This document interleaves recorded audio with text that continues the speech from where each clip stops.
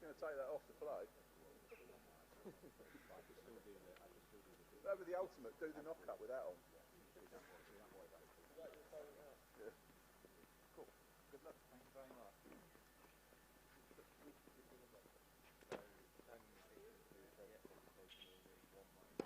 So you started a few years ago, still it nicely? Oh, you're awful tomorrow. Oh, so you big.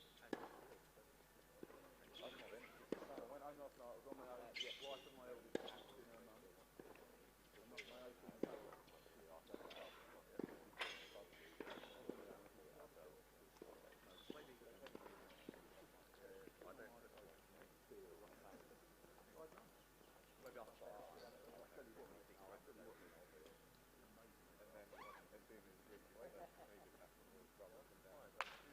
Have a good one, guys.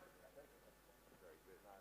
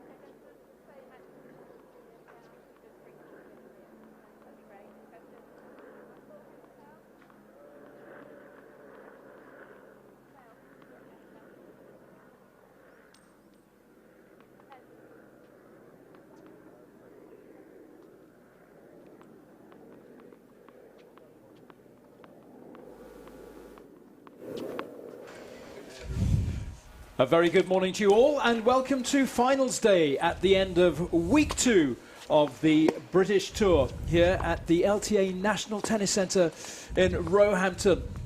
The men's singles final kicking off very early in the day. Cam Norrie, the #1 seed, up against #2 seed Paul Jubb. Both players have come through the draw fairly comfortably, with one or two exceptions, but it has been a terrific tournament this week so far, and I think we're in store for a really nicely contested final between these two players. I'm Rob Curling, with you here for the day, and alongside me all day is Fed Cup player Anna Smith. Anna, very good morning to you. It's a glorious day for a glorious occasion. Good morning. It's the first day I think we've seen the day starting with clear blue sky and not much wind, I've been told, and apparently that's supposed to hold up for the rest of the day, so perfect conditions for play out here. Yeah, that's good news, because we have had quite a strong wind which has been causing the players a few problems. But let's just look at Cam Norrie then, the #1 seed here, 24 years old, and the progress he's made over the last couple of years has been quite incredible. Broke through the top 50 March last year, got up to 41 in the world, just off that at the moment, but that won't trouble him at all. And of course, if the American swing gets underway, chances then for him to claw his way back inside the top 50, and who knows how much further he can go. A fair bit, I would say. He's looked impressive this week. Cameron Norrie is the #1 seed, and he is the highest ranked by some way. But what about Paul Jubb? What fun he has been to watch. Made a real name for himself last year. He's just 20 years old, currently at 519 in the world, reached a career high of 427. Plays a wonderful brand of tennis. He's fun to watch. He's very strong mentally. And these two met actually in Battle of the Brits a couple of weeks ago, Anna, didn't they? Yes, they did. It didn't quite turn out so well for Paul, unfortunately. I think he lost 6-love, 6-2, but I did watch a little bit of the match, and, you know, even though he was down in the score quite convincingly, the fighting spirit he showed and the desire to try and get back into the match was really impressive, and hopefully he's going to use what he learned from that to hopefully change the score around today.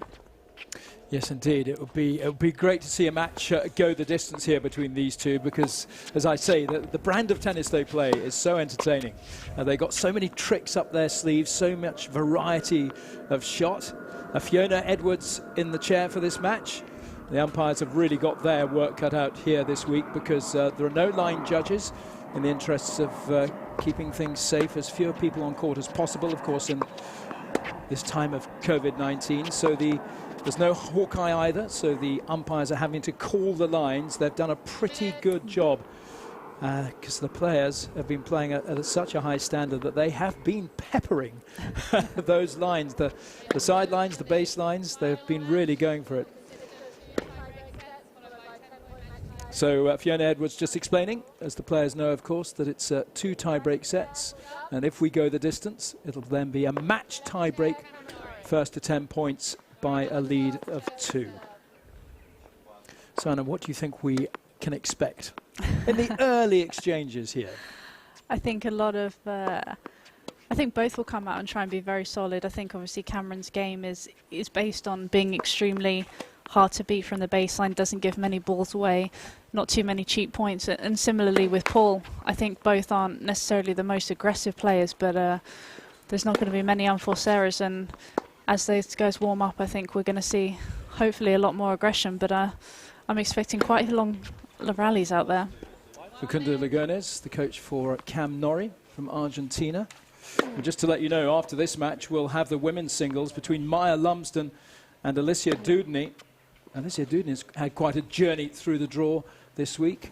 Maya Lumsden's probably found it slightly more straightforward. And then we'll have the doubles. It's the LTA Fast 4 doubles, so it's pretty rapid-fire stuff. Games to 4 sets, tie breaks at 3 all. We'll certainly have the final for you here on Centre Court, probably one of the 2 semi-finals as well. So it's a full day here, and it's going to be really entertaining stuff. The standard of tennis this week, I've been blown away by, I have to say, Anna. Absolutely. I think none of us maybe expected the level of tennis that we've seen. You know, obviously this is probably the first or second tournament back for both of these guys. So to be able to produce this level is incredible. It's obviously sometimes you sort of produce this in practice, but being able to transfer that onto a match court so quickly has been so impressive. Yeah, I mean, this is a proper tournament. This is not an exhibition event. And it's great that the players from round 1 onwards are receiving prize money. It's a terrific way not just to get back into elite competition, but also for some much needed financial support in these difficult times. Definitely. You know, tennis is a hard enough sport at the best of times, let alone when you're not even competing. And that's the way, obviously, tennis players are able to earn their money. So to take that pressure off and know that they're getting prize money from the first round here is just huge for them. And then they can just focus on the tennis rather than having to put so much pressure on the winning aspect. Absolutely. About £2,500, I think, the prize money for the winner today in this men's elite group. Cam Norrie's had a fairly straightforward passage through to this final. Hasn't dropped a set. But for Paul Jubb, I think his toughest match was the round 1 match against Max Basing, who actually took the first set off Jubb. And they went through to a match tie-break. But it looks like it's going to be Cam Norrie, who's just getting balls in place. No ball kids either, of course. And really looking forward to this one. Both these players have played such good tennis. So it's Cam Norrie to get this men's singles final underway for this LTA British Tour.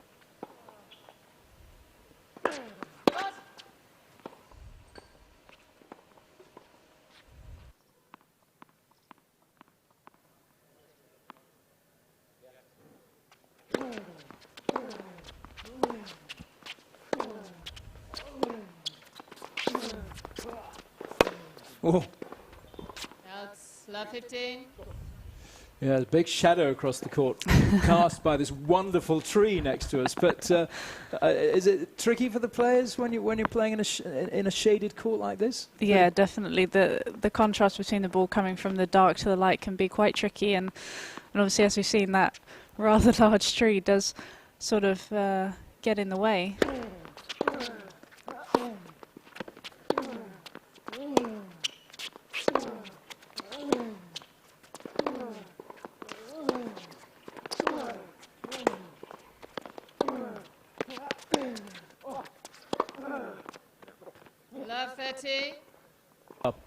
He worked that point beautifully, and his accuracy has been tip-top this week. Especially that backhand down the line. I've been so impressed with it. He's just been able to step up and lean on it, and it's been so effective, and I think that's going to be a big shot for him today.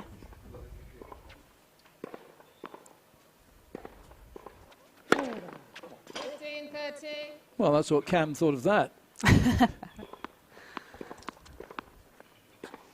You can probably hear matches going on elsewhere on the other courts.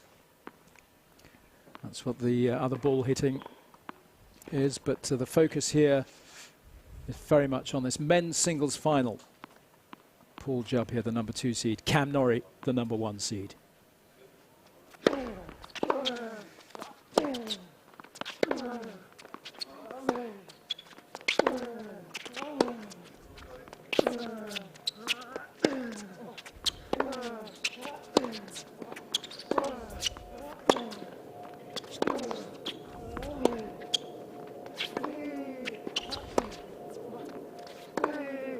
Oh, was that it? Yep, it definitely was.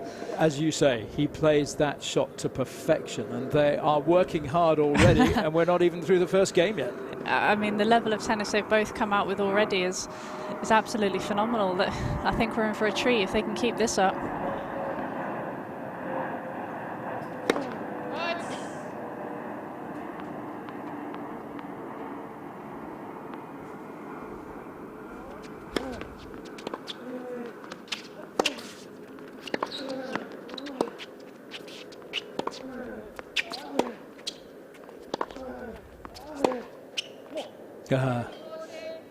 Well, Norrie needed that. You can see the fist bump as well at the end. Just trying to get himself pumped up to save these break points, but another one he needs to get through. Yeah, he didn't even have a break point against him in yesterday's semi-final against Aidan McHugh. It's a different story already in his first service game of this final. Paul Jubb really making Cam Norrie work hard here.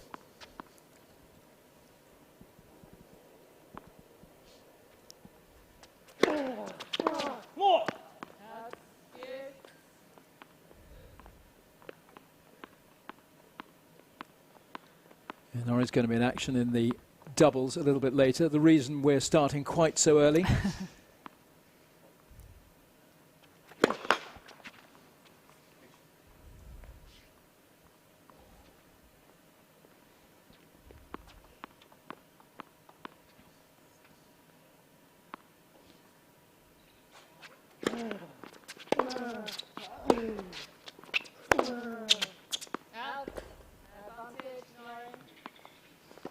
Could potentially be a busy day for him.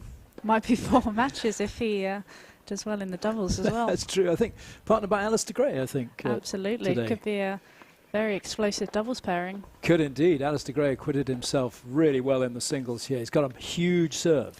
And big guy. Yeah, incredible ground strokes as well. So yeah. Not going to see too many rallies.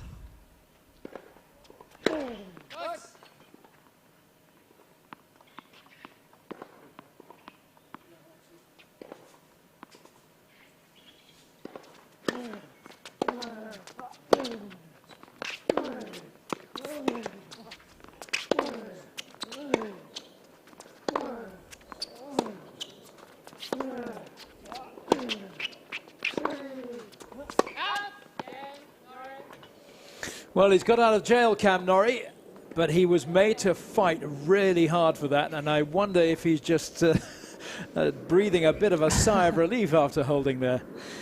I think so. It's Do you know what? Actually, sometimes it's better to come through a tricky game and really get your footing in the match already. I think Paul's obviously playing some good tennis there already and putting a lot of pressure on him, but Cameron will be happy, and I think this game is pretty big for Paul. Obviously, with what happened last time, the kind of comprehensive victory for Cameron to get a foothold in this match quickly and get one game on the board, I think will be important here.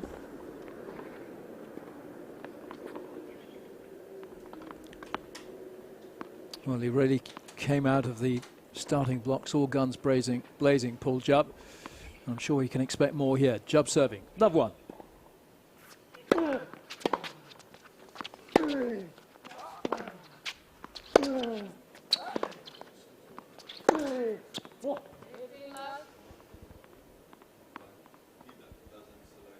Such an impressive shot, isn't it, from Jubb? He'll play that till the cows come home. Definitely.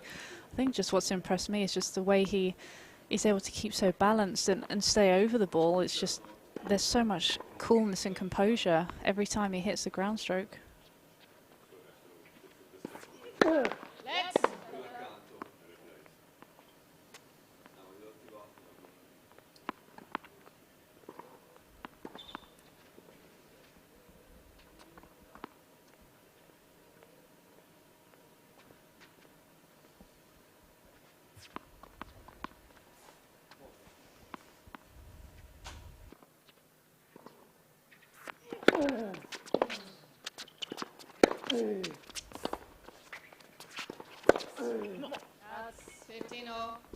Not that time. Not quite. The first one he's just pulled off a little bit on.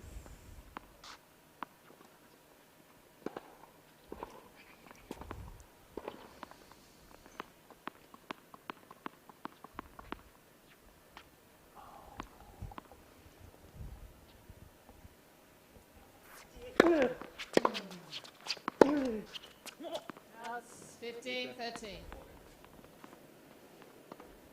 Forcing it a little bit, Jubb there. Yeah, just a touch. It might be just from what happened in the last match. He knows what he's going to have to do to win points here, and maybe that's still in his head a little bit.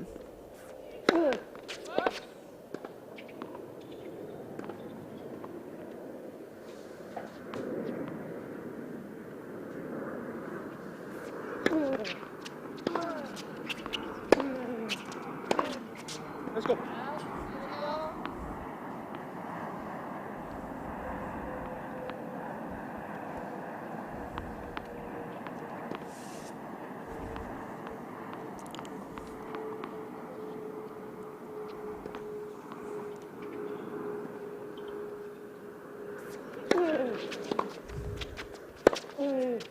Oh, just pushing it too wide again, trying to go behind Cam Norrie.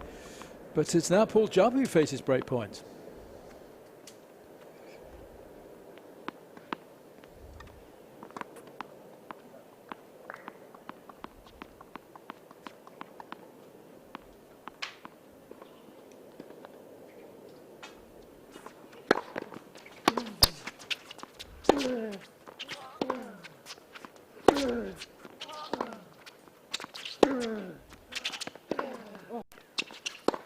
Oh. So Cam gets an early break, and Jubb will be annoyed with himself there, Anna.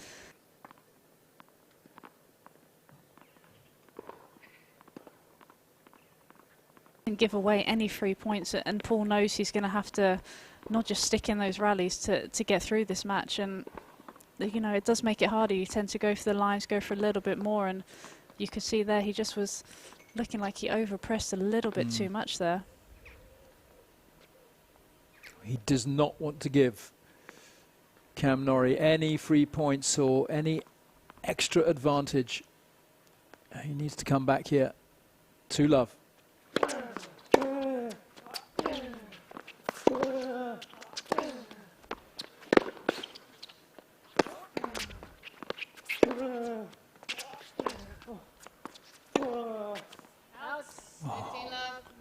It's margins again, isn't it?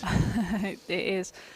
Again, those shots yesterday were working, and today, I know he pulled off a couple early on, but having to go right for those lines to win these points. Is he going to have to keep doing that? I think so. I think the way that you know, if he decides that he wants to just play and make balls, that's just not going to cut it. I think he has to be the one who's looking to. 30 love. That's a dominant play again from Cam Norrie, imposing himself on this match early on, and Jubb just does not want him to stretch any further away.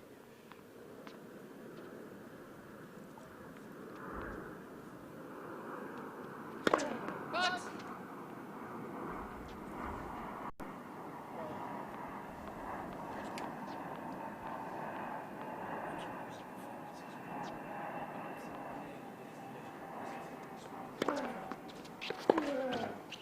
That's 40 love. So 40 love, dangerous territory this for Paul Jubb down the other end. Cam Norrie really asserting himself early here. He's about to open up a 3-love lead unless Paul Jubb can just find a way through here.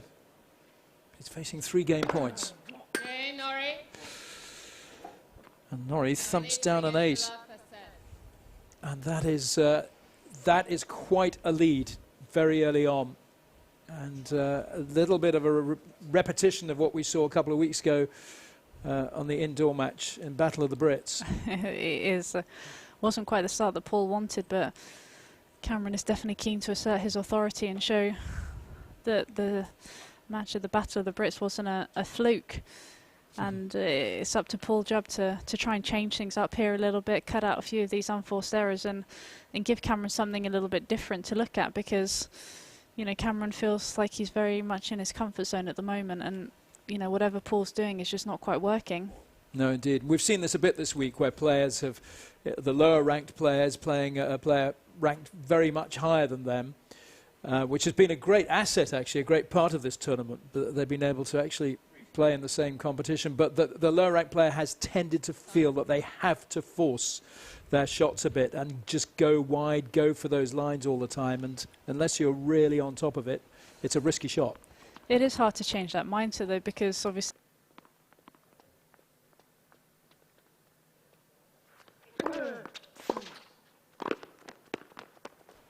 15 love. Well, that was a super bit of touch play from Paul Jubb, and it had to be as good as it was because Cam wasn't far away from getting there. not at all. I think he did almost get a racket on it, and it was still a couple of inches from the sideline, with topspin going away from the court as well. Yeah, it gets into your head, doesn't it, as a player? Yeah, absolutely. I think it just kind of accumulates over the period of a set and a match, and without even realizing it, your margins become smaller and smaller, and soon enough you're just going for the lines and just pushing it slightly wide. Oh dear, that wasn't even pushing wide. I mean, there was no pressure to play that shot at all. Not at all. But again, it's the same thing. It's just that build-up of pressure. You know, obviously in that first game we saw a couple of lovely backhand down the lines, but even then, you know, they were sort of a couple of centimetres inside the line. 30-15. That's better. Going for the angle there, and that one worked. Yeah, he needs to really settle into this match, Jubb, doesn't he, and play the game that we all know he can play. Just needs to get that first game on the board, and I always found that when I was playing, you know, once you get that first game, it sort of calms the nerves and you feel a little bit more comfortable out there. Let's go. That's 40-15. Well, here he is now, gives himself a chance to do just that as the Norrie backhand goes long.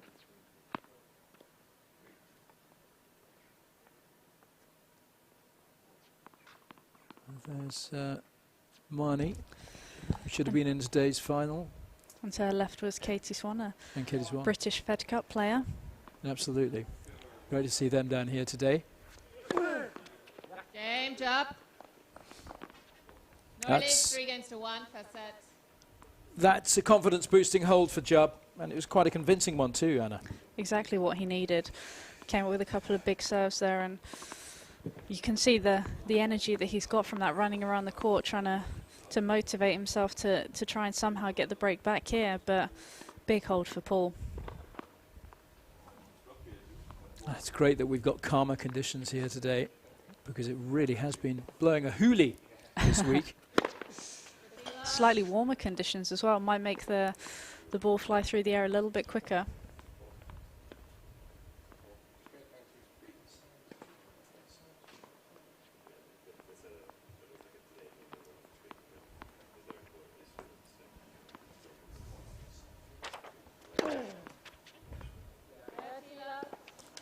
Well, it's another ace from Norrie. Jubb just looks at that service line. It's not going to get him anywhere.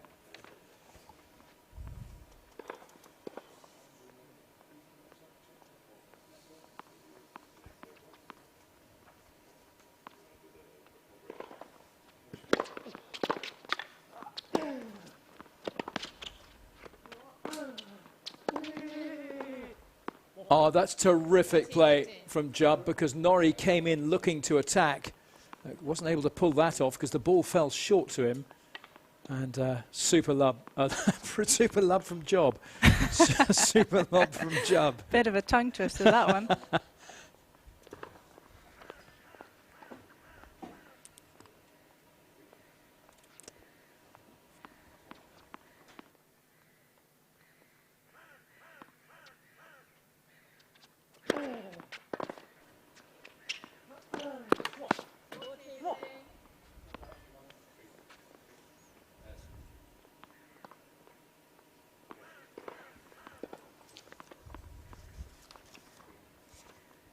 Jubb knows that he's got to come up with something a little bit special if he's going to stop Cam running away with this first set.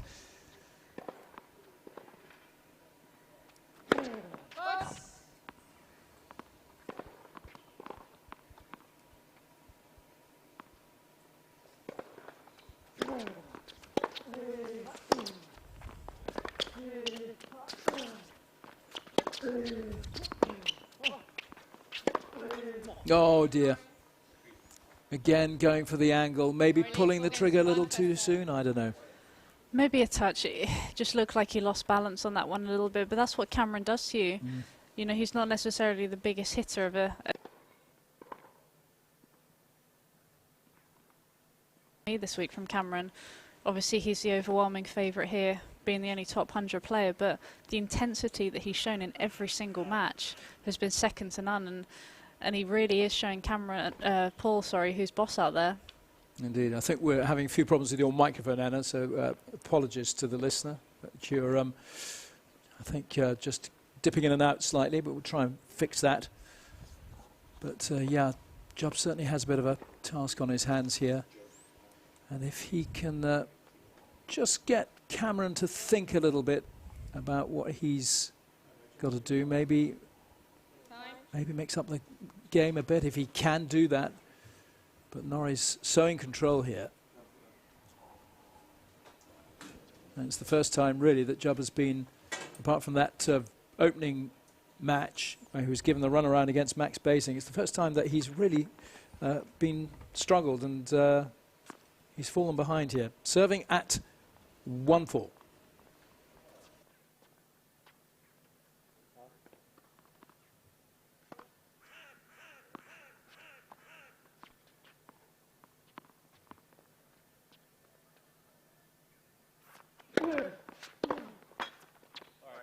Love 15.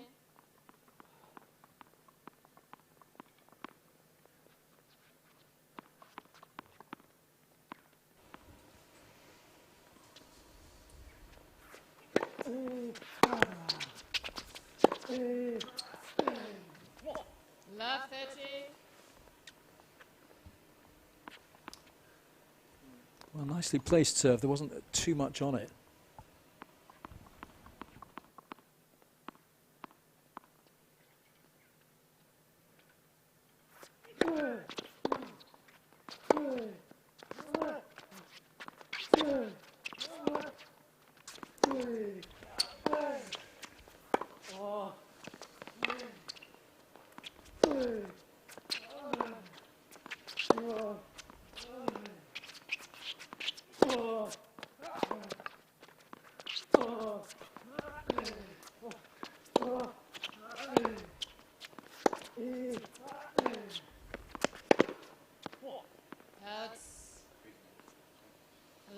40.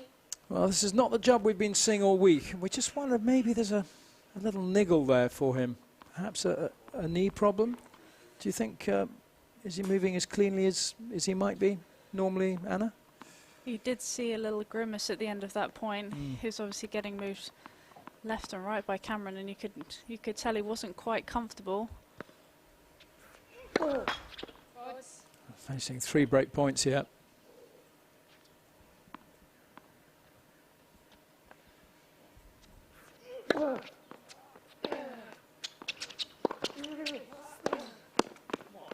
Game, Norrie. Norrie leads 5 games to 1. First set. Well, Norrie making it look all very easy at the moment, but if Jubb is struggling, that's a great shame, because we've the potential really for a terrific match here, but it's just a little one-sided right now.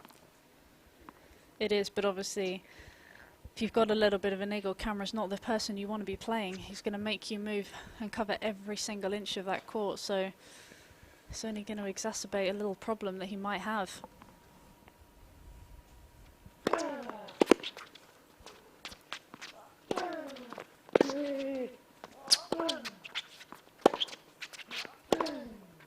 Out. We've seen a few of those from Cam Norrie, pushing that forehand wide down the line. I think it was millimetres wide.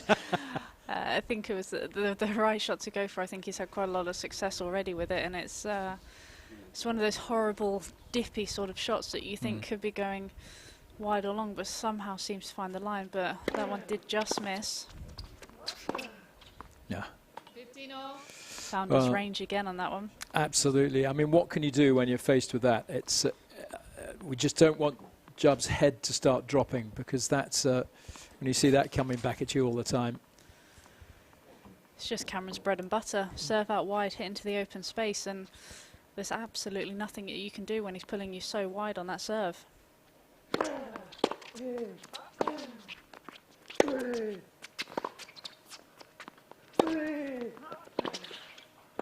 Yeah, it's beautiful. Well played, Paul Jubb. Worked that point beautifully and executed the put away to perfection. That's more like it.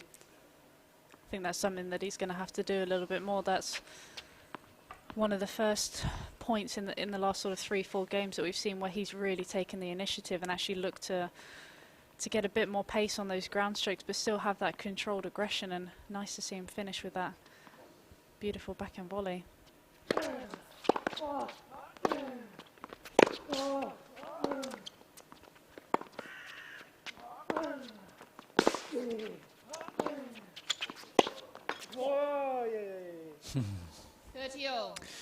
Yeah, Norrie almost toying with his opponent. It's a little bit unkind.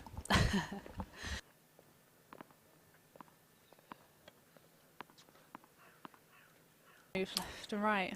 Indeed. Sorry, Anna, we keep losing your microphone. Thanks to the early start.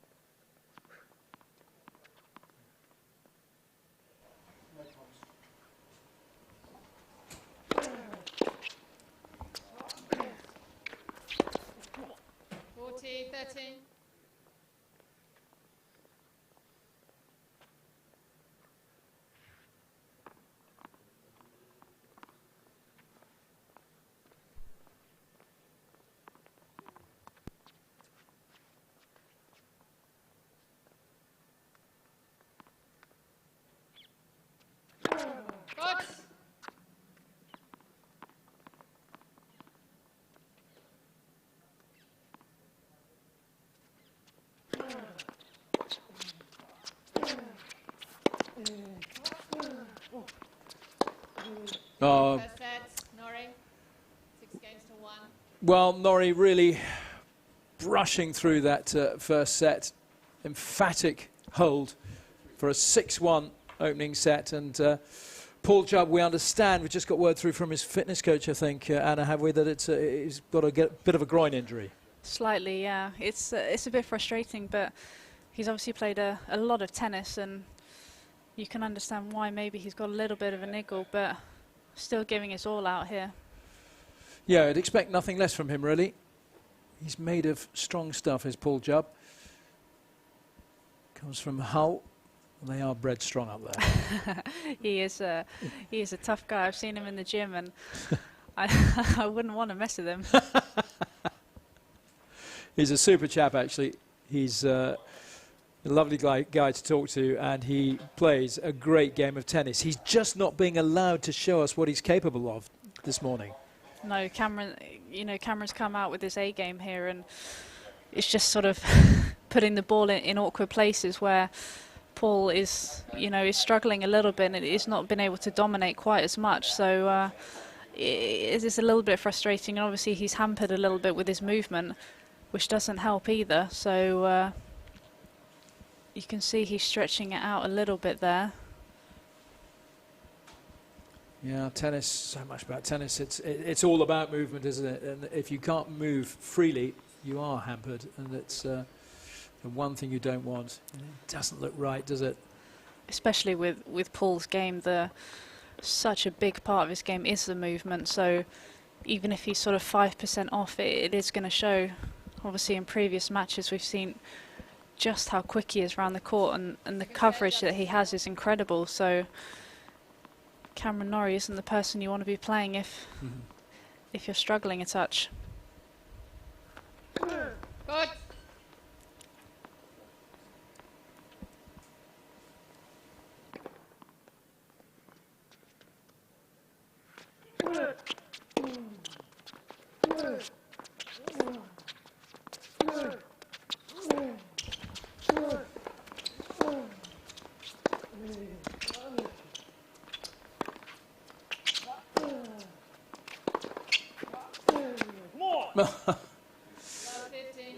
It's just perfection, isn't it, from Norrie? He's seeing the ball so big this morning. Forcing his opponent wide and then pulling the trigger down the line again with that left hand, forehand. It's been a killer. Good.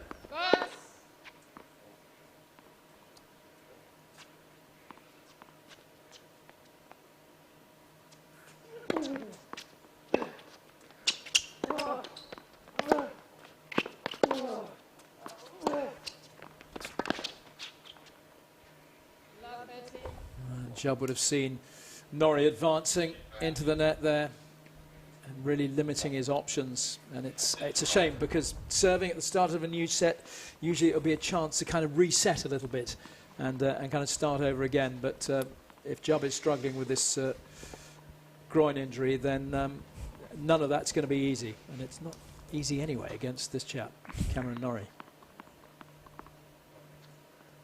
Love 30.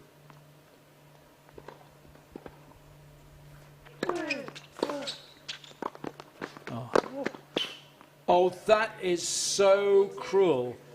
That was beautifully played by Paul Jubb. He came into the net, played the shot he wanted to play, but Norrie read it and he just moved across too quickly.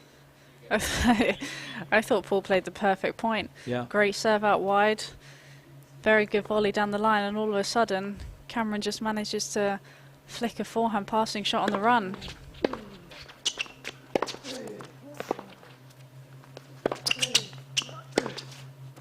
And again, Norrie.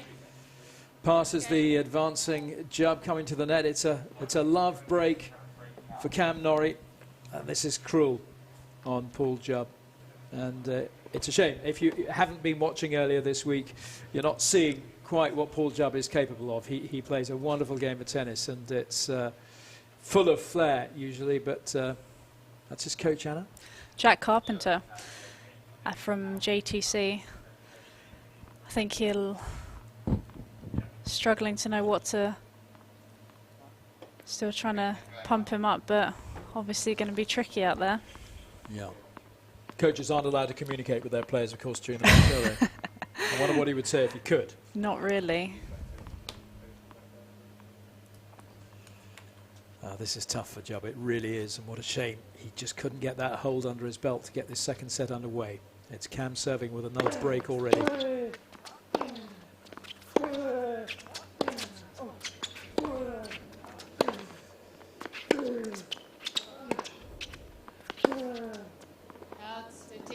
Yeah, these are shots that Jubb would be making 9 times out of 10 in any other match.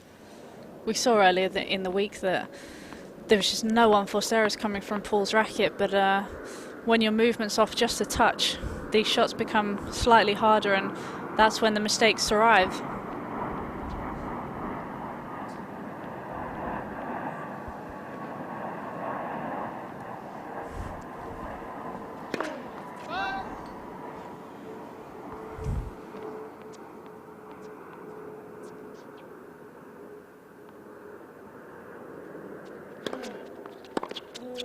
Outs, 30 left.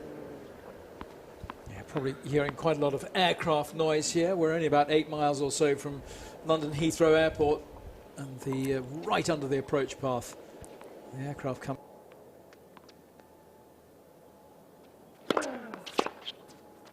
Outs, 40 left. Jubb asking Fiona Edwards to reconsider her line call. It's not going to get him too far. And Cam on the verge of holding here again.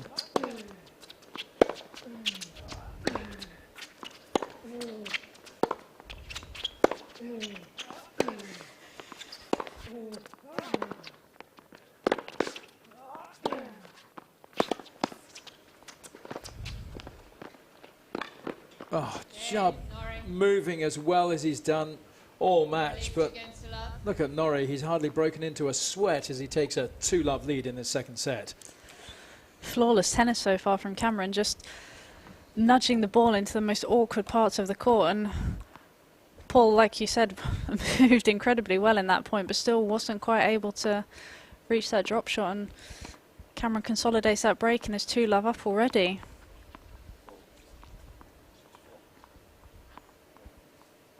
Well, it's difficult for Jubb. I wonder what he can do from here. A hold would help, Paul. Come on. Still urging himself on, which is good to see. He's not letting his head drop.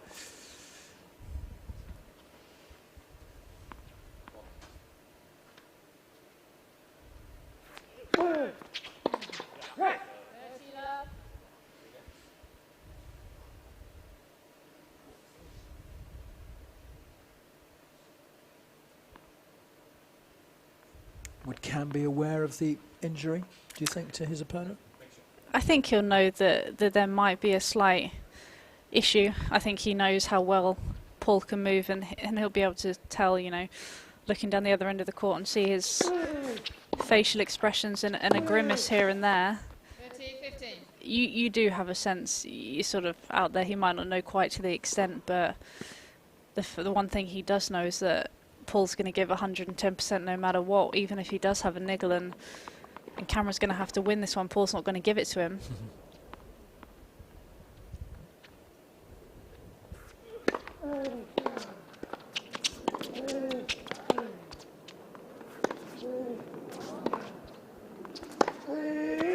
Oh, that's great. He really unleashed that one down the line. And Norrie really nowhere near it. Look at this again. Lovely cross-court, and then really wound up for that one. Super shot from Jubb. Could get on the scoreboard here. Oh, nice idea to try and go behind Norrie, but just couldn't quite pull it off, Anna. Might have been better trying to go down that line. Wasn't too much space in the cross-court.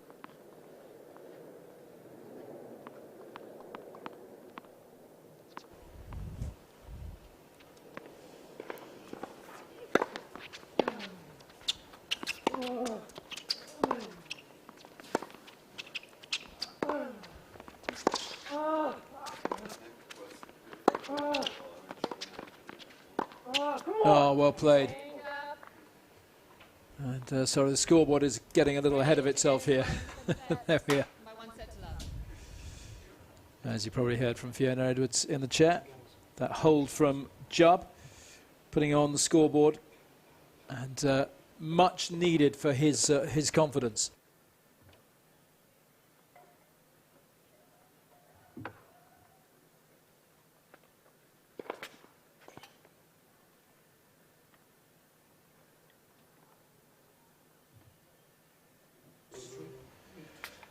So valuable hold there, Anna, for Paul Jubb.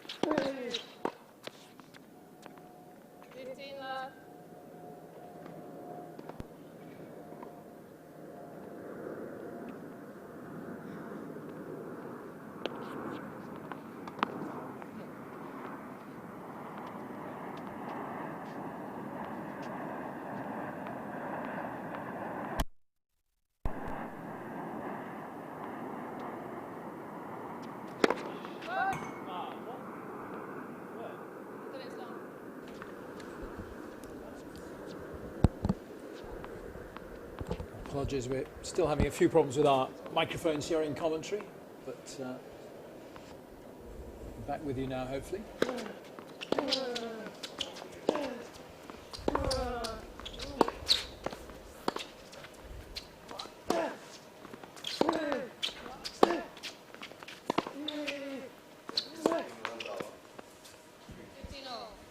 Well, a few more of those from Cam, please, says Paul Jubb.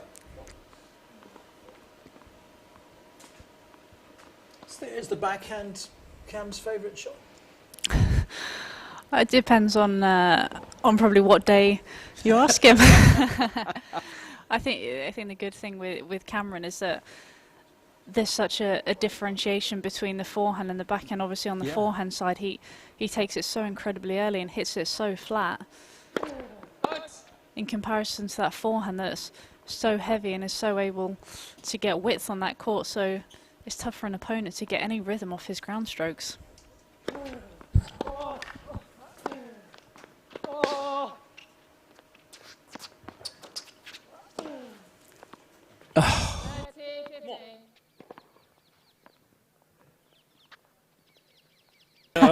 How is Paul Jubb feeling after that? Slightly demoralised, I can imagine, but again, that's sort of just an example of that heavy forehand. You know, you'd probably think that was going to drop long, and all of a sudden it just dips at the last minute and lands a foot inside the baseline, and that wry smile from Paul says it all.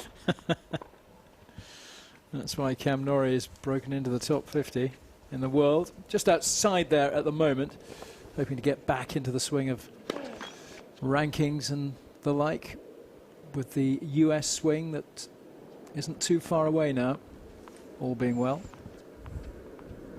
Kicking off with Washington in August.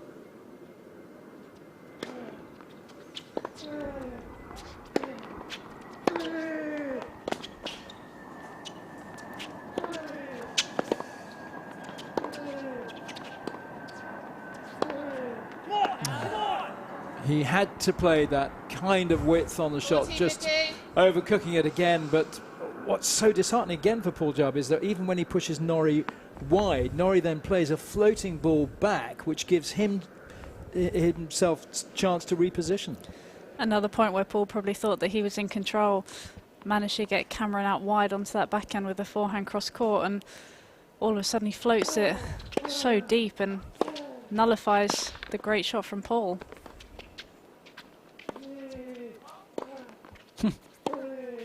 Oh, well played, Paul Jubb.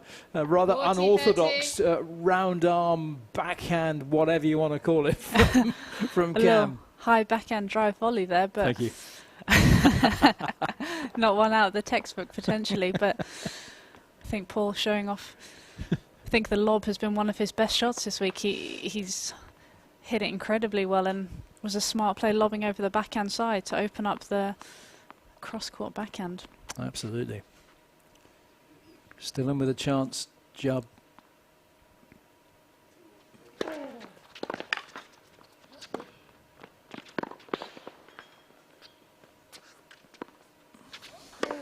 Oh, that is brilliant from Paul Jubb. I mean, that lob, you've absolutely said it, Anna. That's been a cracking shot for him.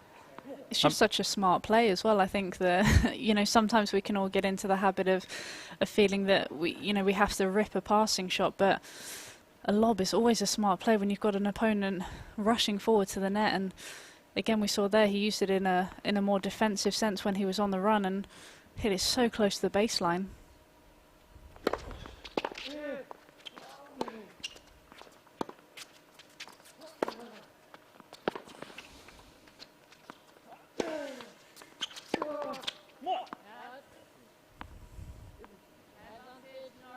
There's a lovely inside-out forehand from Norrie from the baseline, being driven wide, but he now gives himself another chance to extend the lead here in the second set.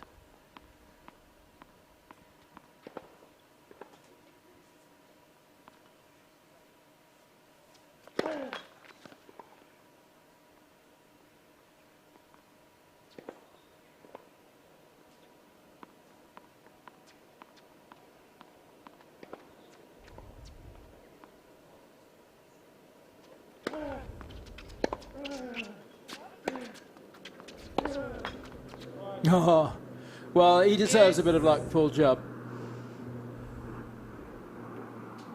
You'll get your points any way you can, and he brings it back to deuce.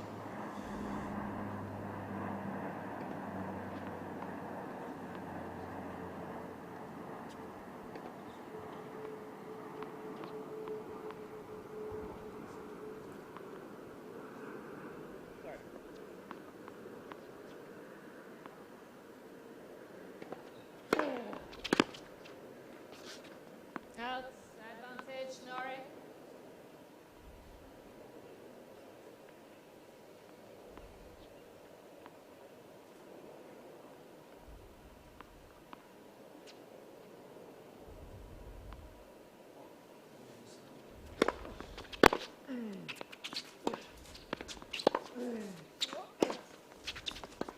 Oh, Out, no. Norrie. New ball, please. Is that the right shot to try, do you think, Anna, for Jubb? It's an interesting shot selection, a short forehand slice. Don't think we've seen too many of those this week. I think it's good to try and mix it up a little bit, because obviously he isn't necessarily winning as many of those baseline rallies as he probably would like to, and he has previously during the week. So, you know, maybe it would have been nice to see sort of either take that forehand on and come to the net, or just kind of bunt it down the line and get to that net somehow. Yeah, I guess you start running out of ideas, or...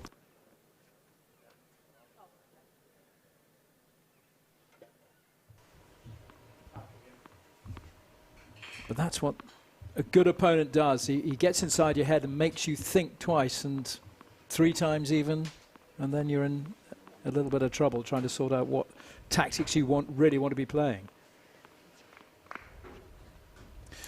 So, Jubb serving then at 1-3.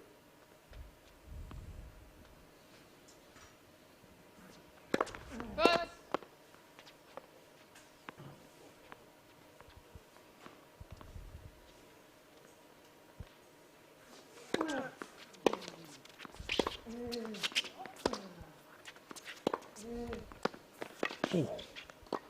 Yes, well played. Love. Catching the very outside edge of the line and then coming in with a lovely cross-court volley at the net from Jubb. Cameron's giving that sideline a little bit of a glare. I thought he was. Come on, Cam. Cut him some slack.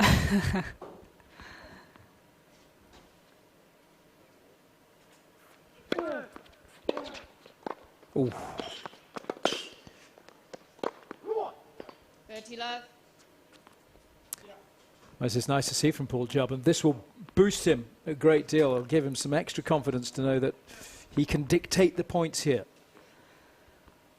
I think maybe the serve and volley could be a good tactic that he maybe brings into play a little bit more, just to give Cameron a different look. But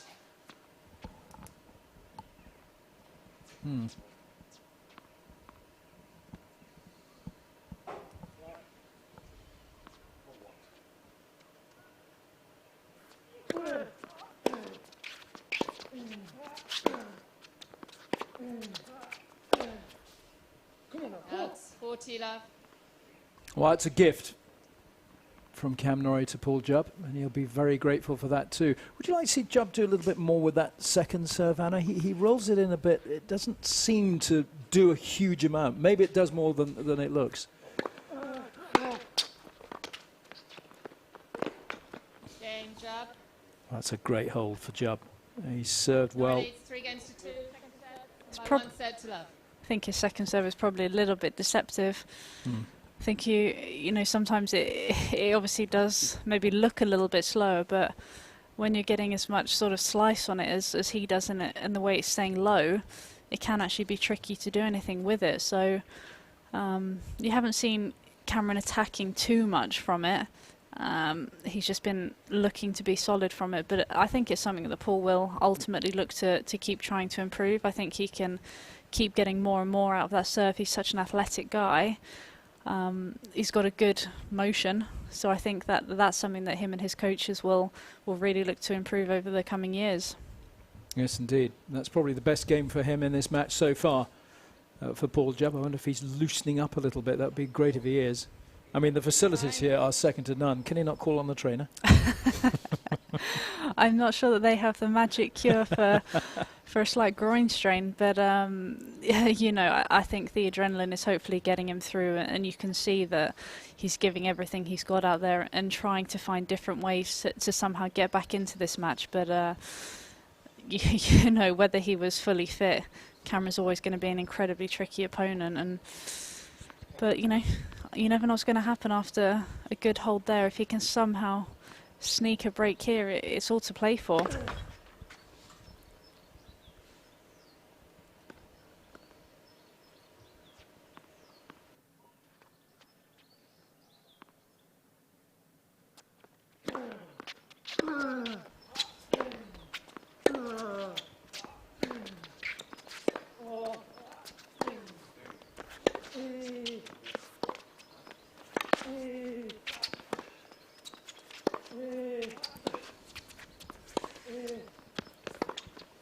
Oh, super retrieving from Jubb to get himself back into the rally, but Cam Norrie just has those angles under total control.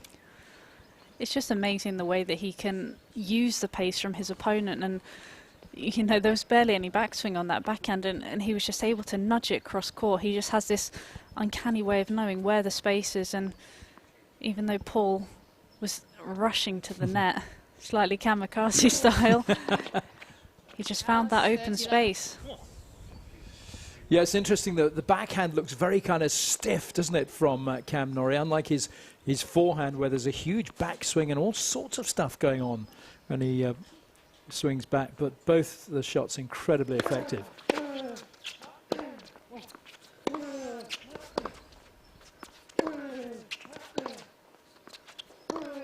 Oof.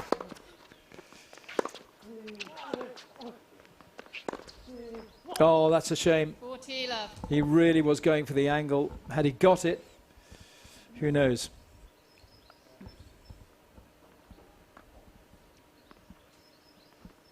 Norrie with a chance just to open up this lead a little bit further.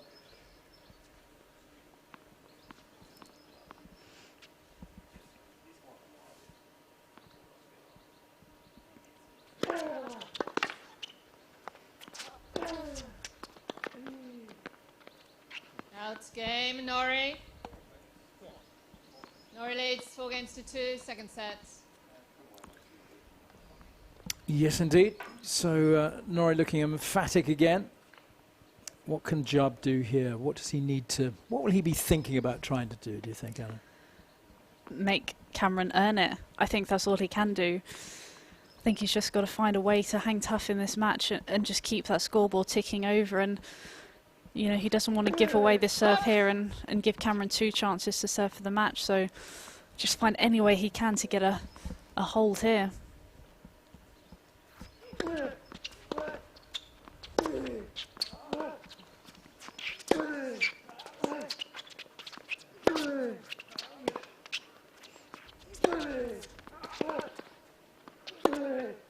Oh, that's a lovely shot. He's still going for it, Jubb. He's not giving up, is he? No chance that he will. He's always going to try and find a way and see if he can get himself back in. You could hear a come on after that forehand. I think that's something he's going to have to do a little bit more of. Just use that forehand and not be happy just rallying. 15-0. I think he was trying to do just that. But that's when it's tough, because Cameron can just lean on those backhands and use your pace, and he takes it so early and uses that right hand on that backhand side to get so much width, and all of a sudden Paul is just on the run and can't really do anything.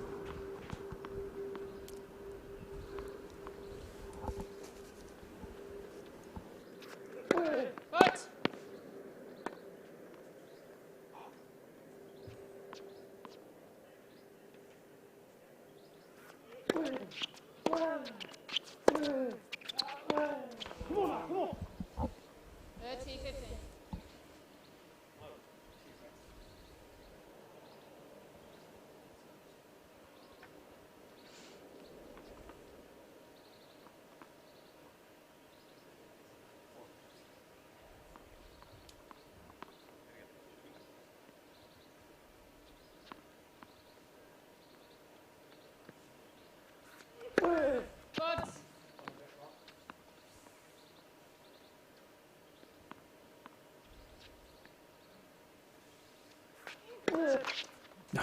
30 all.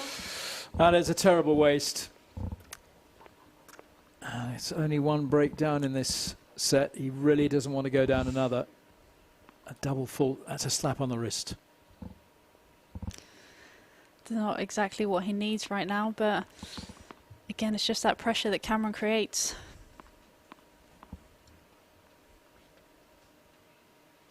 Let's the serve.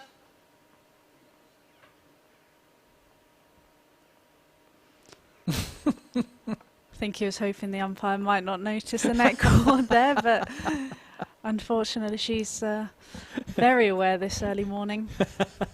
I mean, it's not even early, is it still maybe? Well, for a Sunday. it's 40, 30. it is early to be playing a men's singles final. I don't think I've ever known a 9:30 a.m. start. Have you?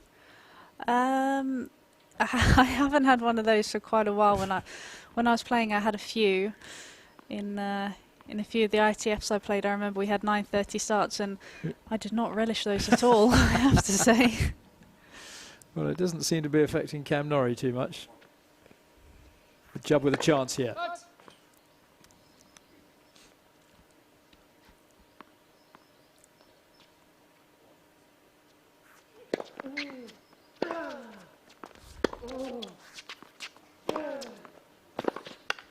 Oh, that's a fabulous shot from Paul Jubb. Getting the ball to dip over the net at the toes of Cam Norrie, and to play that kind of shot from behind the baseline. We've seen that a few times from Paul Jubb actually already this week. But to play it here today against this opponent, that's a terrific shot. Gives himself a chance. Now he's at 3-4 Jubb. It's such a crucial point as well.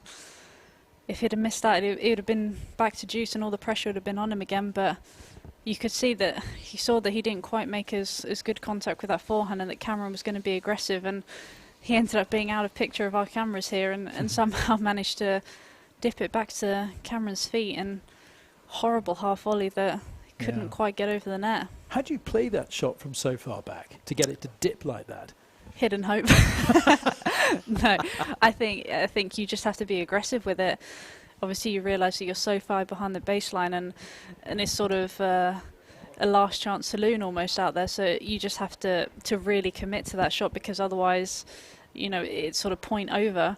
And there was just full commitment to that. You could hear the aggression and the contact from the racket, and came out with an incredible shot. Beautiful. I mean, is it about racket head speed, getting that racket really brushing it up the back of the ball? Absolutely, and also just using that left hand a little bit, because that's the one that's really going to help you dip the racket and get under the ball to get that topspin, to dip it down. And you've seen previously in other points as well, when he's got those low backhands, he uses the left hand so effectively. Well, let's hope for his sake he can build on that Paul Jubb, as Norrie serves now at 4-3.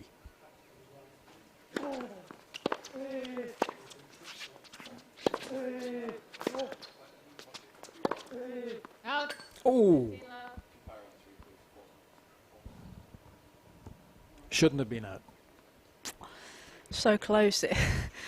I think he looks a little bit surprised that he missed it, but exactly the right thing to do. He just has to keep backing himself and realise that that was actually a really good point.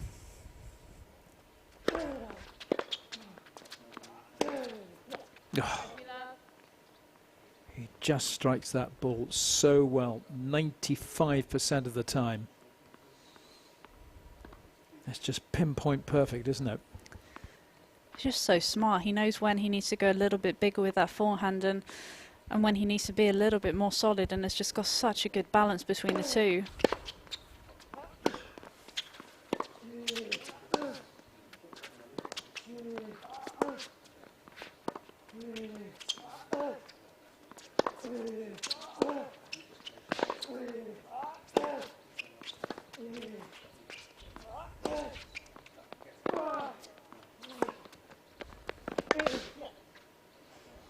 That's a beautifully constructed point by Cam Norrie. Jubb was in that rally. I did feel that Cameron sort of had him on a piece of string and was just pulling him left to right, and I think that point was a prime example of what Cameron is able to do. I think early on in that point you saw a few more smarter forehands, and then when he was able to really let rip, he did, and dominated the point from there on out.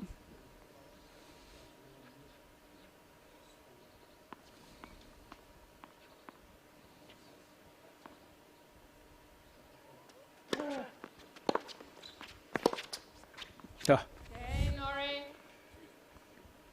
Norrie leads 5-3, second set. Yes, and by 1 set to love, which is very telling, because Norrie marching on towards the title here in this men's singles final. He is the #1 seed up against the #2 seed here, Paul Jubb, who has had a fantastic week. He's played some absolutely fabulous tennis. He's just not really being allowed to here against Cam Norrie. Plus, you know, he's got this groin strain, which is hampering his movement slightly, which is the last thing you want in a final and in a match against someone like Cameron Norrie. So here is Jubb serving to stay in the match.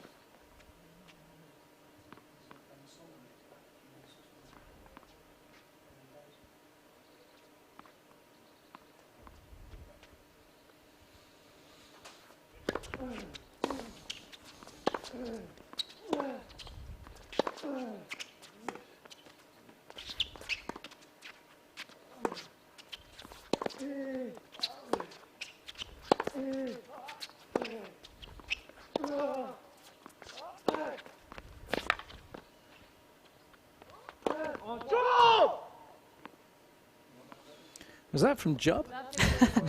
I think it was a combination of Cameron saying "come on" and Paul getting annoyed at himself, and it just ended up being simultaneous.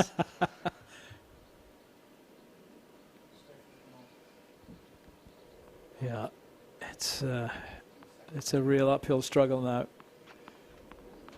for Jubby, serving at love 15, and Cameron sensing that he's almost home now.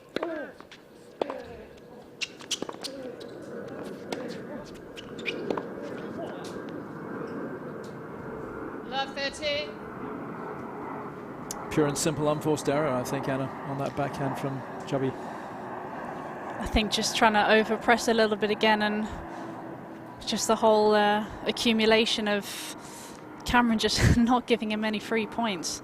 Just got to him a little bit there.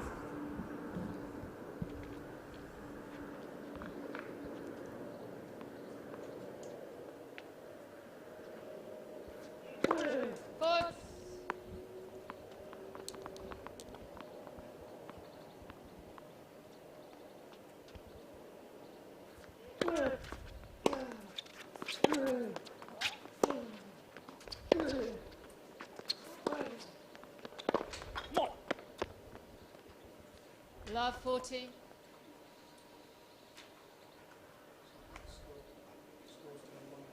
So that is 3 match points, 3 championship points. Let's go the whole honky for Cameron Norrie.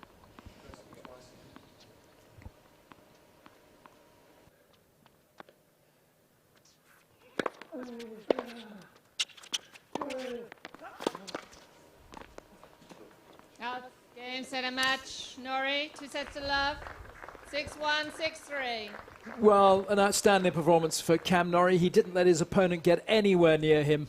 For Paul Jubb, well, he did his best, hampered by that groin problem, which is a real disappointment for him. But Cameron Norrie absolutely showing his class and really walking away with the title here. The #1 seed, Cam Norrie, is the week 2 winner here at the LTA British Tour. Another dominating performance from Cameron. I think he's going to be delighted with the level and intensity that he's shown this week. Don't think he could have asked for much more. And the day is only just beginning. Later on today, he's teaming up with Alistair Gray, taking part in the doubles event. So, grabbing a quick bit of lunch after this trophy presentation, which will be slightly different to normal due to all the safety regulations. It's been a terrific event this weekend, hasn't it? And a tremendous value for the players. Prize money, of course, much needed. Equal prize money across both the men's and the women's tournaments here. And great that the LTA has been able to get these tournaments played, because for the players coming out of lockdown, they've had no competition, nothing really to train for. But with this competition coming in, it's given them a focus for their training. Absolutely. I think the LTA have done an incredible job to be able to put on an event like this. Obviously, there's so many rules and regulations that we have to follow at the moment, and to be able to get an event of this caliber on, I think the players will be very thankful that they've been able to sort of have something to train for. And you can tell that the players have enjoyed it this week, and getting back on that match court has been brilliant for them. It has indeed. And this is, as I say, just the second week of a 4-week swing here in the British Tour. So we've got 2 more weeks of this. We've got the Progress Women's Tour here next week with some of the top British players in action for that one. And then after the 4th week of the British Tour, we've got another Jamie Murray event, which will be the mixed doubles, best of the Brits mixed doubles. So let's go over to the presentation. So for our first final of today, our runner-up, Paul Jubb.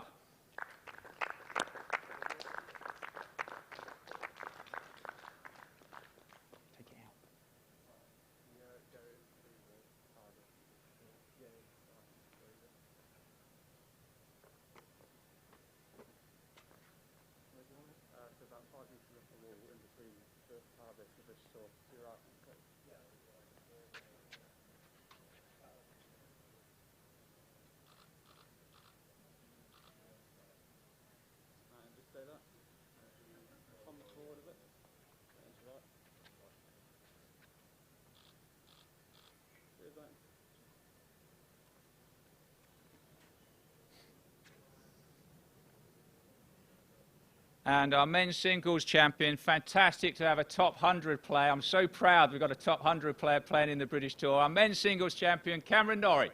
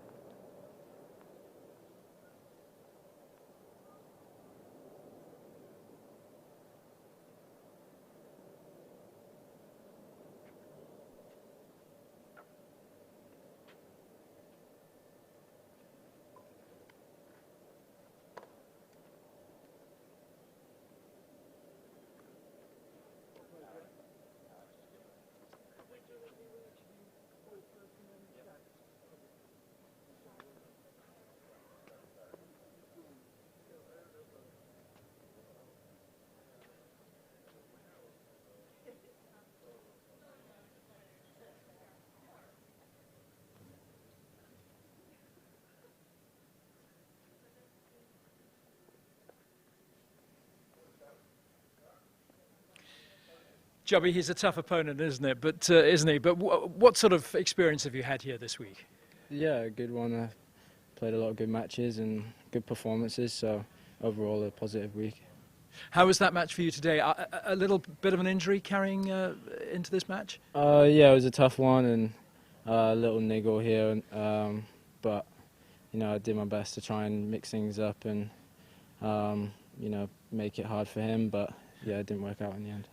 You've had a great week here, though. You've treated us to some wonderful tennis to watch, and you've got it's such a colourful game. You mix up your shots when you're allowed to. Obviously, Cam wasn't having much of that today. But how much do you think you've got out of a week like this? Yeah, a lot. I gained a lot of good confidence. Played a lot of good tennis, so it's something to build on for sure, and just got to keep it up. Yeah. Now, what's next for you? Someone has told me that you're heading off to Hull to take your driving theory test tomorrow. Yeah, so I got to head off quickly today. But yeah, and then straight back, training and then prepping for next few tournaments, I think. Good man. Well, thanks for treating us to some terrific play this week, and Thank you. Best of luck with what lies ahead. Appreciate and with it. the driving test. Thanks.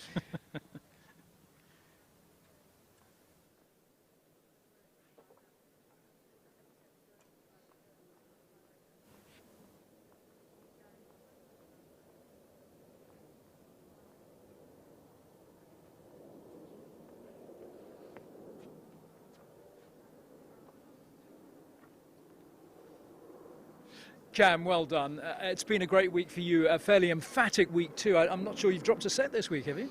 No, I mean, I played great and took it very seriously. I mean, I was ranked a lot higher than the other guys, but just wanted to take everyone as hard as I could and really concentrate on working my focus this week and my concentration, and actually really enjoyed it and was able to kind of practice a little bit and still play the matches and everything. So it's all a bonus getting matches out here, and all credit to Joe. We had a good week and just such a wonderful day today and good conditions for tennis, and I played clean match and hit my spots and my serve, so I was really happy to get the win. How much are you able to sort of try things out in these kind of matches that you wouldn't otherwise be able to? I think for me, I just wanted to try to look to be as aggressive as possible, and just to try to be the one kind of being the protagonist out there and kind of be the one dictating, and just keep working my game. And I don't usually try too many different things too much. I know what I do well, and kind of just stuck to that. And but no, I'm really happy with my level, and I'm feeling like confident on the court and confident in myself.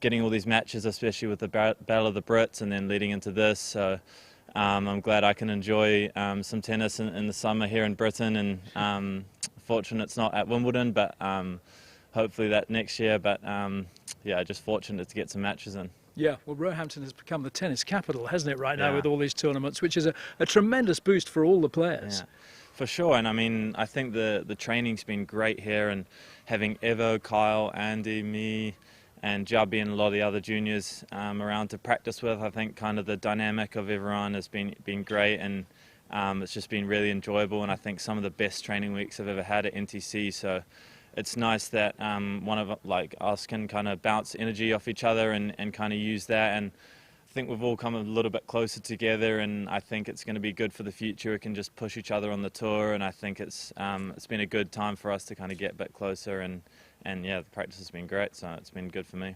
So this is your first of possibly 2 trophies today, Cam. I don't want to put the mockers on it, but you're now going to be in action in doubles later. Yeah, it's going to be tough. I mean, I saw Joe and Dom are in there, so it's going to be interesting. But playing with a fellow college guy I went to college with, Alistair Gray, so that'll be pretty good. And just to get on the court a bit more, and what a day for it. So just get out there and enjoy it, and hopefully take down Joe and Dom. A lot of pressure on those guys. Well, congratulations on this win, and best of luck in the doubles, Cam. Thank You're you. treating us Appreciate to that. some great tennis. Thank you. Thanks, mate.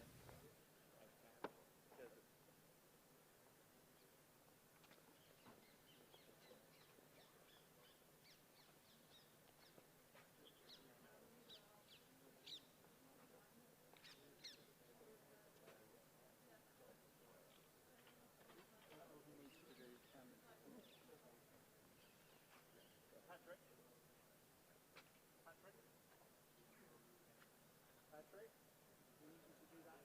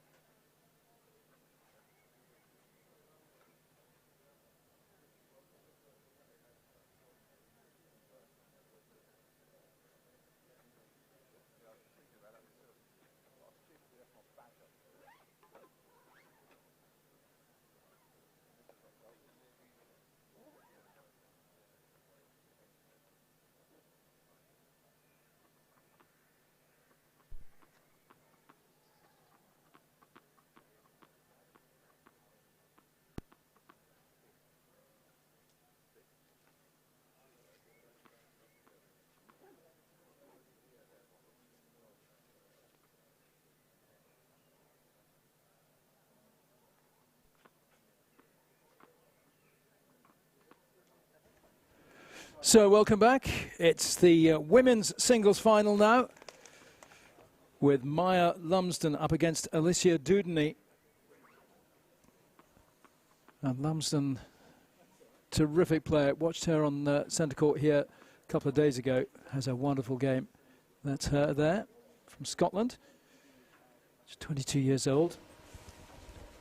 And Alicia Dudney has come through a pretty tough week for her in terms of matches won, where she's come from behind in 2 of them, not least yesterday's semi-final, to make it through here to the final of the women's event here in the WTA, sorry, the LTA.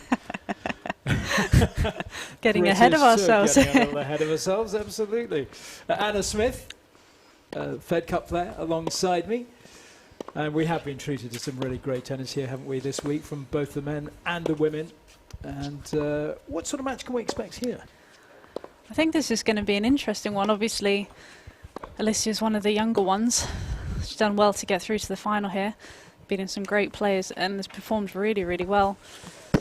Definitely more of a sort of baseline player, and her opponent, Maya Lumsden, is one of those ones who likes to mix up the pace, throw a few slices in, and I think this should be a really interesting one with contrasting styles from both players.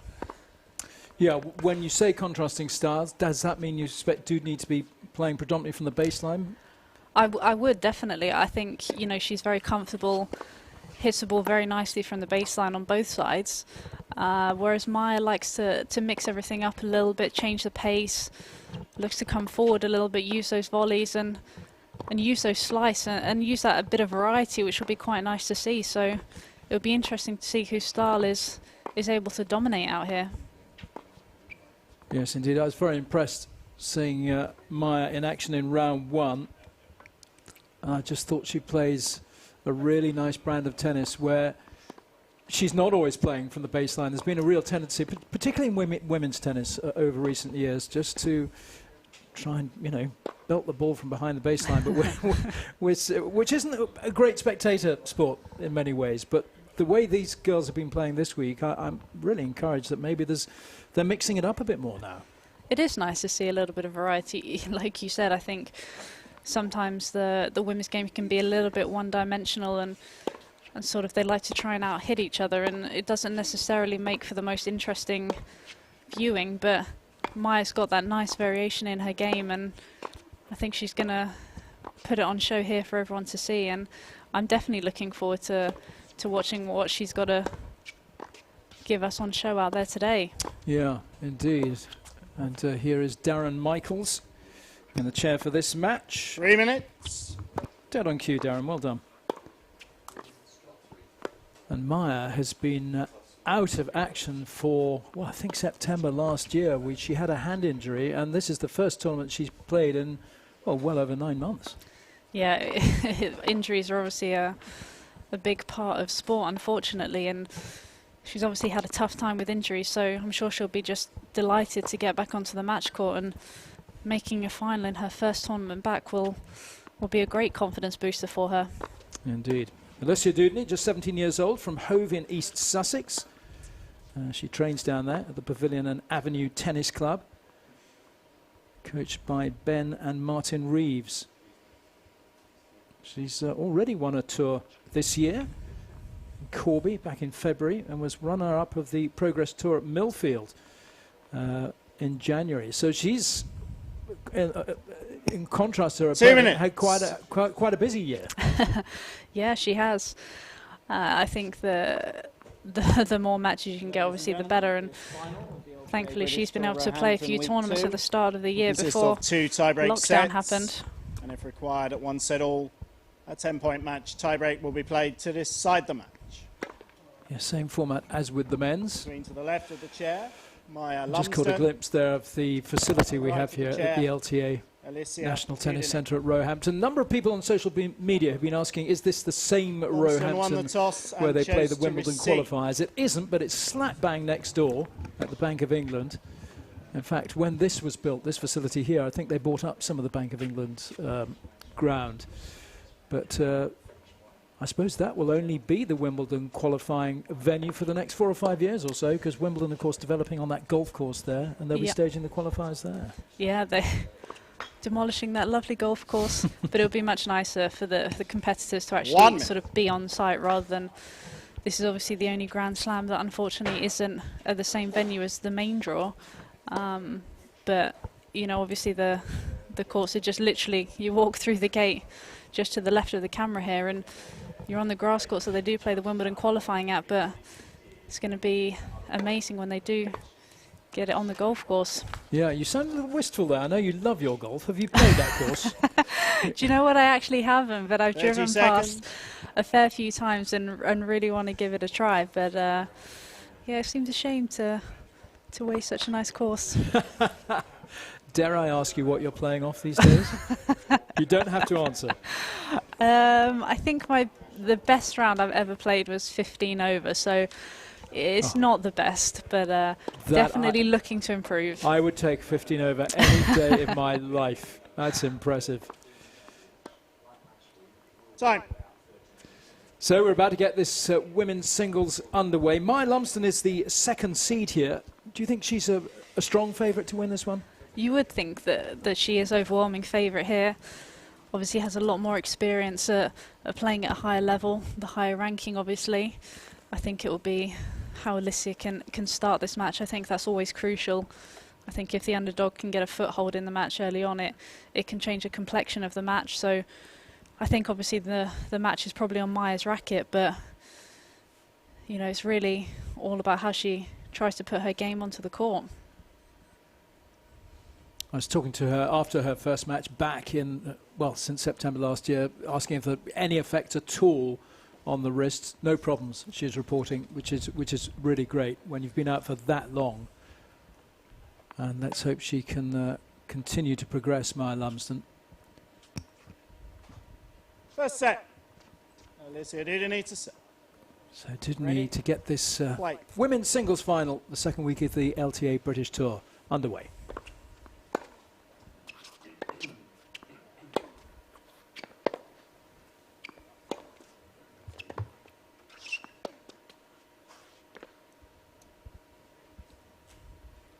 A nice early exchange between the two players. It's good to get a rally going on the opening point of the match. Nice to try and find a bit of rhythm early on. And nice for Dudnay to manage to get that first point on the board.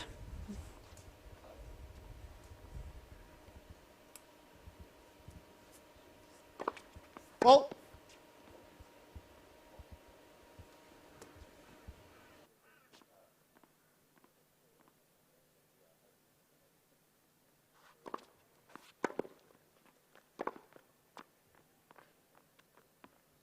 Tila.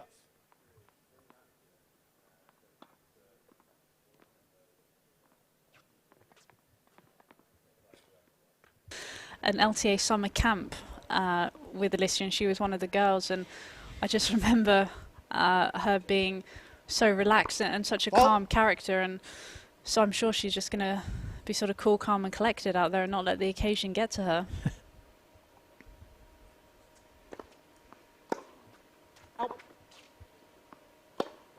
40 love. So a 5-year difference between these two. I mean, at this age in particular, that is quite a gap, isn't it?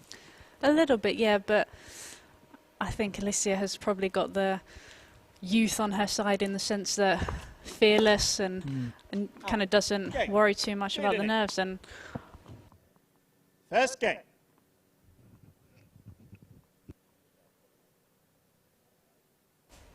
Very good indeed.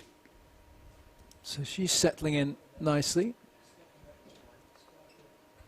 And we saw just a little bit of a breeze picking up a moment ago. Hopefully that's died away again, because it's caused a lot of problems, not least on serve with the ball toss. But if we get a fairly windless day today, that will help the players a great deal. In comparison to the conditions that we've had the previous days where it was so swirly, it's quite nice to actually have some calmer conditions.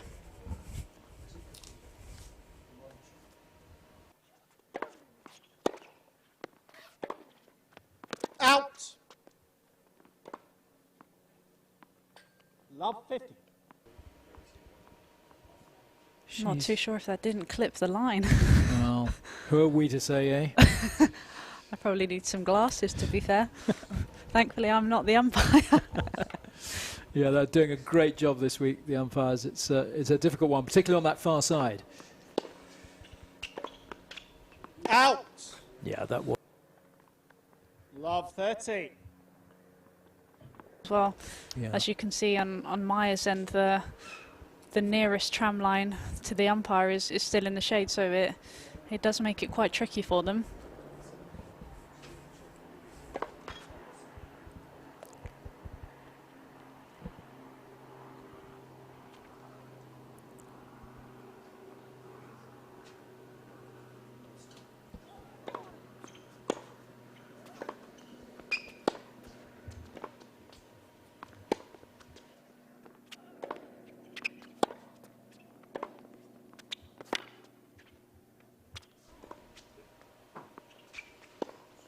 Ooh.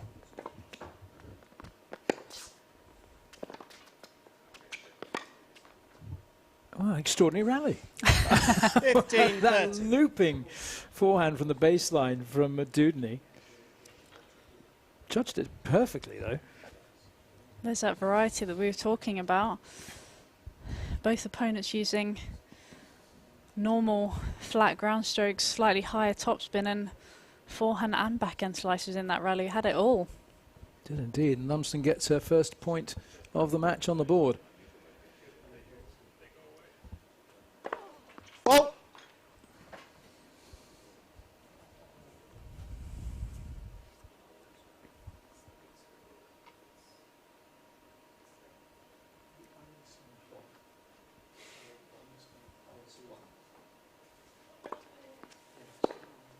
out.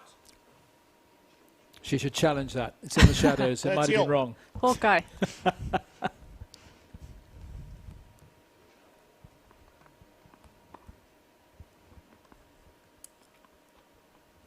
Lumsden is a regular in the GB University team, studying sports studies at Stirling University. A lot of tennis goes on up there.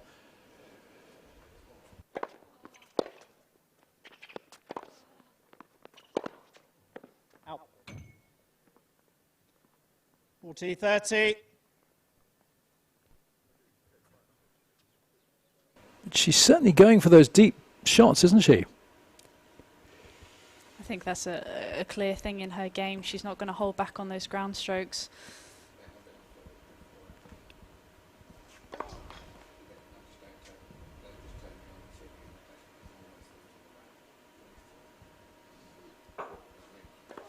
Let second serve.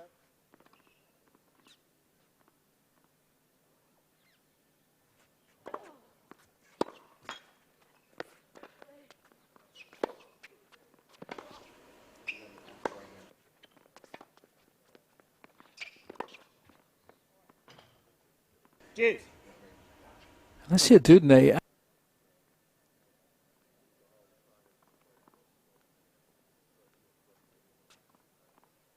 Fearlessly, going for her shots on both forehand and the backhand and moving incredibly well already.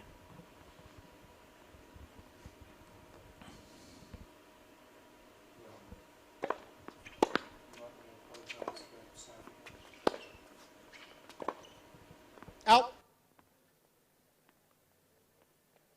Advantage, didn't it? Didn't really need to play that wide, did she?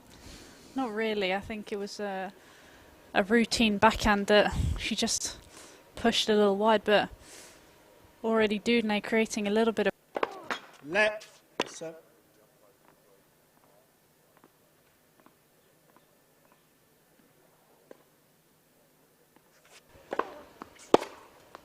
Out. Deuce. Well, if Lumsden feels a little bit of pressure being the favourite. Quite possibly. I think it's always harder to be the favourite. I think sometimes it's nicer being in the underdog when you don't have anything to lose.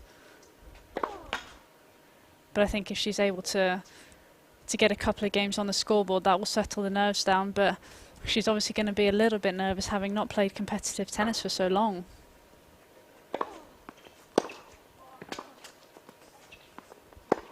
Ooh. A little casual, advantage perhaps. Lums. A little too casual from Alicia Dudney.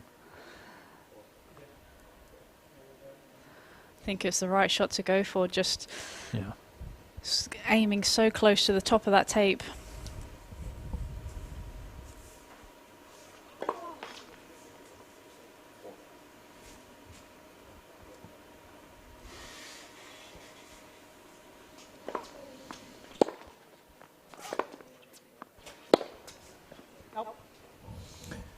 Game Lumsden. So Lumsden gets on the 1 scoreboard, game all, first set. and that will settle any early nerves if they indeed are there. And maybe she should just feel that she can just open up her shoulders a bit now as we start ready to get into this match. But Alicia Dudney's looked very good in these early stages. A very impressive start. I think she has a clear plan of what she wants to do out there, and no matter what Maya's kind of throwing in there, she's not going to deviate from that. So it'll be interesting to see if she can keep this level up.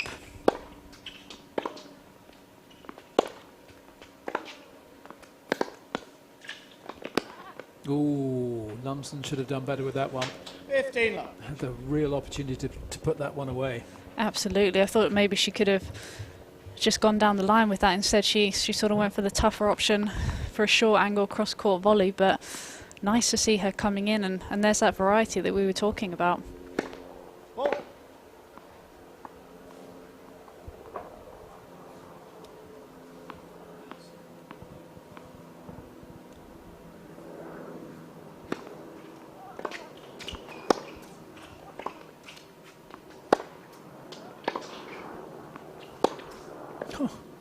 She strikes the ball so cleanly. I mean, she looks like she's out for a Sunday morning stroll.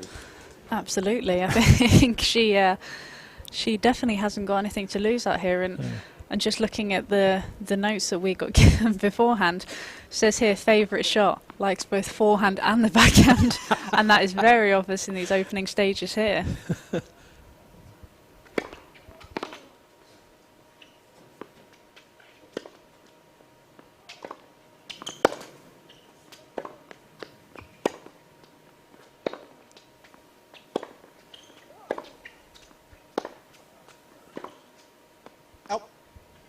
Well, yet again, troubling Lumsden just a little bit. She's got a very full backswing on that backhand, hasn't she? Absolutely. There's the pace that she's able to generate, and the fact that she's sort of staying so close to the baseline, not letting up. It's pretty relentless hitting at the moment.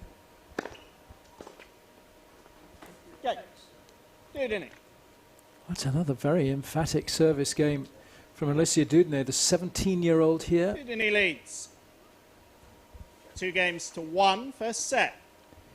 Yeah, very impressive as well from Dudney. And she's obviously got some height there and is making the most of that in terms of the wingspan she's got and in terms of getting that serve down. Mm-hmm. I think it's also showing in her movement as well. She's able to cover a lot of the court. It's tough to get her out of her strike zone at the moment, but again, you can see on the serve using that height well, and on those ground strokes generating a lot of pace. Maya's struggling a little bit with it at the moment. Really beautiful day here on this Sunday morning, second week of the British Tour. And it's just such a great setting, and the facilities here, as I was saying earlier, are second to none. 20 courts, we've got all the Grand Slam surfaces here. There's paddle tennis here as well. Time. Ever played that? I actually have played once, and I can't say that I was that good.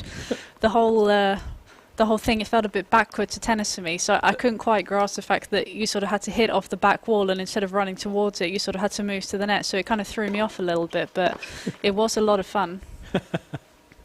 Yeah, I need to get to grips with what paddle tennis is all about. Actually, I'm a little uneducated on paddle tennis right now. But it's becoming a big thing, isn't it? Absolutely. It's incredibly big. And I think in Europe as well, especially in Spain, it's become very popular. But it's fun because obviously, you know, it's double, so it's quite a social event as well.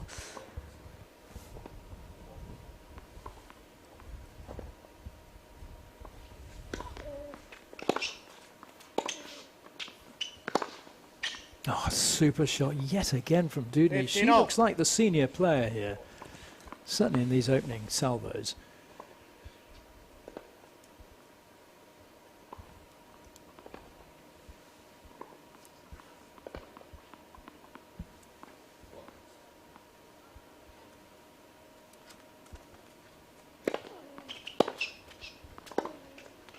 Out. 15-30. Well, Lumsden's really taking a little time to settle into this match here.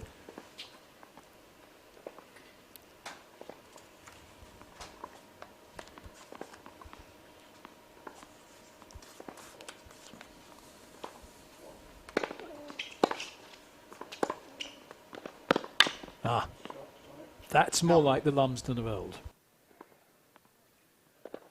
30. She realised that it was important to not let Dudney get a couple of break points here.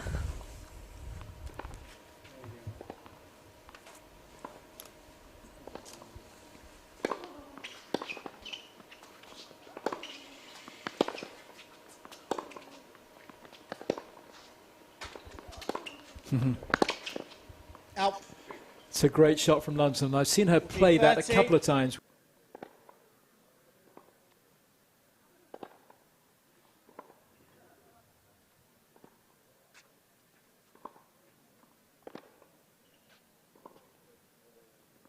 But she's got that one down to an absolute T.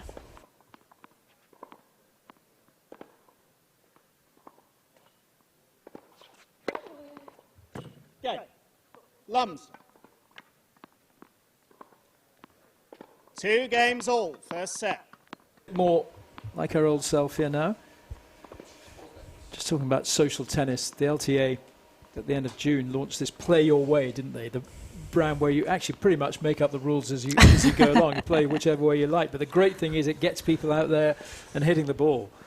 That is what we want to do, try and get as many people playing the game as possible.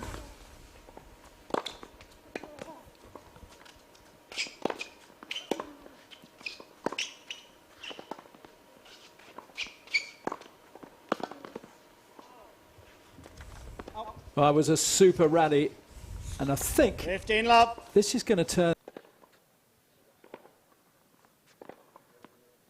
I'm just amazed at how calm Dudney seems to be, even when she's under pressure and when Lumsden is playing some of her better tennis. But Dudney in the ascendancy here, 15 love.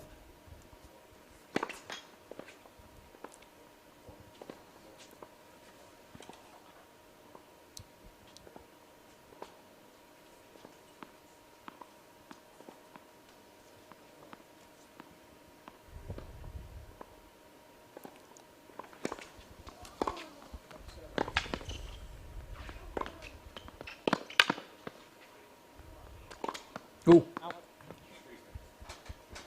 30 love. Wasn't a particularly difficult shot for her to put away, was it? Emma? I think it probably was a little bit deeper than she'd anticipated, but I think she thought she might have won that point earlier in the rally with that backhand down the line. But Dudney somehow managed to scrape it back and give Maya a tricky lob that she pushed deep.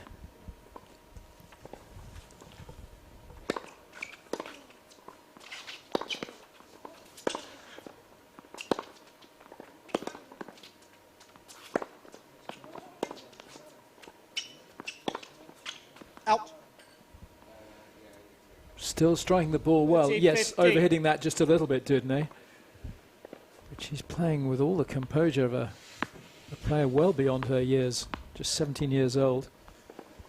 Lumsden, 22, the senior player between the two, but Dudney very much with the upper hand here, certainly in these early stages in this opening set.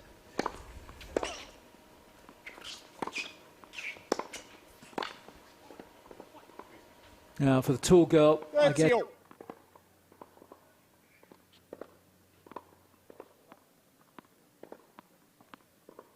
But you could tell that Dudney is not quite as comfortable at the net as she is from the baseline.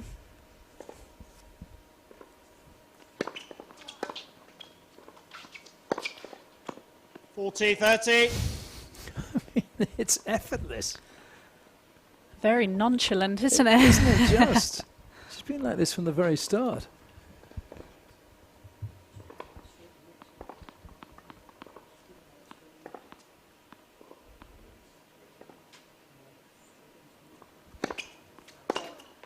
Ooh.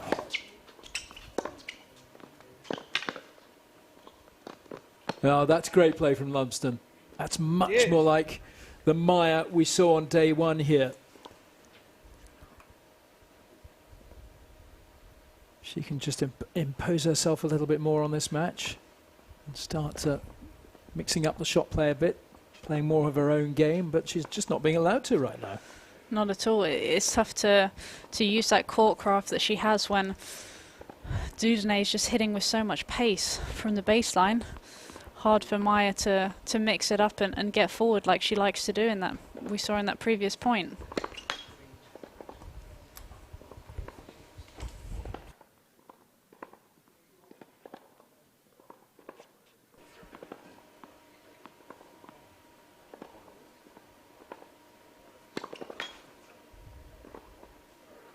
Advantage Lumsden. Might be the first double, I think, from Dudene.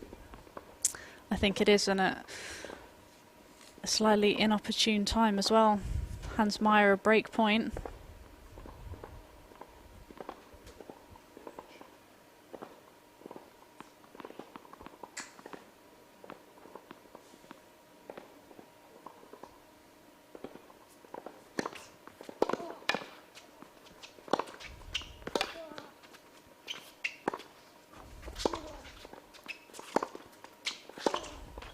She generates so much pace from the back of the court, Dudene, more than Lumsden seems to be able to do from her side of the net.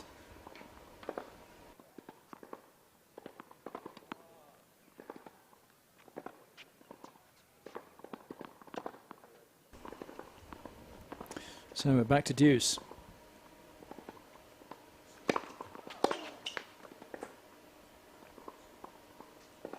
Advantage Dudene.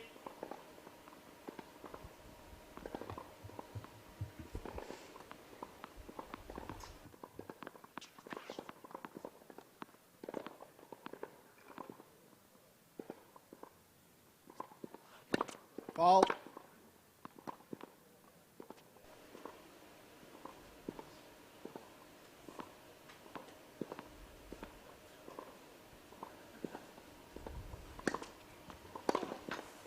Ooh, that was lucky.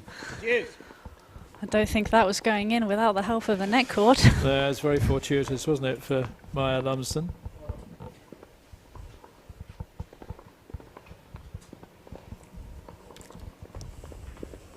A little.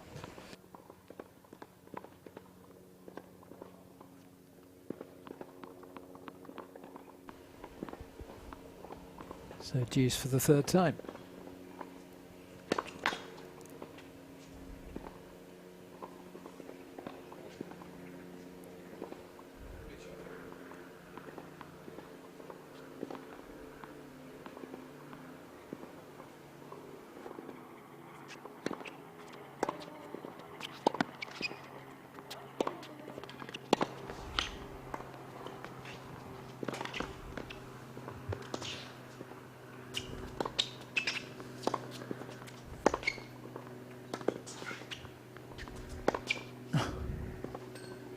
That's a really impressive point from Dudene. That point was going in either direction. So impressive the way she's able to dictate these points at the moment. You thought Maya was in control early on there, and then all of a sudden Dudene's able to turn it around and just bludgeon that forehand for a winner.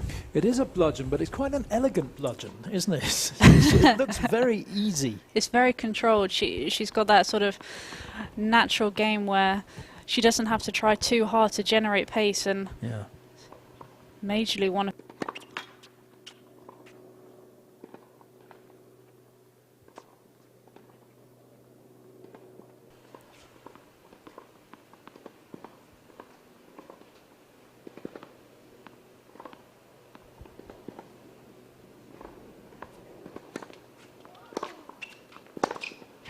out. Cheers. Yeah. Maya Lumsden sort of just crouching over the baseline, willing that one long. We're back to a fourth deuce here, so Lumsden hanging on in here.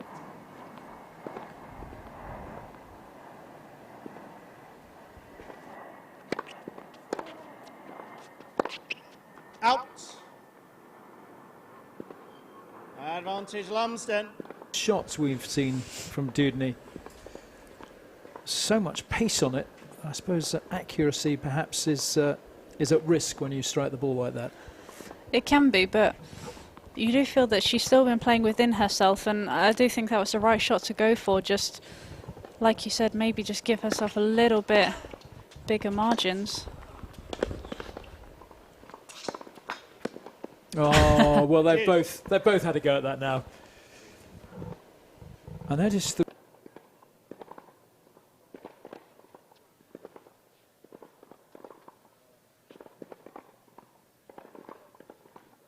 No, I'd have been very surprised if she had looked to come forward. I think her game is solely based around the fact that she's so strong from the baseline. I think it is something that she can look to add to her game, because she does create so many shorter balls, but seems to be so comfortable hitting winners off them.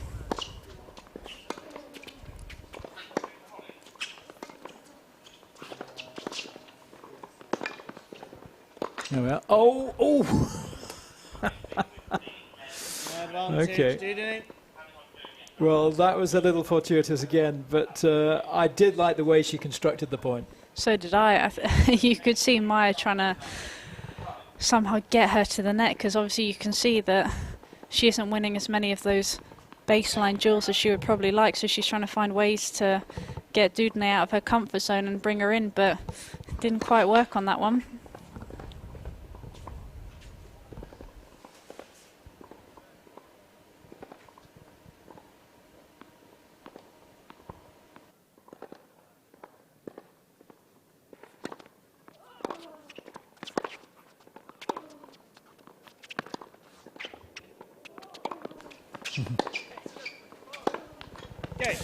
Okay, Dudney. That's a lovely change of pace in the middle of that rally from Dudney. She is thinking. I like the way she's thinking about how she wants to play her game here. She seems to be very clear out there in what she wants to do, and the tactics she's using to try and get Maya out of her game and make it as uncomfortable for her as possible. And you know, she's finding that balance between hitting big from the baseline, but also adding in those loopy shots, whether it be on the forehand and the backhand. That's another.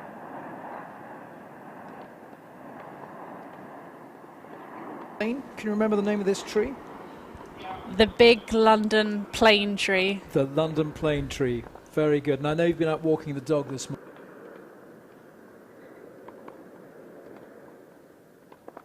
A very distinctive bark.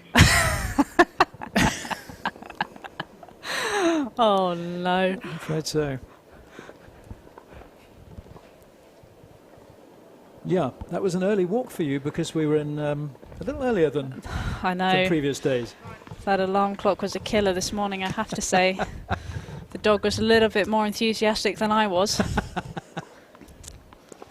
Right. Lumsden's got her work cut out here. I think she might be a little bit surprised by that.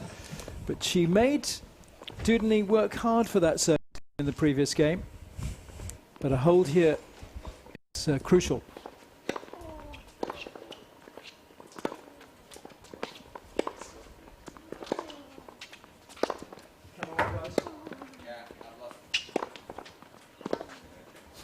Sorry. Love 50. So Dudney is coming into the net then, and very effectively. Not using the more conventional volley, choosing to use the drive volley, which I think is a smart play, but it's nice to see her not being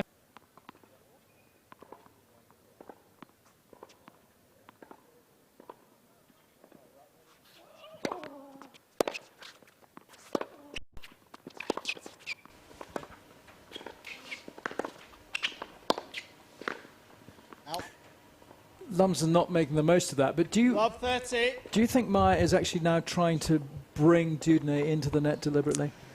You do get the impression that she is trying to, obviously unsuccessfully in those last 2 points, but I think she can see that the Dudnay isn't necessarily the most comfortable up at the net, but it's ultimately whether she's hitting good enough on those shorter balls, which she hasn't done in those previous 2.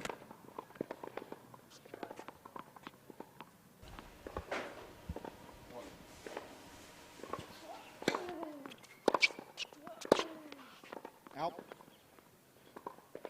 Love 40. I think they're going a little tricky out there. Dudnay is really making her think about what she needs to do to get out of trouble here. She's facing 3 break points. Ball.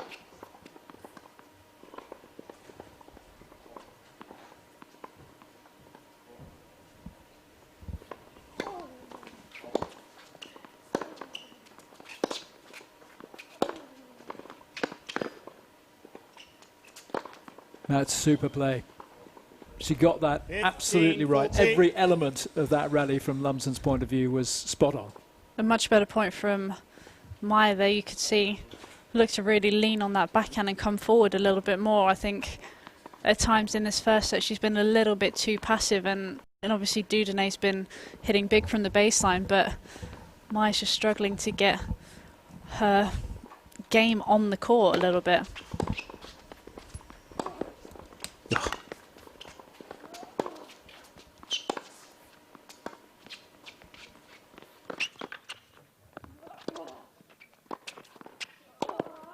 Out. Oh, Okay.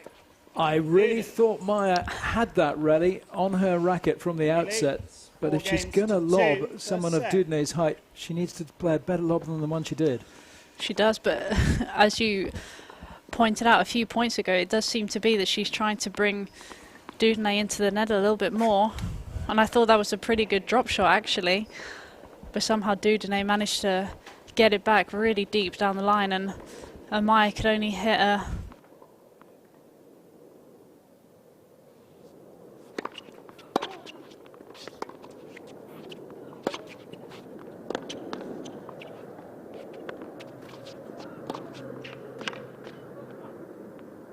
Love 15.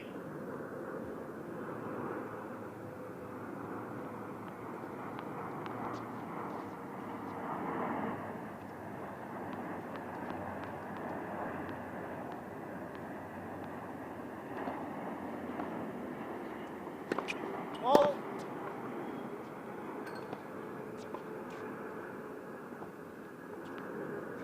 Hold on, wait, please. It's okay.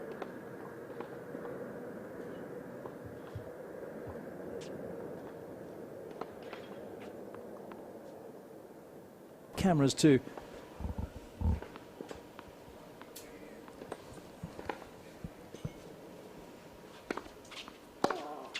Out.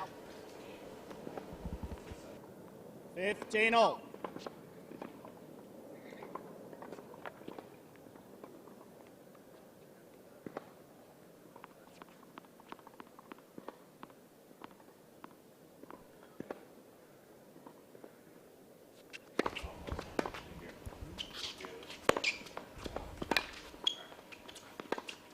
Ooh.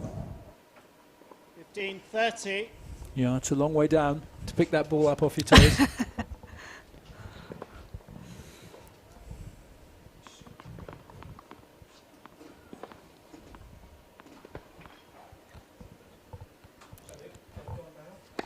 Left or set?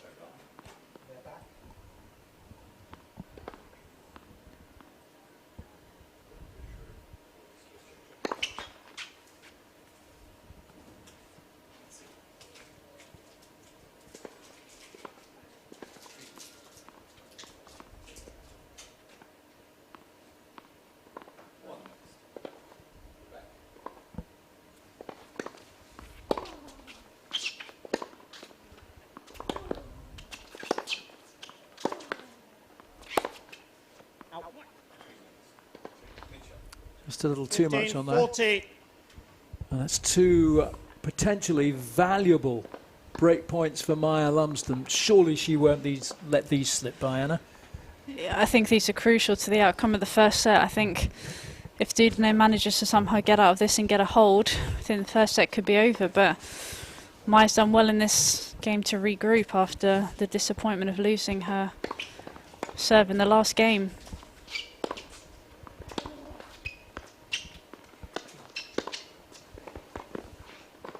Oh, well played. Game, Lumsden. So Lumsden gets the all-important break in this all-important 7th game. So it's been a breaker piece in these last 2 games.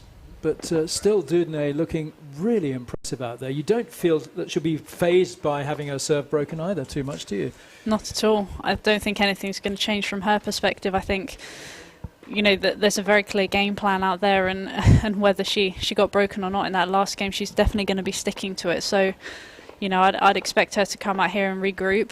Obviously, it is disappointing to lose your serve once you've worked so hard to break, but you know, I think she just needs to keep doing what she's doing. She's causing Maya a lot of problems out here, and Maya has been struggling probably more than she expected to. They might not know each other so well, especially with the age gap between the two of them, but I think Maya's sort of somehow trying to find her feet a little bit in here, and Time. I think this end of this set is going to be very interesting.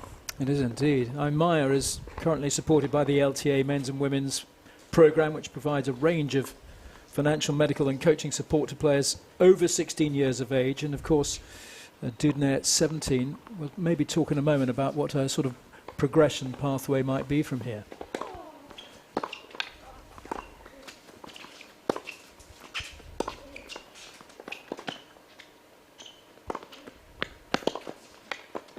Oh no, she's overcooked it. And I thought a little hesitant to come in, maybe, Lumsden.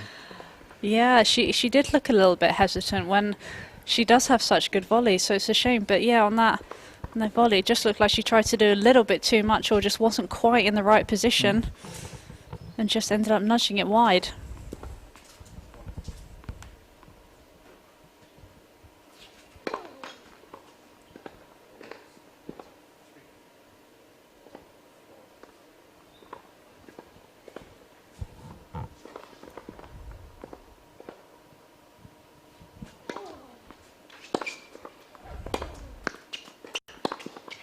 Out. 15-all.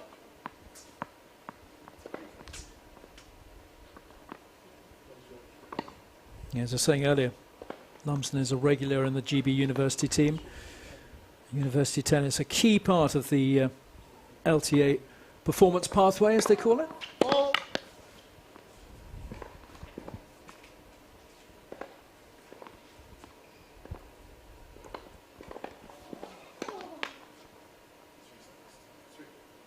$15-30.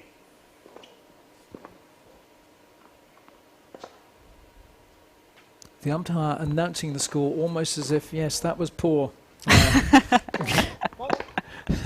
Didn't he? He had that too. So unimpressed, wasn't he? He really was.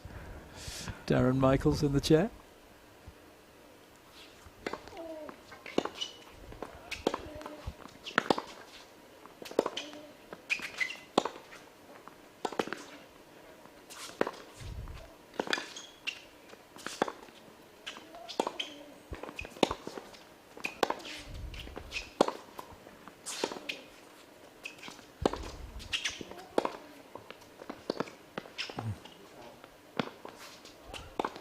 Oh, Maya Lumsden. She was working so hard, having to chop it back from behind the baseline. And Dudinay looking just so cool and calm, and it wasn't a great lob from Dudinay. It's a shame Maya dumped that last forehand in to the net. I thought she constructed that last point so well. Used all areas of the court and all different types of spin, and just didn't quite give herself enough height over the net on that last one, which was a shame. 2 break points. Ball.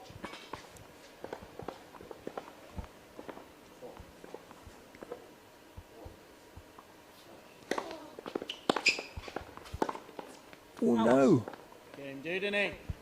She's really unsettled here. Maya Lumsden, and Dudiney full leads marks 5 games to to 3. Dudiney in our picture. Set. Again, Darren Michaels, the umpire, really sort of adding a little bit of commentary in there. 5 games to 3, but yes, it is a surprise. I think there's a potential upset on the cards here, certainly in terms of the destination of this opening set, Anna. If she's able to keep this level up, she shows no sign of slowing down here, that's for sure.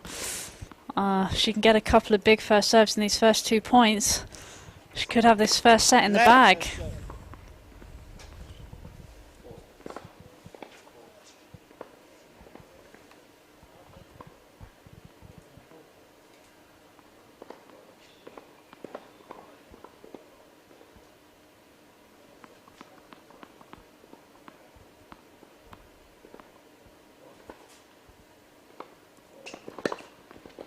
Oh, 15 lob. what a glorious serve.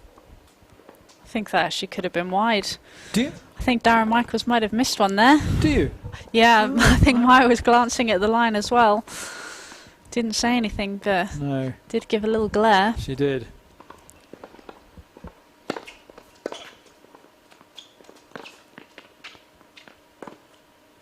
Oh, threading it through the eye of a needle. That was beautifully played by Maya. A bit of much needed composure coming off her racket too. Absolutely, just nudged that ball down the line, saw the space, and with absolute precision just clipped the line.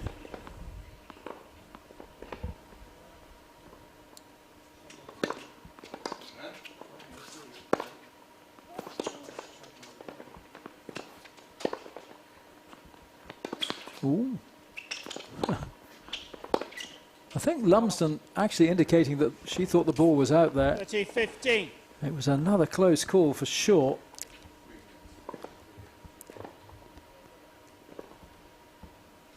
And Dudiney moving to within 2 points of taking this opening set.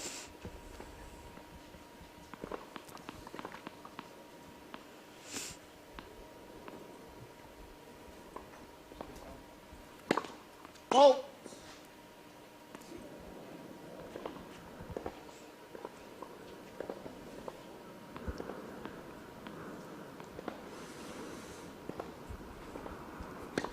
Left, second serve.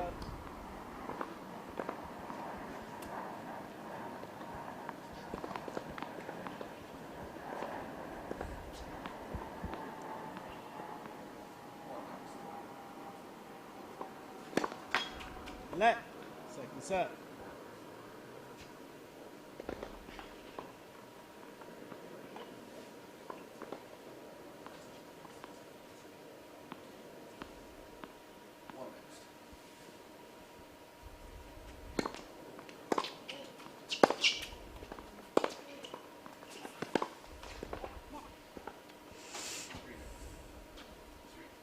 All.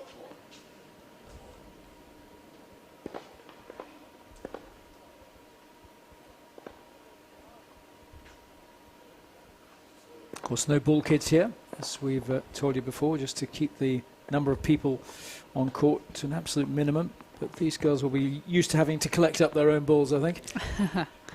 They will indeed.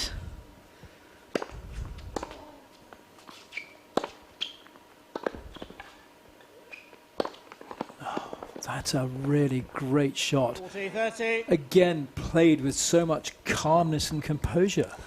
So casual, but so concentrated at the same time. It's been incredible the way she's just been able to remain so calm and focused throughout this first set, and brings up a set point.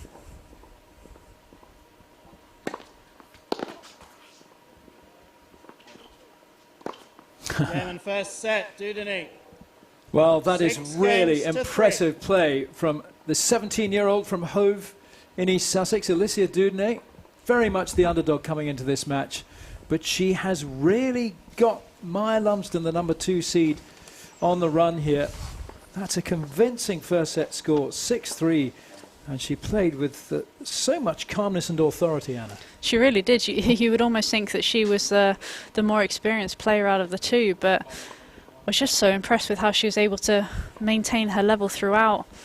The aggression was just so controlled, and yeah, I was just all I can say is I was just very impressed.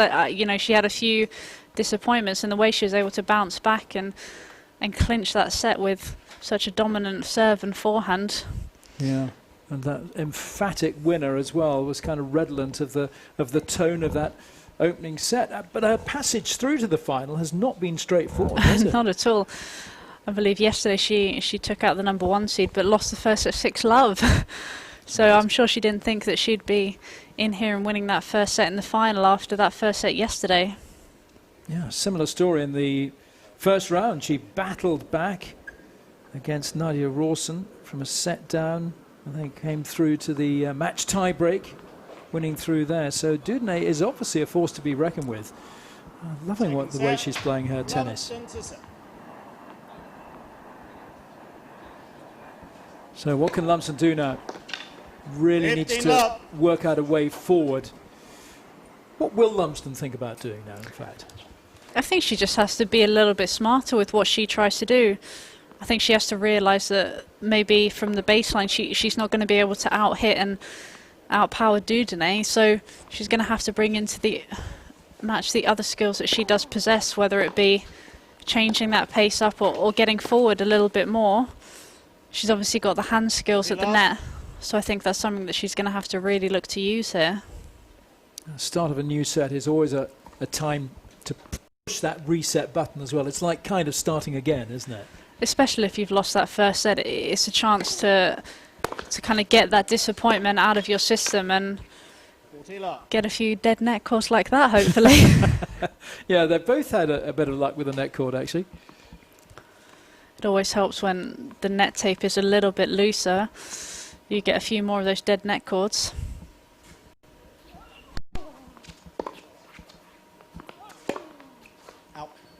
That's a little unwarranted, but 40-50. She's got a few points to play with. Yeah, it's interesting. There's no standard tension for a tennis net, is there, in tournaments? I gather 74 newtons is about right. I wish I knew what that meant. So, I haven't got a clue. Someone once told me. First game, second set. I wonder who measures those sort of things. Well, I can tell you. There's an American guy called Fred who lives Fred. in this country. Fred. Can't remember his surname. He's a lovely guy. And he was certainly working at Queen's for a long time with his tensioner, his net tensioner. Said the optimum tension for the net was 74 newtons. No idea what that means. But yeah, he was saying that it really should be standard across all tournaments. But no, it certainly isn't. And just looking through the stats of that first set, which went the way of, let's see, Dudnay. So impressive. So here she is serving now, a set to the good.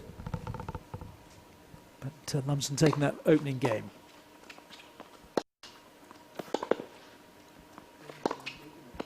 $15-love. No let up from the first set, is there? No. Just that forehand is just causing so much damage. Down the line and then smacking it for a win across court.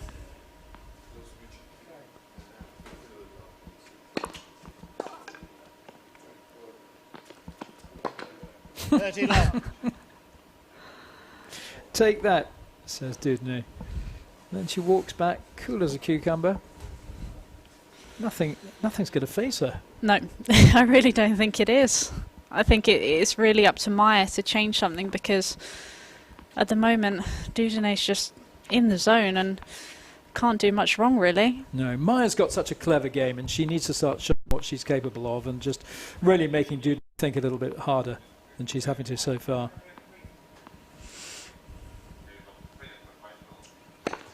Well.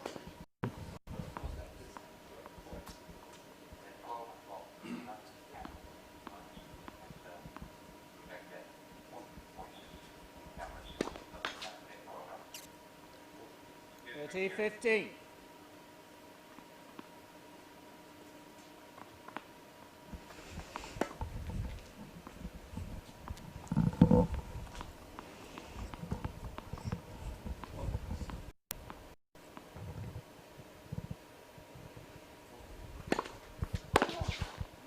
That's a good serve. 40-15. Really, Maya not really able to get her racket cleanly on that one.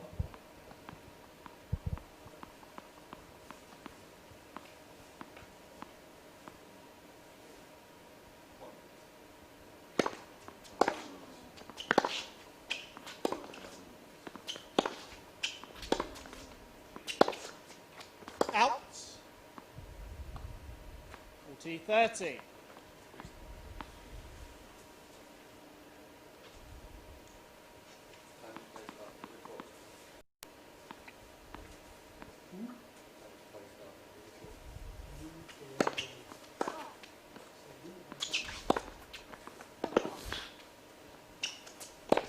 Oh, Okay, Dudini. that is a brave shot to play. She didn't have to play it. No. I think Lumsden maybe thought there was a little bit of room for a potential break in that, but Dudene just swatted it away. And I think it's new balls again, and I think this might only favour Dudene. Do you? Those balls are going to fly through the air even quicker. Not that she needs any help. No, indeed. But can Lumsden make use of the new balls in terms of being the server, first server? Hopefully, but it's going to be dependent on whether she's able to make a lot of first serves here.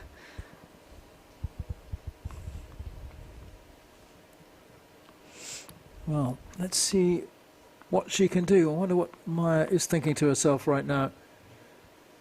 This is a lot tougher than I think we expected it to be for her, and I'm sure the same would go for the way she's thinking about this match too. So Lumsden serving with new balls at 1-1, trailing by a set to love. 15 love. What a serve. That's where it helps with the new balls. There you are.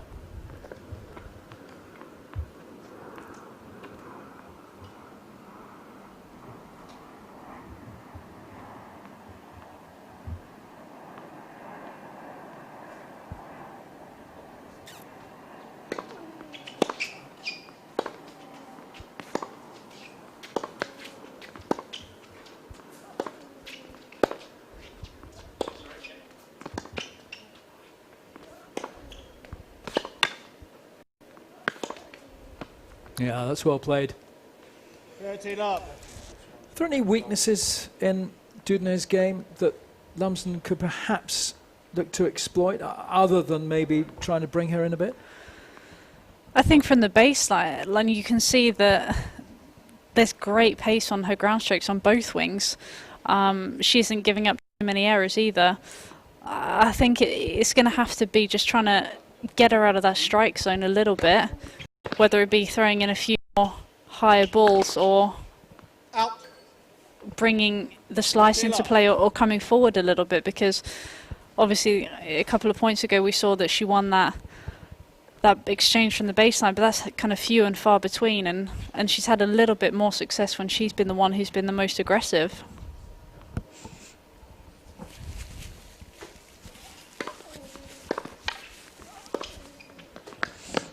Oh, well played.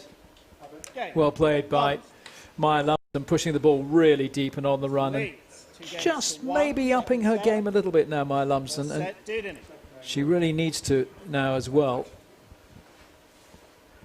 What's she done differently here, do you think, Anna, if anything? I think in that game, for me, it just felt though there was a bit more pace on those ground strokes. I'm not sure whether that was a conscious decision or whether the new balls helped her out there, but it did look like the ground strokes are causing a little bit more damage and getting Dudene a little bit more on the run.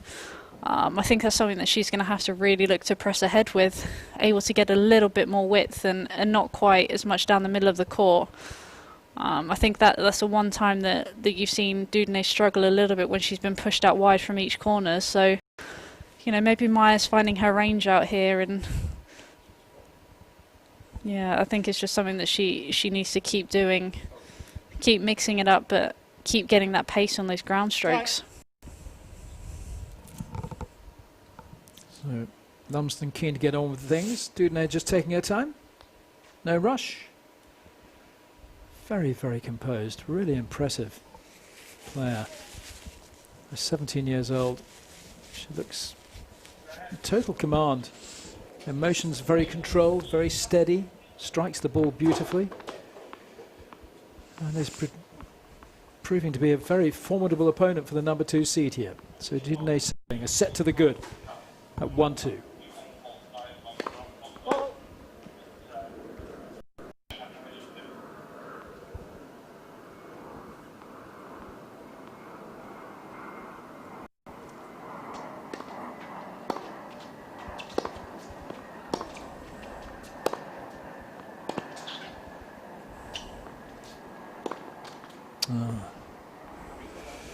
15 love. She seemed to have so much time in which to decide where she wanted to place that winning shot. I think you can see here in this replay, just out of the corner of our eye, Maya did just shift over to her backhand side, and I think in her peripheral vision, Dudene might have just seen that and was just calm enough and composed to hit an inside-in forehand for the winner.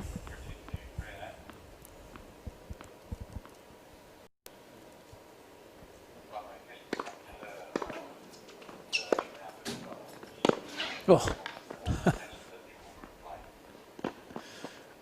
Well played, both girls. That was quite a rally, quite a thump from the back of the court from Maya Lumsden.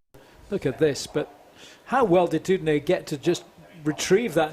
Wasn't a million miles away from getting this shot back either. She definitely used all her might to reach that forehand volley, and you did think she somehow managed to find a way back into the point, but Maya was so quick up to that shorter volley and managed to just get it out of the reach of Dudene.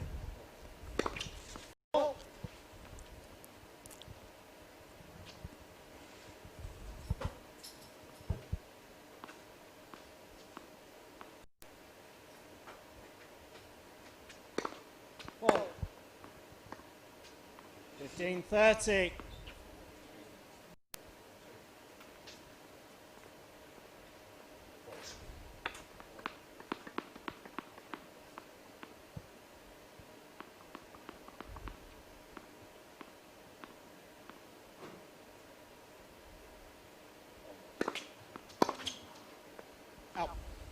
Nice deep serve 30-all. from Dudene. She hasn't served too many doubles, 3 or 4 in the match. Something like that. I think for the most part she's been very good on the serve. High percentage of first serves, not giving away too many looks on second serve returns. And as you can see, getting a few cheap points as well.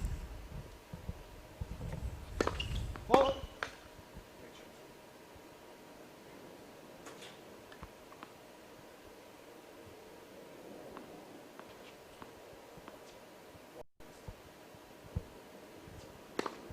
Ball. Sorry I spoke. 40. I'll have to put the mockers on her there. Another double fault from Dudene. It's a little bit loose, giving Lumsden a break point here, which Lumsden would gladly take. It would give Maya a 3-1 lead, and that could be quite telling.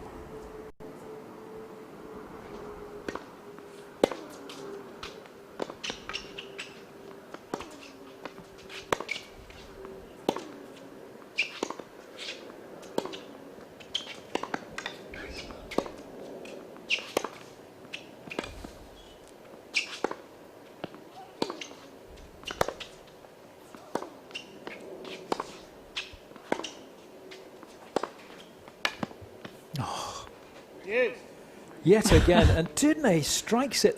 She hits it very early, doesn't she? She does, yeah. Absolutely unleashes on that backhand. It really does. So good to see her on top of that baseline, and so brave to hit such a aggressive shot and break point down.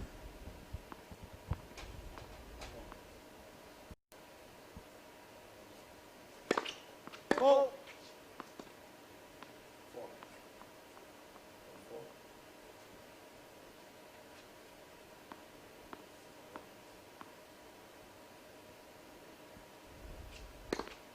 Ball. Ooh. Advantage Lums. She doesn't want to get careless here, Dudene. That's a gift for her opponent. A few double faults have crept in this game. Yeah. Don't want to make your life easy for your opponent by giving away those cheap errors. Particularly someone like Maya Lumsden, who you feel will pounce if she just gets the opportunity to open up a healthy lead in this set. Yes. And then she saved it with a huge ace out wide. The nonchalant ace.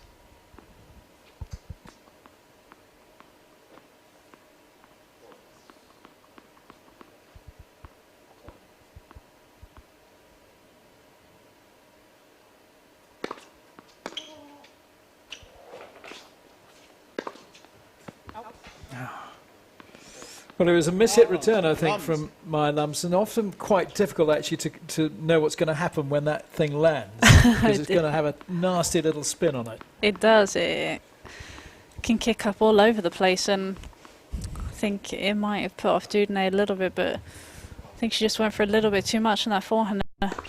Another break point, and a look at a second serve here as well. Yes.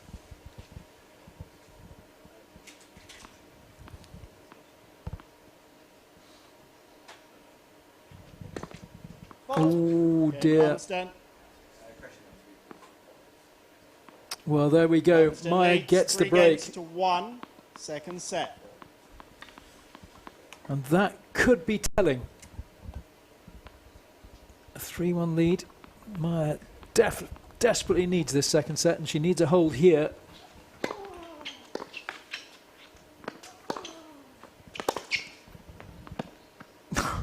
Lob 15. Nothing phases Alessia Dudnay.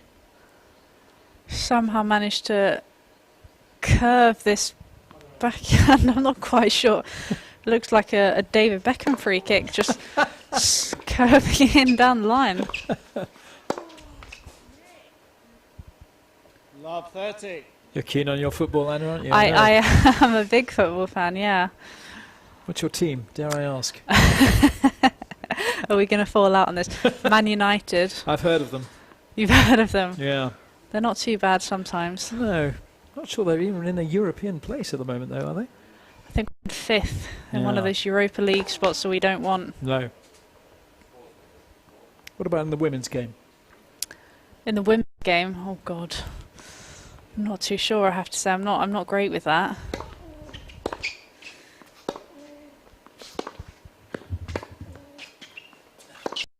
Ooh. She pushed that one a little bit as well. 15-30. Few slightly little loose shots coming in here and there from Dudnay that we perhaps wouldn't have seen earlier. Yeah, you do get the sense that there's a couple more unforced errors just crept into the game, especially on the serve, giving Maya a few more cheap points, which you always want. Maybe just the level dropping a touch from Dudnay, and Maya managing to raise hers a little bit.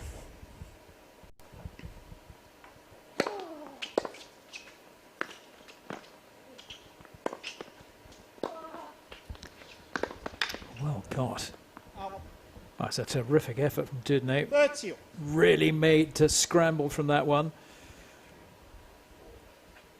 I think Maya thought he'd hit a winner on that volley, and Alessia was covering that court so quickly and only just missed that forehand lob.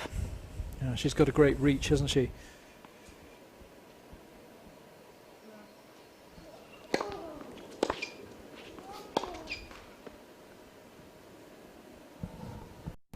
30-40. Well, that gives Dudnay another way back here at break point. A little surprised that Lumsden didn't acquit herself slightly better on that point.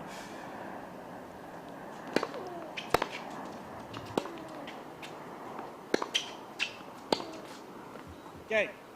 Dudnay. So Dudnay gets the Lumsden break leads back. 3-2, second set. First set, Dudnay. And that's a good break from Dudnay, so she keeps herself in contention in this second set. It's been quite a topsy-turvy one so far. You think Maya's getting a stranglehold, and then all of a sudden Dudnay comes back and produces a great game, and I really don't know which way this one's going to go. No, it's what you want, isn't it? Exactly. As a spectator. Absolutely, edge of your seat stuff. It really is. We were talking about social tennis a little bit earlier in the day. It's amazing how tennis seems to have really kicked off since the lockdown restrictions have eased. The LTA has seen a huge increase in court bookings on its platforms compared to this time last year. Threefold increase. That's incredible. It is astonishing, isn't it? But it's just showing the value of the game. People realise what a great game it is to play socially. Particularly in doubles, which we're going to be treated to after this women's singles final has reached its conclusion, but it may well go to the distance, this one. Dudnay is set to the good, serving at 2-3 in the second.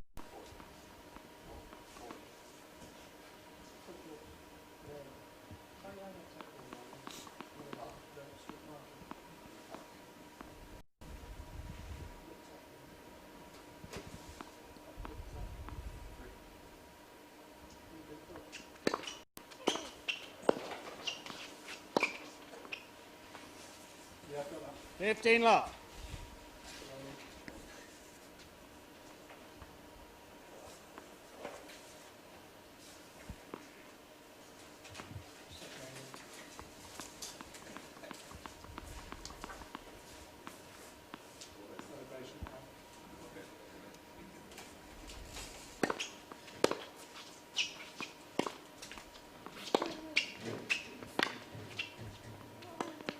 Oh, should have done better with that one. Maya Lumsden, that's bread and butter, that kind of shot for her.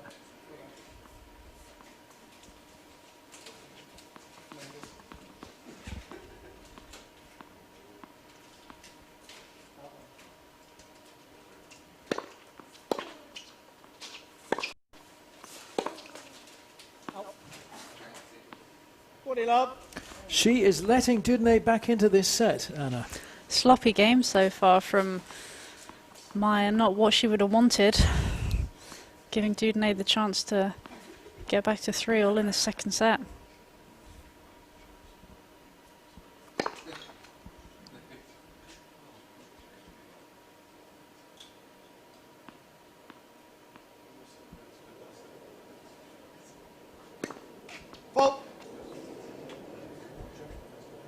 I was actually just thinking to myself that Alicia had served a little bit better this game, but I didn't dare say it, and maybe she even sensed that I was thinking it and threw in another double fault. Yes, indeed.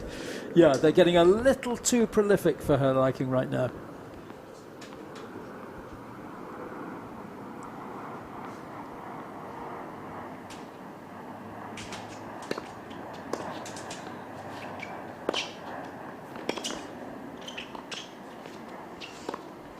Well played. 30. But even so, I mean, you see Dudnay with an almost impossible backhand volley facing with her back to the net. She's still got it back, still got it in, still forced the opponent to play the shot. It's exactly what you need to do. As juniors are always told to run down every single ball because you never know what your opponent's going to miss, and force Maya into hitting a forehand win across court. Out. Deuce.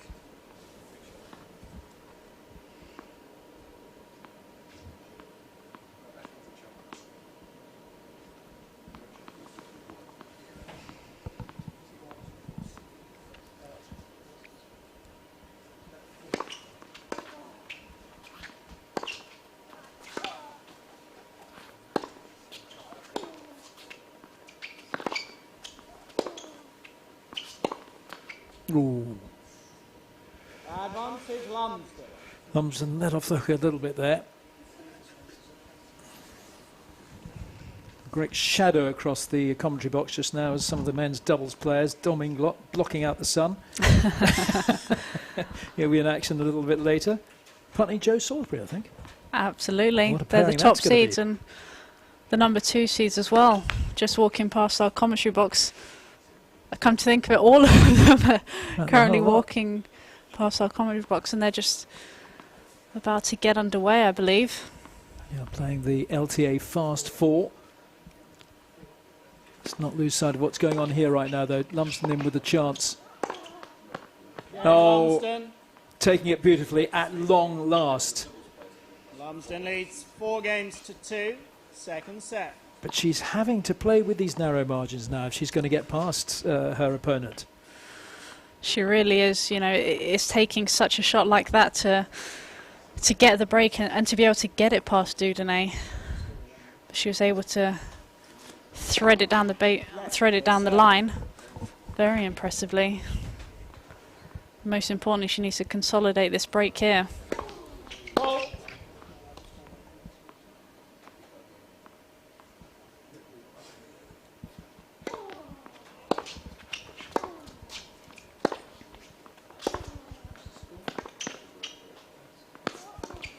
Oh, no, no, no, no, no. Love 15. Didn't need that. No, she didn't. I think she had the right idea in the sense that she was trying to get a little bit more width on that.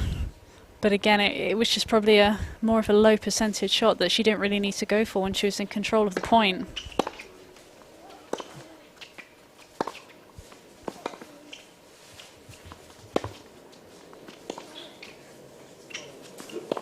Oh, no. A few little errors creeping into both girls' games here. 15 all. We haven't seen too many loose shots from Alicia Dudnay. Not at all. She constructed the point so well there. Had not a full court, but a lot of the court to aim into, and just went a little too wide when she didn't really need to do that.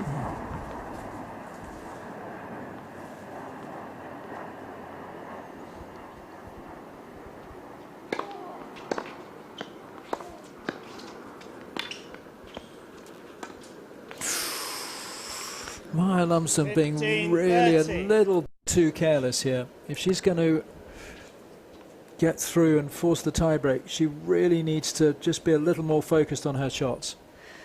It's just been very up and down. You know, she's found moments where she's able to play the way she wants to, and then, like you saw there, just kind of going for that squash shot that we call it, when didn't really need to. She wasn't pushed too far out of the court.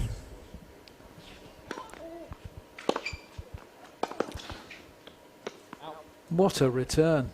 I mean, talk about 40. getting penetration on your return shot. And that is 2 more break points for Alicia Dudnay. What a huge return from her. I know. I think the kick serve against Alicia doesn't necessarily work unless you get it really wide in that court. She's obviously got the height, can just step in on it. Oh, 30, 40. I wasn't confident about that volley from Maya. I thought she'd won the point after that forehand down the line, but Dudnay did so well to get it back, and it was a great touch from Maya. That is lovely touch, because that's a difficult shot to play. On the run, coming into the net with the ball dipping below the net band. Well played.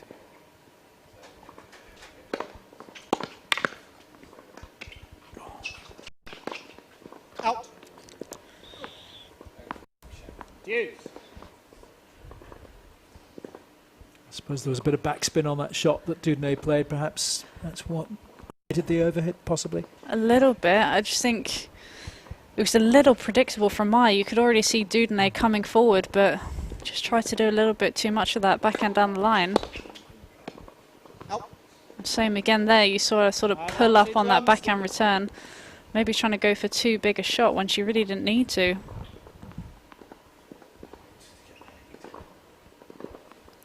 Gives Lumsden game point.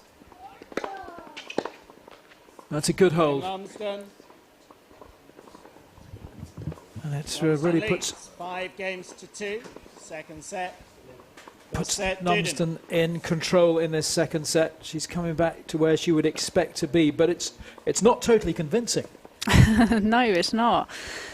It's you've seen glimpses of what she can do and what she can bring to the court, but she hasn't shown it in consistent enough periods, and she's always giving Dudnay a chance here, and as much as you think it is 5-2, you're not 100% sure if she's still going to close it out. This is a finals day in week 2 of the LTA British Tour here at the LTA National Tennis Centre in Roehampton. This fabulous facility here for elite tennis. I know you make a lot of use of this as an LTA player, Fed Cup player, and indeed for the other facilities in terms of rehab, don't you, Anna? I do. I've been fortunate enough to be able to train here for parts of my career, and you know, like you said, the facilities they have are second to none. The gym, which has just recently been refurbished as well, the medical facilities and the staff here are incredible, and all the people who are able to use this facility are very, very lucky. And you know, you're kind of only getting a small sense of the outdoor courts that we're showing you, but there's a lot else to this building that you aren't getting to see in our camera shots here.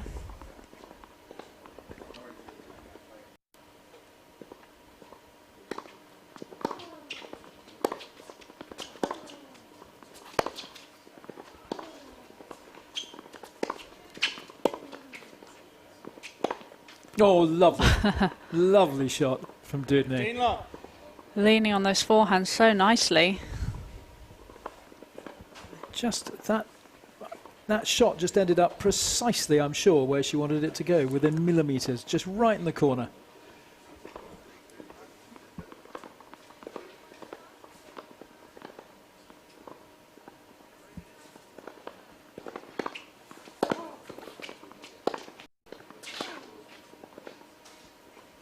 We've seen a lot of that from Maya on that shot, slicing it into the net.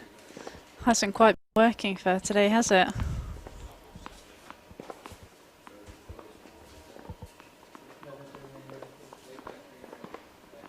.30 love, 2-5.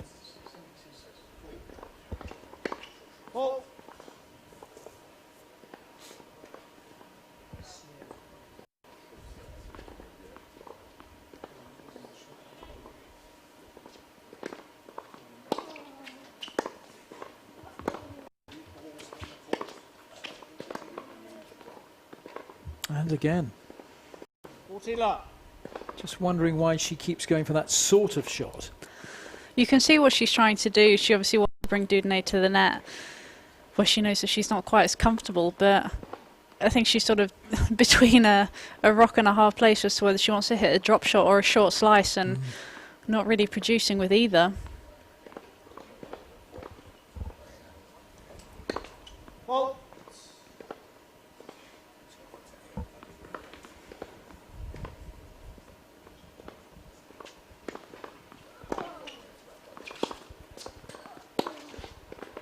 Oh, a lovely shot. 40-15. That is more like it. Good clean strike from Maya Lumsden. Talk us through this one, Anna. It's one of those running forehands where it's sort of all or nothing, and it was all there. Beautiful looking shot, actually, from Maya. Great balance.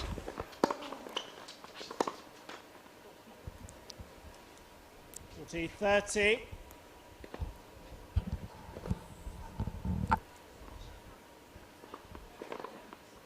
Okay, at the end of this game, I'm going to ask you that question, which Abigail has been asking you all week. If it does go to a match tie-break, Oh no. okay, I'm going to give you a little moment to think about it. Oh, I don't like it.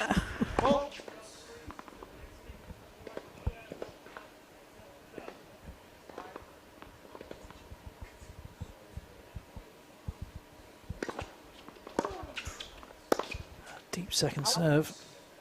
And a slightly too deep shot from the baseline. She's let Maya off the hook here. Back to deuce. Okay. Let's put that question to you now, Anna. If this goes to a match tie-break, Oh no. which way is it going to go? Who does it favour? You would think it would favour Maya, in terms of she has more experience and kind of the elder statesman here at the grand old age of 22. But yeah, I'd probably have to say Maya, but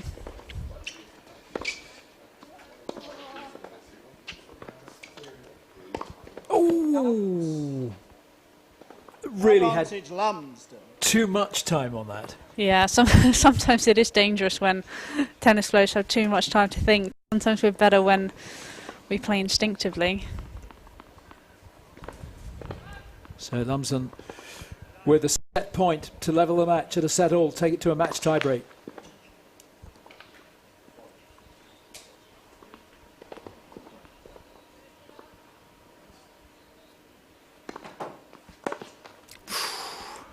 Going for the winner, Maya. Did look like she went for the highlights real shot down the line. Didn't quite pull it off. Wonder how costly that might be.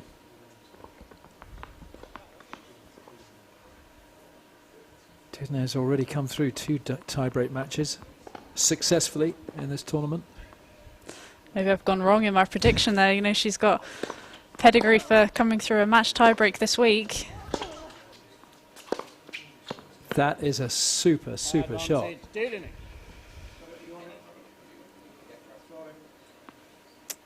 Just take a look at this. I mean, that angle, she's in the middle of the court, center of the court of that baseline, and yet she still gets a great angle on it. I know. I think most players would tend to try and hit a forehand, but she looks so comfortable on that backhand wing.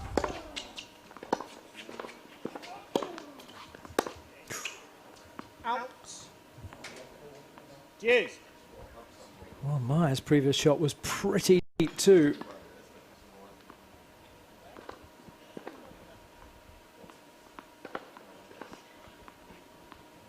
So we're back to deuce.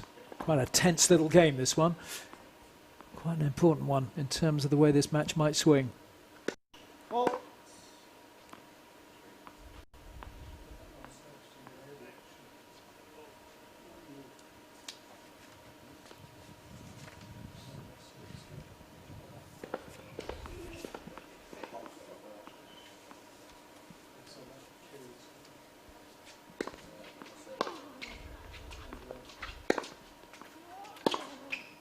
Out. Advantage, Dudiney.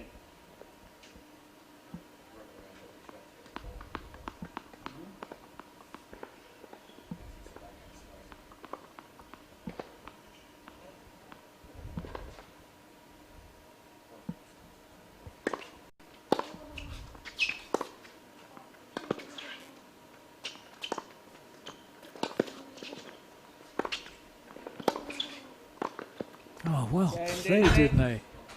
A really nicely created point again from her. Lumsden leads 5-3, second set. Just gradually working her way into the net and played it so beautifully, so easily. With that volley, I don't know why she doesn't come to the net more often. No. She looks so comfortable up there. At the beginning of this match, we thought that might be a weakness for her. Absolutely. Didn't look a weakness at all there. Fault. So Lumsden still not home and dry yet in this second set.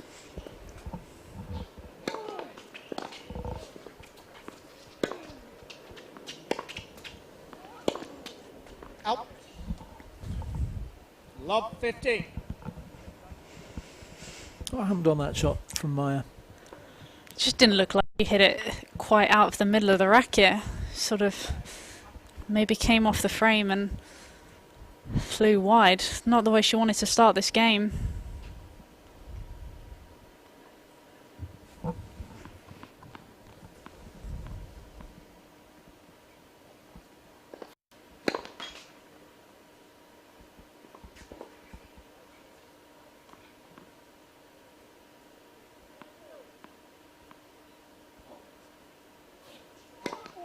Fault. Lob 30. No, this is not good from Maya. She really needs to cut out the errors now, particularly on her service game.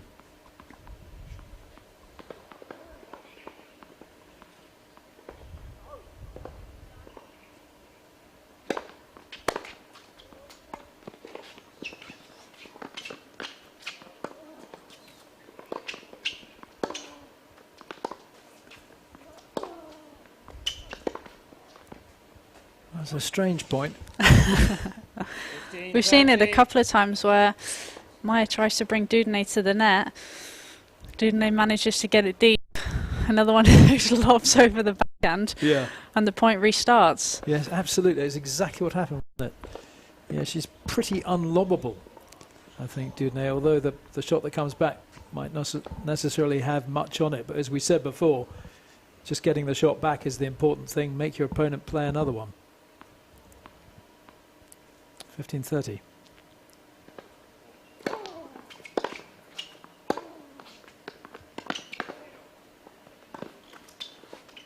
Oh, it's a beautiful touch from Maya. That's more like the Maya Lumsden I was expecting to see much earlier on in this match, and we just haven't seen it often enough. No, this was I think that point was a better example of what Maya brings to the court, you know, using that serve to good effect and playing into that open court and then using that court craft to come forward when she can see that her opponent's in defence and using her touch that she possesses to hit a nice little drop shot.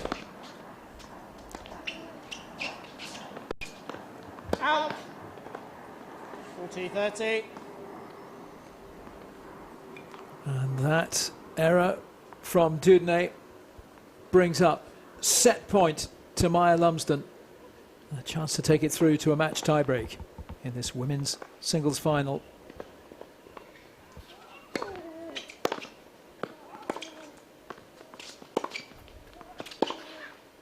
Out. Due. First bite of the cherry doesn't go her way.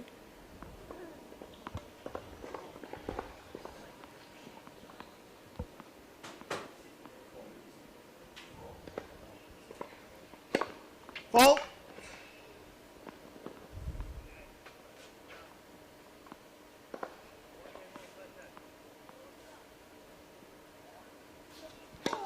Fault. Advantage. Duden.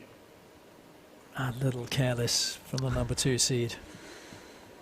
It is, you can see the frustration there, just getting annoyed with herself at giving Dudney another chance to break back here.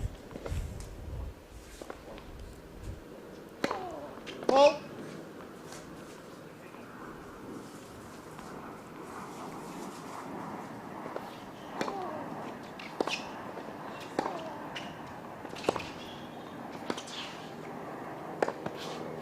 Oh, well played. Wrong footing her opponent. And Lumsden opens the door for Dudney, who walks straight through it. The 4-second set. First set, Dudney. And it's another break, and Dudney in with a chance here of levelling things up at a really critical stage in this match. It is. You thought that Maya might have that second set wrapped up, but Dudney's managed to claw her way out of trouble in that game. Find some of her best tennis. Great forehand cross court there on a tricky ball. It stayed so low. And now all the pressure's on Maya again to somehow see if she can take this match to a match tiebreak. Indeed. We have seen in the previous service game of Alicia's that it was faltering just a little. So that could be an opening for Maya to capitalise on. Yeah, we're just talking about a progression route for a 17-year-old like Alicia Dudney. What would her next steps be from this level? I think a lot of it would depend on, you know, I think obviously as we've seen with Maya, she took that university route. It's whether Alicia would want to do the same, or she's obviously at the age where she's close to turning pro now, so it's about taking that next step to the lower levels of the ITF and building that match experience there, and kind of taking her progression from there, really. Interesting stuff. She certainly seems to have a calm, cool head for it.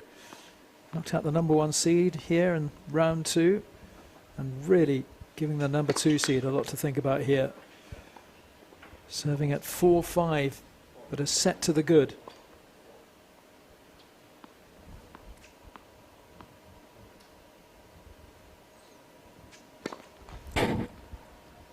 Love 50. There's that double fault again. Just looks like she's struggling a little bit with that ball toss. It's coming a bit too far forward. Not quite able to reach up on it. I wonder why that would be starting to happen now. Tiredness? Oh, I don't know if I'd say tiredness. It's just sometimes when you've hit that one double fault, it can start to get into your head and...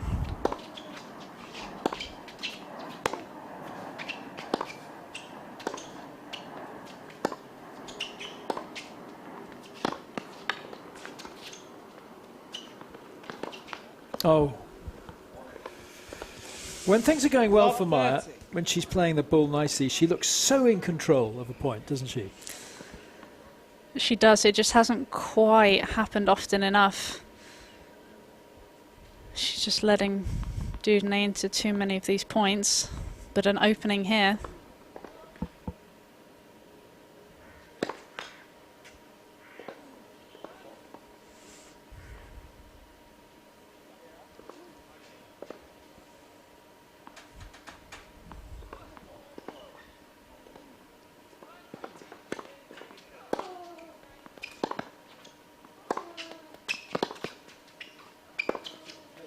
Out. 15-30. Yeah, it is frustrating for her. She's not letting it get to her too much, Maya. But we just haven't quite seen her at her best yet. But still a glimmer.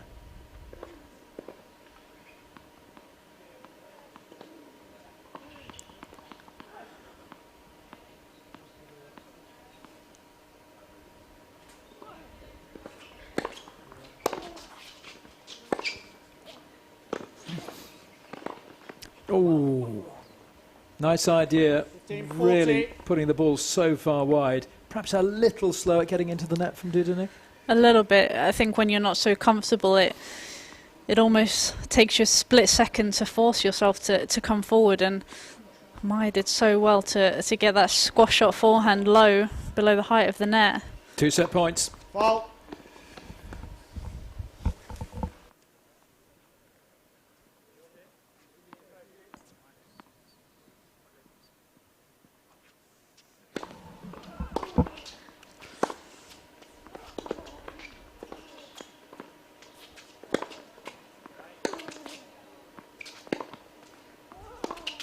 Oh, Second set.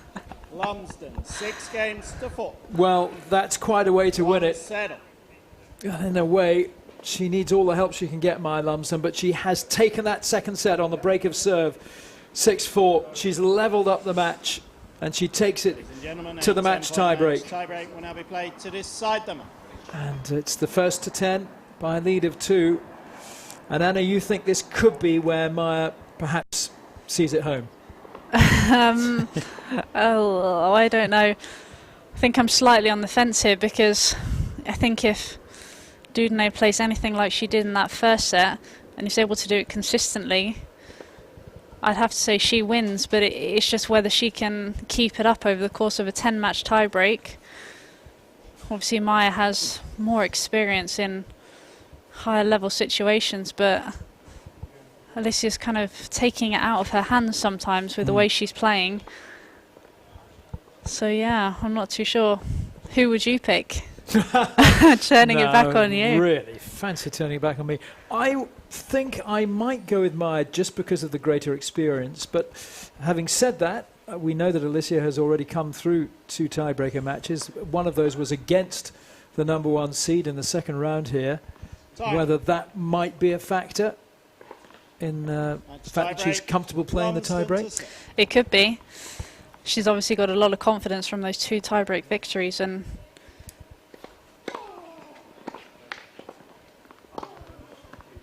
1-0 Lumsden. a very assertive first point there. I always tend to find that you kind of think that the person who starts the best in these tiebreaks gains the momentum early, so that's a great point for Maya to win early on. The Dudene serve needs to get clicking again. Has let her down slightly towards the end of that second set. And there's really little margin for error in these 10-point tiebreaks.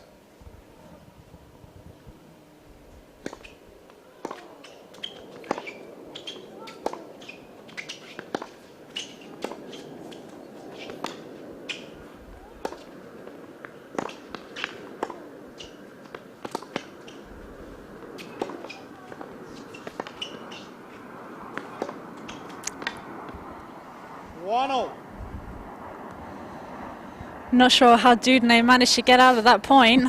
Maya was so in control, running her left to right. I thought a few of those slice backhands were going to go into the net, but she did incredibly well there.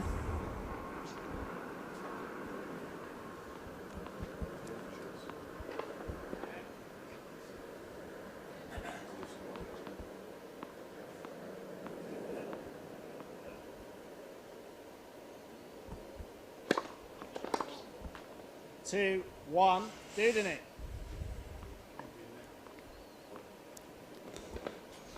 In these match tiebreak situations, you really can't afford to play any errors and give your opponent an advantage.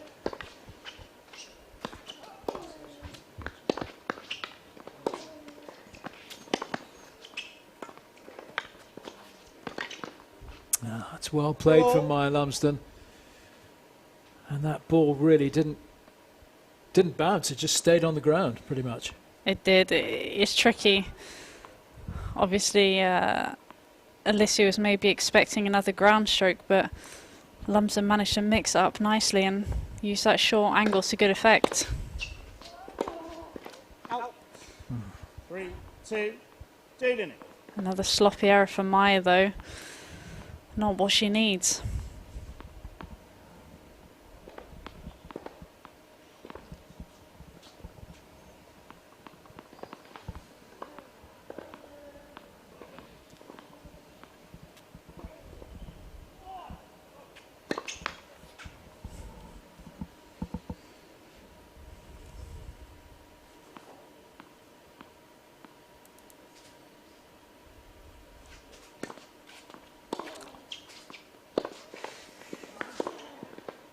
Oh, 4-2, Dudin. it's not great from Maya, and Dudinay capitalising on the mini break here. 4-2.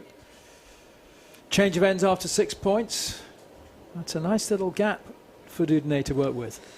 It is. I think she'll be happy with that. I think you could hear, I'm not sure if people picked up on that, but on the camera you heard Maya go so bad.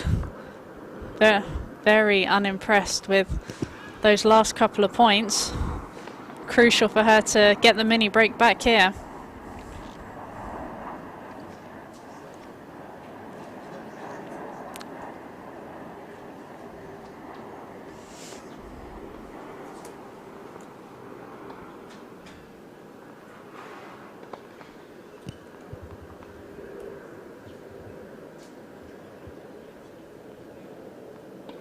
Maya just taking her time to feed the balls down the other end. Give her maybe a chance for a little thinking time. Dudinay to serve. 4-2. Well,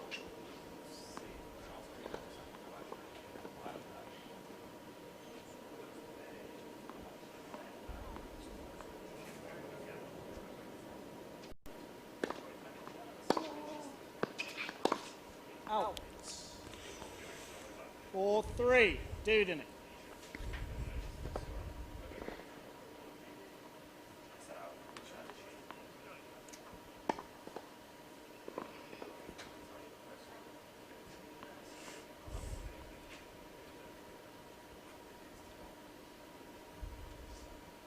So if Maya can hold both service points here, it'll put her just ahead. But it's nothing is being taken for granted here.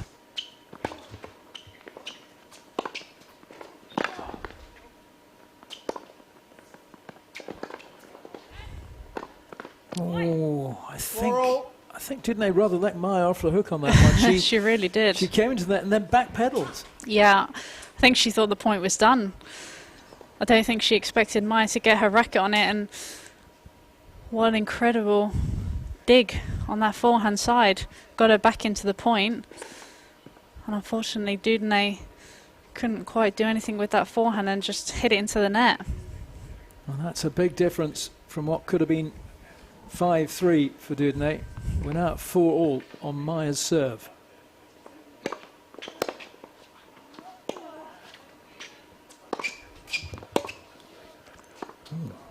Out. Well, I think 5-4, Lumsden. I think Maya thought that shot was long, and I think even Alicia might have thought her own shot was a bit long too. I think so. It looked like Maya just completely stopped in the middle of the point. I'm not sure whether that affected Dudinay or not, but Maya sort of was stood there with her arms out, waiting for Darren Michaels to make the call. Yeah, I think it's 5-4 Dudinay, isn't it now? 5-4 Lumsden. 5-4 Lumsden. I mean, beg your pardon. Well.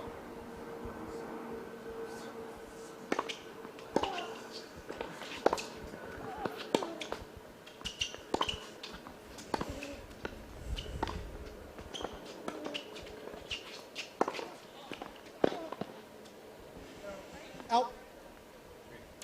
Well played. She just continues to play that ball deep. Still making Lumsden really work for this. 5-all.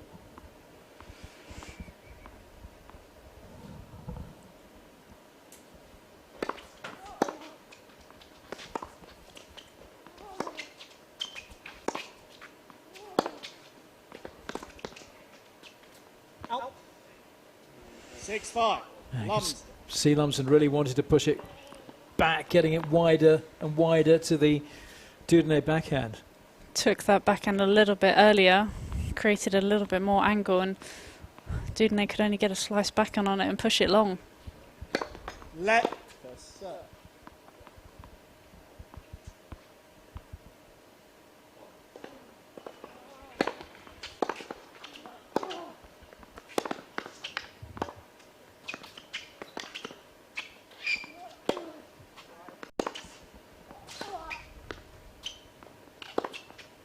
Oh, that's an incredibly courageous shot from Dudnay. She just struck that so cleanly.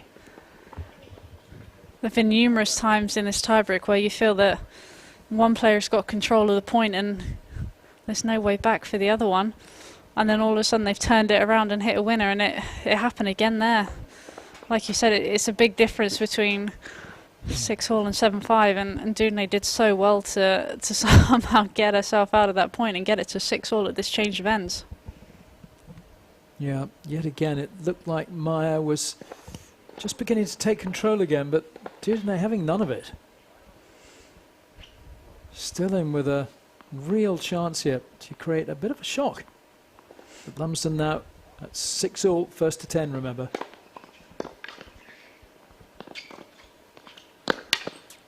Seven, 6, Lumsden.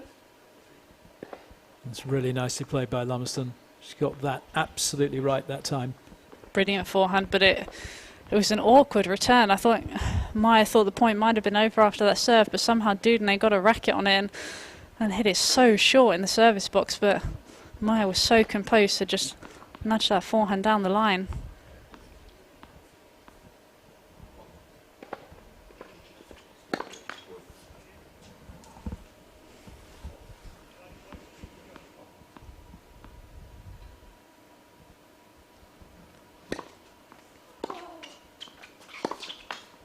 Ooh. 8-6, Lumsden. That was a little bit of a gift for Maya Lumsden. Inexperience maybe showed just a little bit there. At the business end of the set, you just can't give away these cheap points. And that's what Maya's done really well. Just stayed rock solid.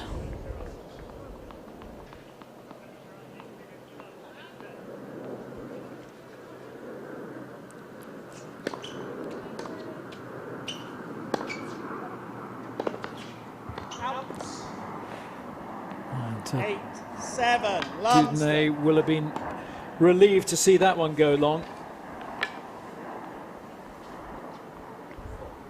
Not sure even Dudnay would have been able to get a racket on that one. She's still in here. Well,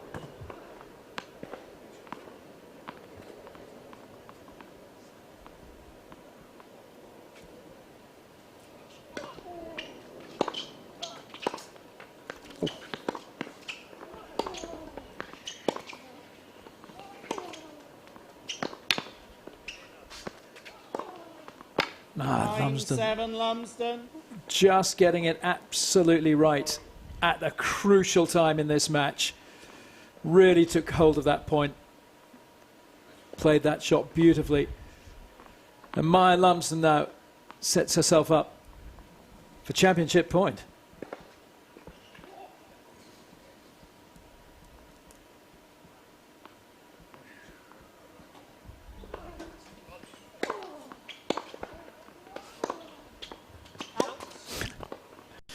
That's a thumping 9-8, return Lumsden. from Alicia Dudnay. It really was on such a big point. There was no holding back there, and she's managed to get herself back into this tiebreak. Now, can she just get the serve to work a little bit better, a little more consistency on this serve? Fault. Oh, well, that was mighty close. Needs to put that one out of her mind.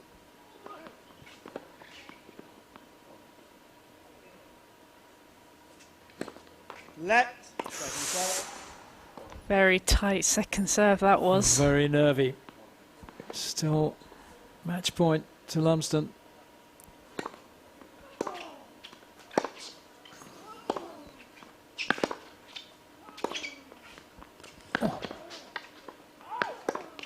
Oh!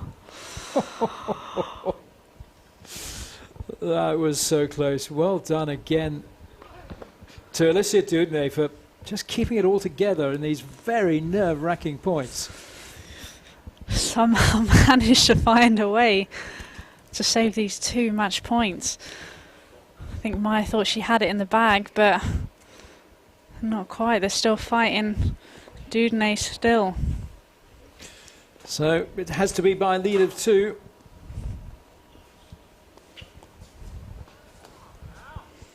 Well, this still could go either way. I can't remember what either of us said. You were going for Maya, weren't you? I think we both went for Maya. But maybe Dudney's going to prove us wrong. Well, who knows?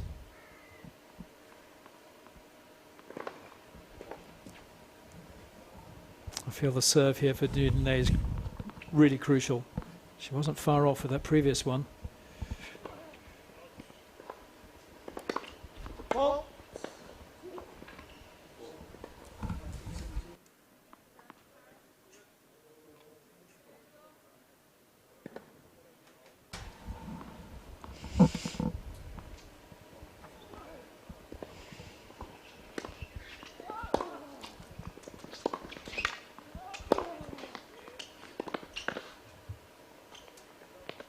Out.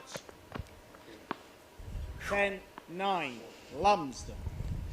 Well, another rally that could have really gone either way.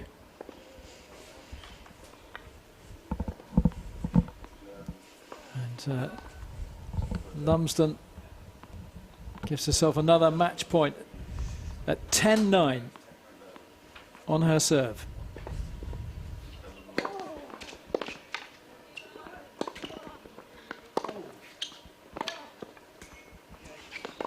Oh no! Game, set, match. Lumsden.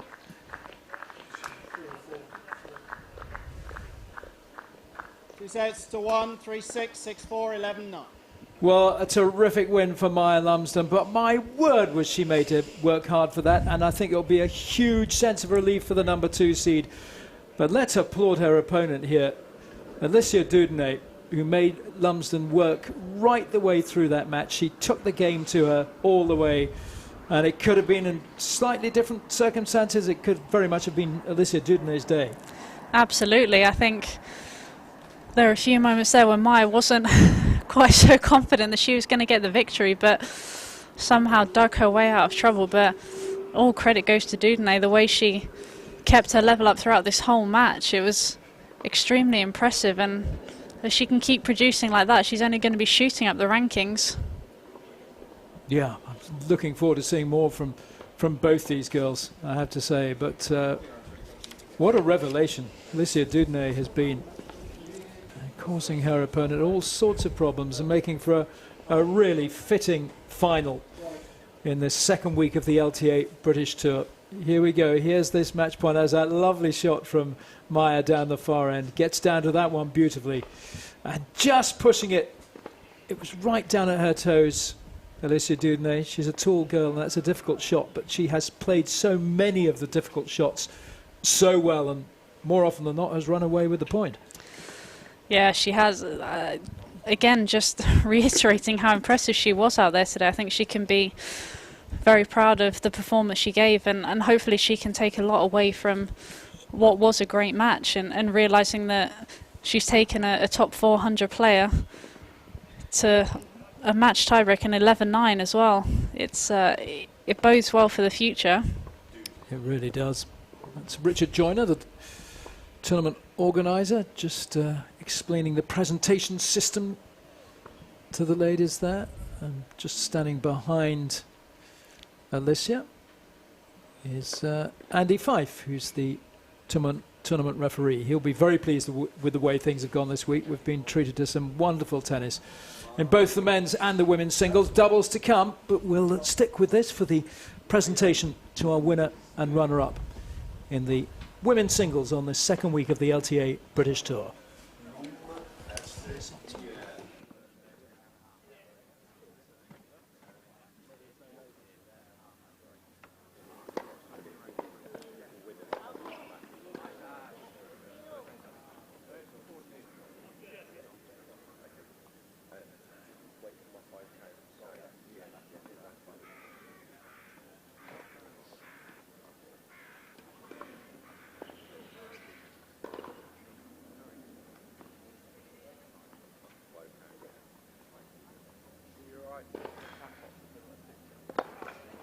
So, ladies and gentlemen, she's had a great week here at the British Tour at Roehampton. Our runner-up, Alicia Dideri.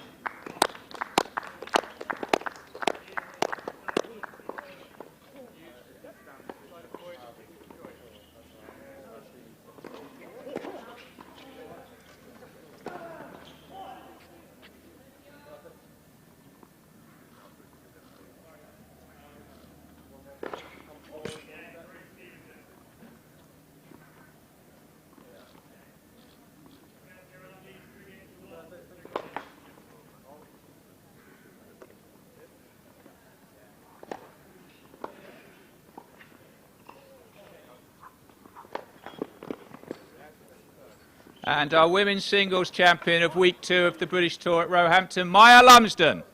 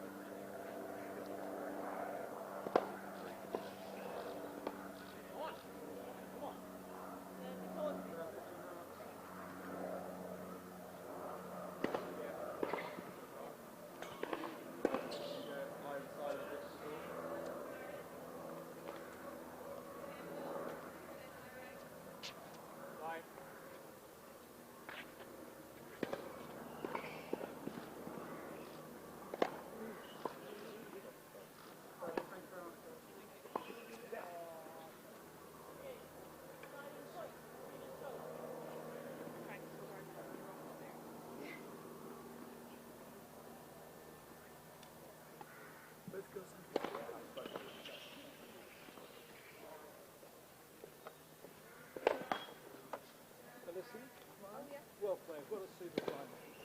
Thank you. Great to watch. Can we have a chat with you, Chris, and admire you afterwards? Thank you so much. Big match. Oh, that's what No, we were right. It's the way Richard said it.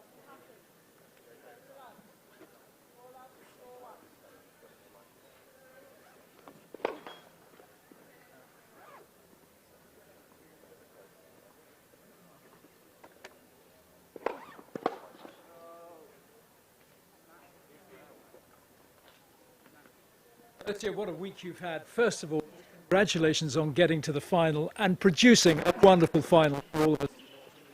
Oh, thank you. Yeah, it's been good. It's been a great opportunity to be able to play like all the great players. So it's been good.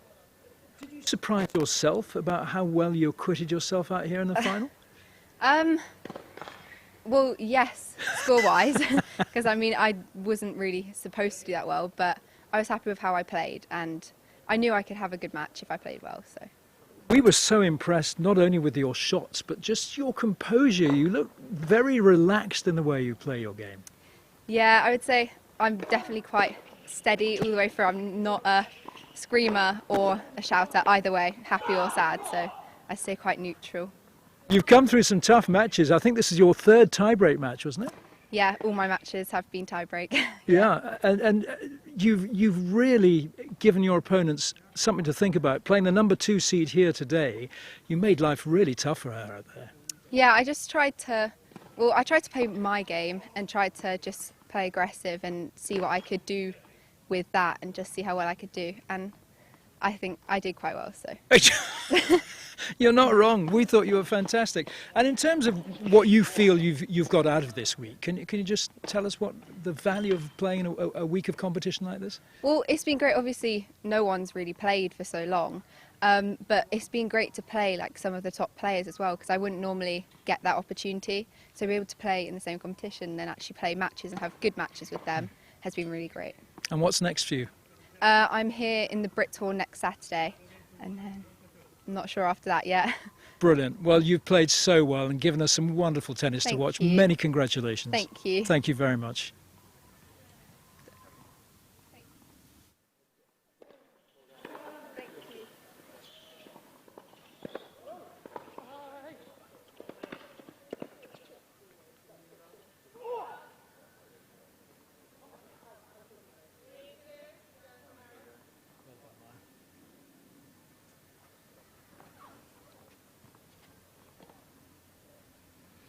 Well, I'm with the champion. Maya Lumsden, Maya, many congratulations. You've had a terrific week. First time in competition since September. How do you feel you've played? Yeah, I feel like it's been great to get 4 matches. I feel like each match I've got a little bit better, so that's been good. And yeah, just so happy to be competing again because it's been such a long time. That was a super competitive match. It was a cracking match for us to watch and for us to commentate on. Were you surprised at how well Alicia was playing? I knew she had a good win yesterday, so I knew it was going to be tough. And yeah, she was hitting some great shots, so I had to try and play my game to try and stop her from attacking a lot. Were you ever worried at any stage? A little bit in the first set. I felt like I was missing a few easy balls. I could have tried to put away really the net and stuff like that. So I was more trying to think about my game and try to change that in the next set. Glad I managed to close out that set because I was 5-2 up and she got back into it. So and then very tight in the tie break. It was just a few points in it. Well, well done. You came here and achieved what you set out to do, to win the competition, but it's been almost more about that for you in particular, hasn't it? About getting back into playing again after such a long layoff through injury. How valuable has this week been for you? Yeah, it's great. I love that feeling of competing. I've missed that a lot. So, just to get 4 matches and it's a bonus to win. Because, hopefully in my next tournament I can up the level a bit. It's just, so happy to be playing again. Well done. And you're coming back to play some more? Yeah, I've got the Progress Tour, so day off tomorrow and then start on Tuesday, first match. So looking forward to that. Well, what a great way to go into that. Best of luck with that. And Maya, once again, many congratulations. You are our Week 2 champion. Thank you. Well done. Thanks.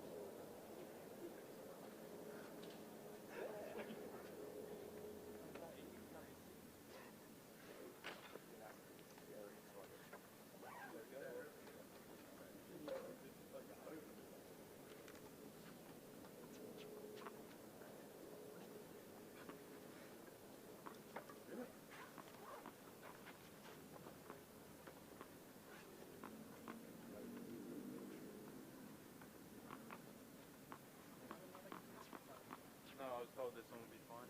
I changed it, found it, and I was told this would be alright.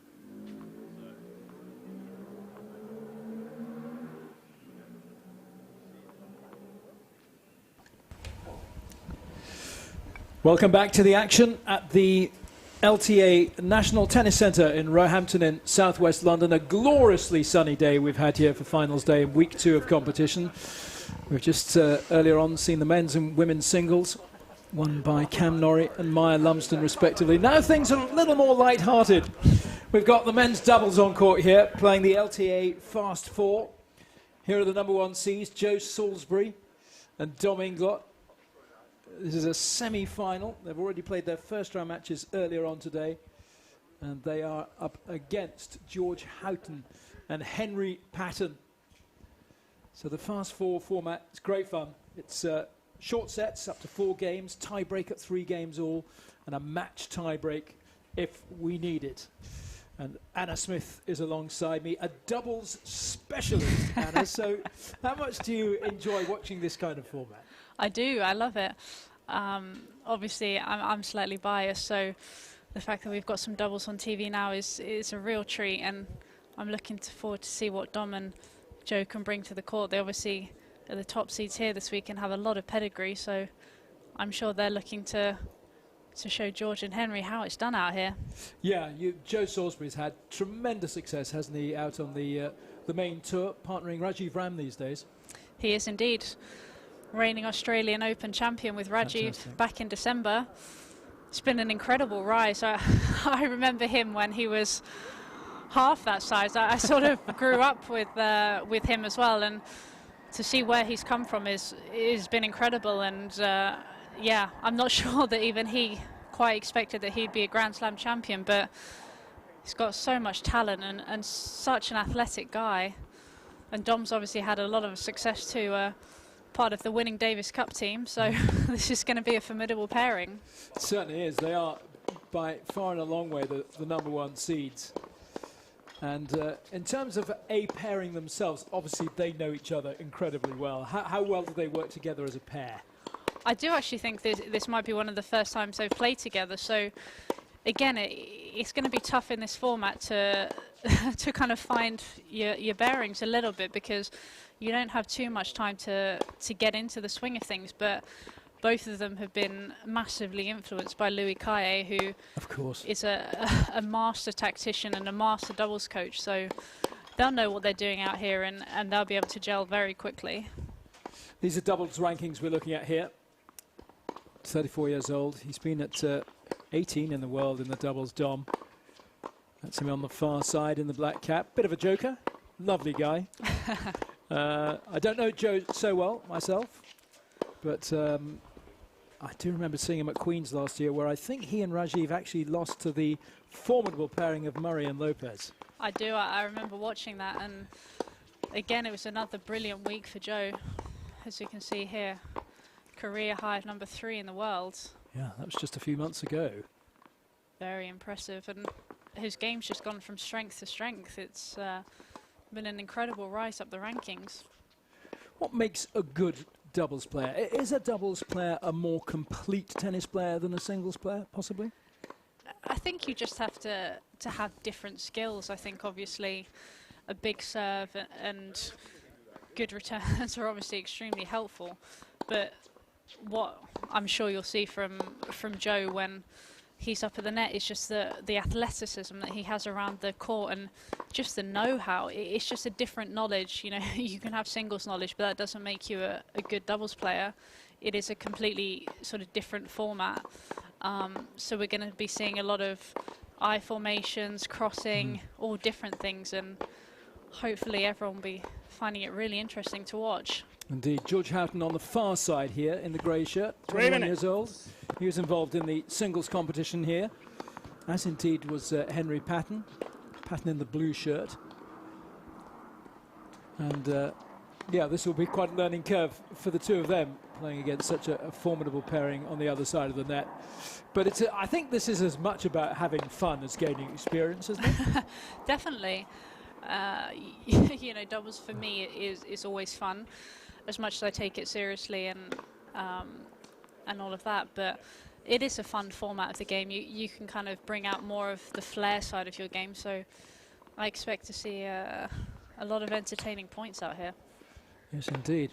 Darren Michaels is back in the chair. He's having a busy day here out in the sunshine. Ingleton Salisbury put out Gibbons and Stout 4-2, 4-2 in the first round match. And Houghton and Patton came through against Hodkin and Ponder. Sean Hodkin, Andrew Ponder. 4-1 for love. 2 minutes. Remember, these are short sets. Ladies and gentlemen, this LTA British Tour Roehampton Week 2 semi-final match will be played using the LTA Fast 4 scoring system. Between, to the right of the chair, Dominic Inglot and Joe Salisbury. And to the left of the chair, George Houghton and Henry Patton. Well, thank you very much, Darren. Salisbury won the toss and chose to receive. Well, that's interesting. Always wonder why that might be, particularly when the serve is going to be so strong from these two. I think it's important to to not lose your serve, especially in these formats.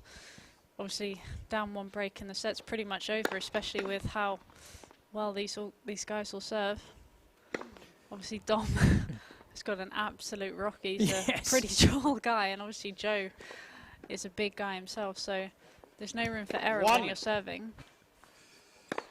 So there's that beautiful tree again, the London Plain, as we look down past the NTC with all its wonderful facilities of 20 courts, 22 rooms, accommodation rooms, and all the other backup that you need in a place like this with medical facilities and so on. Everything that top-rate players will need. 30 seconds. There's Henry Patton. And we play no deuce. I'm sorry, no ad in this format. Anna, help me out. Oh, sorry, that's George. That's George Hatton in the blue here. Yes, so no advantage played here. No, it's sudden death deuce, and that can make it tricky, especially when sometimes you either get a dead net cord or a lucky shot. It can be frustrating for your opponent, so sometimes it can go for and against you.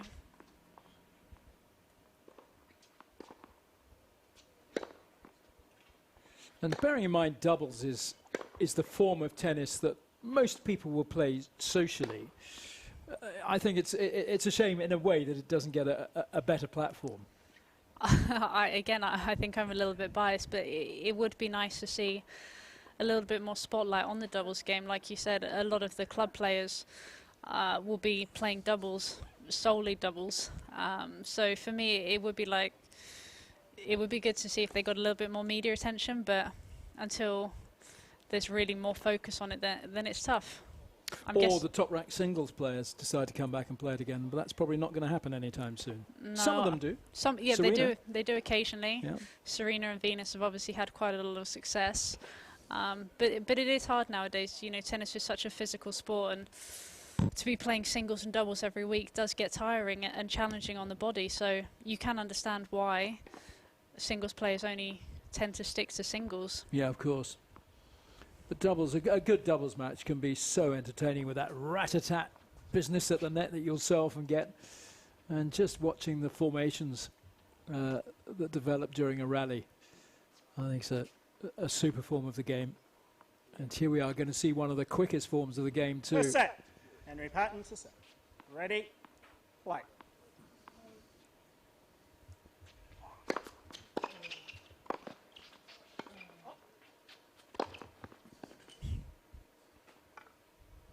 Love. Nice little bit of serve volley from Patton. Little touch of the rackets. No high fives allowed under current conditions. No restrictions. Got to make sure that we're playing in the safest conditions possible, and the LTA have done an incredible job. And here at the NTC, the rules and regulations that they followed has been second to none.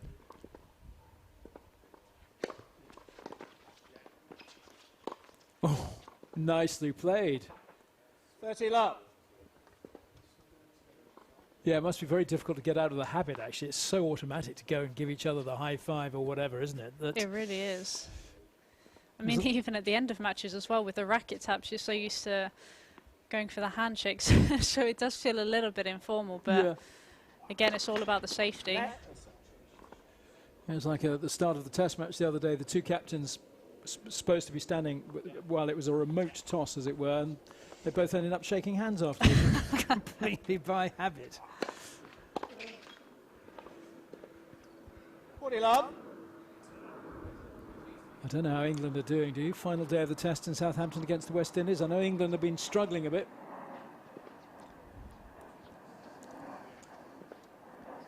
But right now, Hatton and Patton far from struggling. Out game. Out and Patton. First game. That's a very nice opening game from the underdogs, we should call them. Yeah, no, it was a very solid first game. I think Dom and Joe looked a little bit slow out of the blocks there, but it is tricky in this format. Obviously, it's good that each team has 3 matches today, but it is tricky when you sort of have that awkward 25 minutes in between matches. You get a little bit cold, then trying to get warm again. So it's understandable, but they'll be looking to get a hold under their belts here.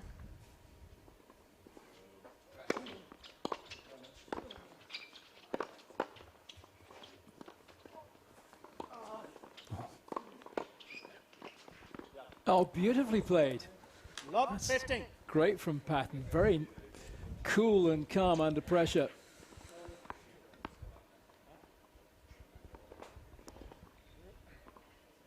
Look at this. This is the net play that I think is so much fun to watch. It's just the speed of the reactions. It really is. Each player on the court is so comfortable up at the net.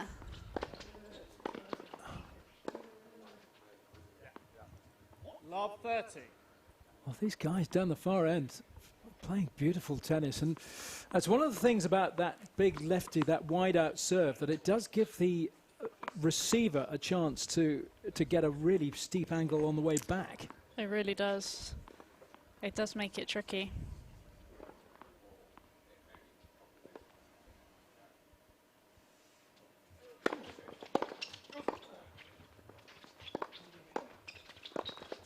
Wow. 15-30. That was a big chance there. Great play from Patton at the baseline, and then Houghton did a great move but just couldn't quite put away the volley to give him 3 break points. Well, technically 4 with the no ad scoring. Oh, yes.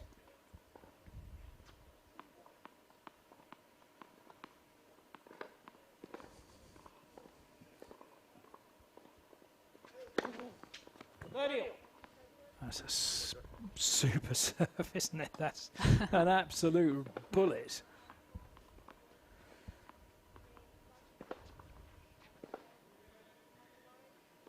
Joe Salisbury, if he does look sluggish, I'm not saying he does, but in that 25-minute gap, he managed to put down a roast Sunday lunch.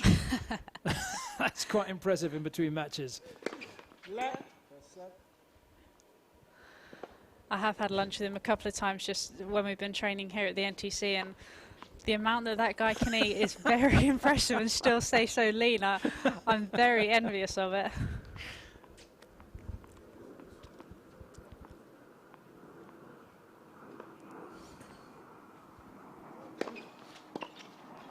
Ooh. That might have been a difficult one for Inglot, had that made it over the net.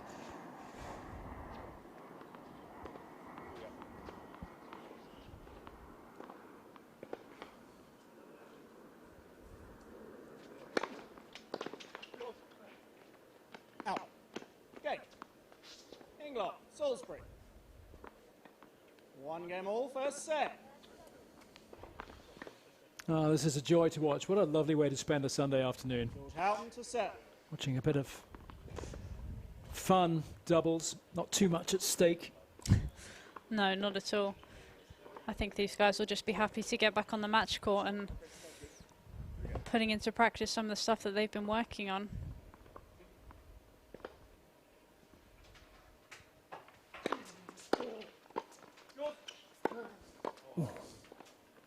That was a real dipper, wasn't it? 15. I think he almost took his partner out with that backhand. It definitely whizzed past some body part of his there. Yes.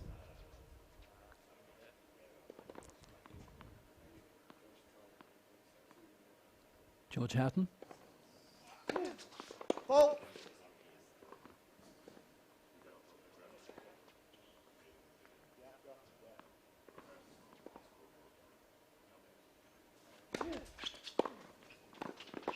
Oh, lovely. Lob 30.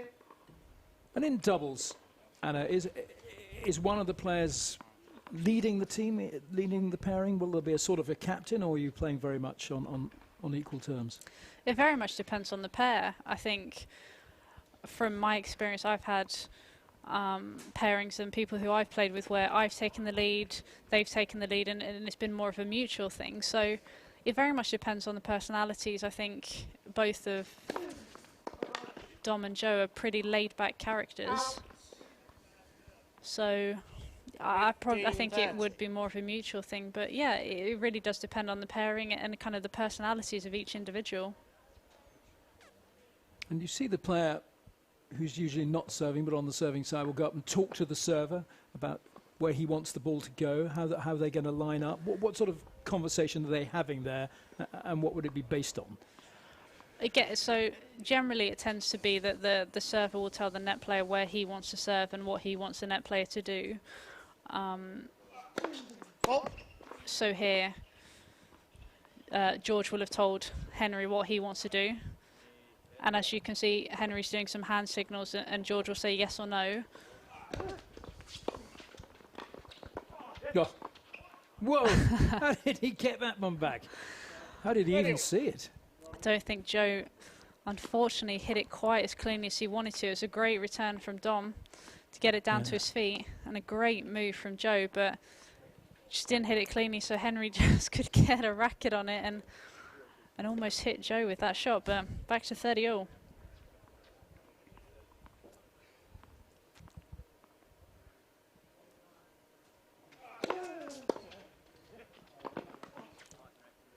T30. Well, they're imposing themselves well on this match, Houghton and Patton.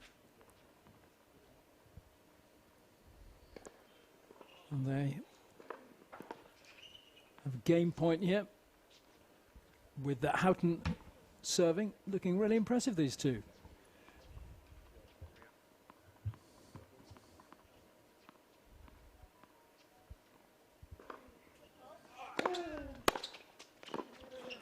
Out. Deuce, deciding point, receiver's choice. So this means that the receiving side can decide which side of the court they want to receive the serve. That's correct. And it looks like Inglot is taking this return after such a good forehand return on the last point.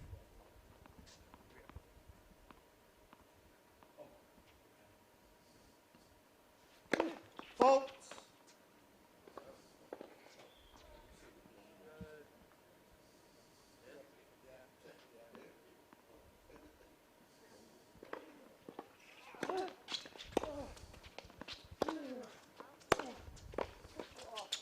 Out. Game. Houghton, Patton. So Houghton And holds. lead 2-1 first set. And it's being played at quite a pace, as you would expect in a men's doubles fast four. And in these conditions, it's perfect for that faster game. And would the women play this format as well, Anna? Yes, they do. I was actually here last weekend watching the women's format of this, just having a look at how the girls were playing, and yeah, they were doing exactly the same format. And the matches do, you sort of rattle through them quickly.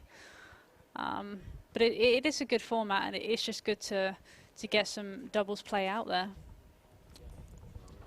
I guess these shorter formats of the game are also great for TV companies, because it's very difficult in tennis knowing in normal play when a match is going to end. But for the TV companies, they quite like these events where you kind of have a finite duration, which brings us on to Patrick Moratoglu's form of tennis that he's got going at the moment. Ultimate tennis?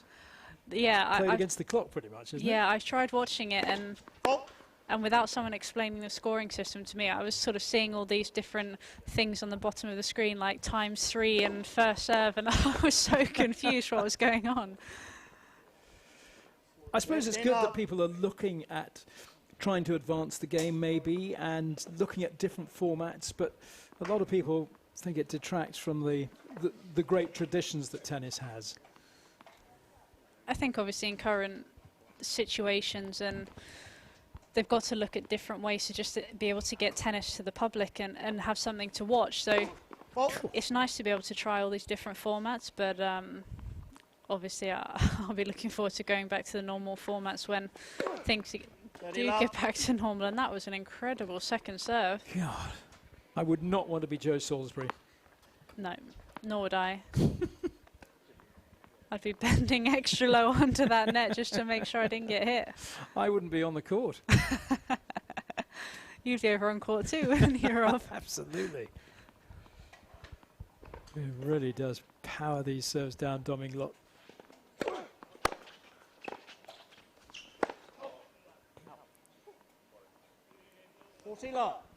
Yeah, when you're faced with both players on the other side of the net at the net, what sort of options have you got open to you, apart from none? Apart from none.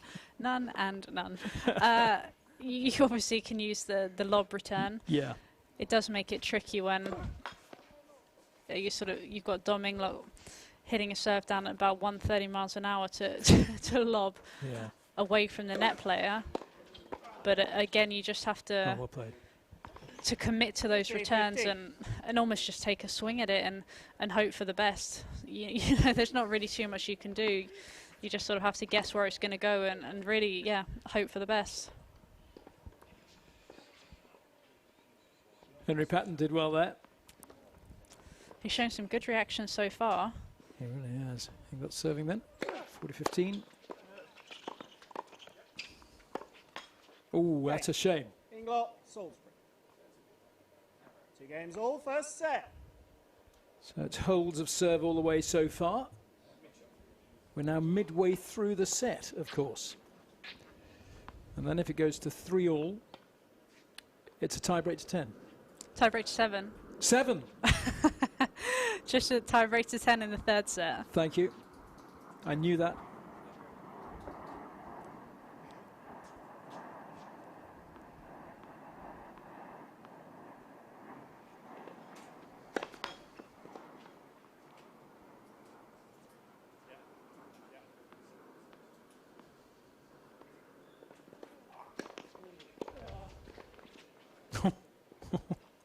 Love.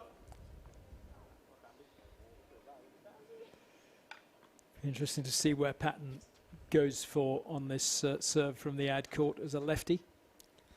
If he's going to try and fire it wide, or is it? Will he confound the opposition because that's just what they'll be expecting?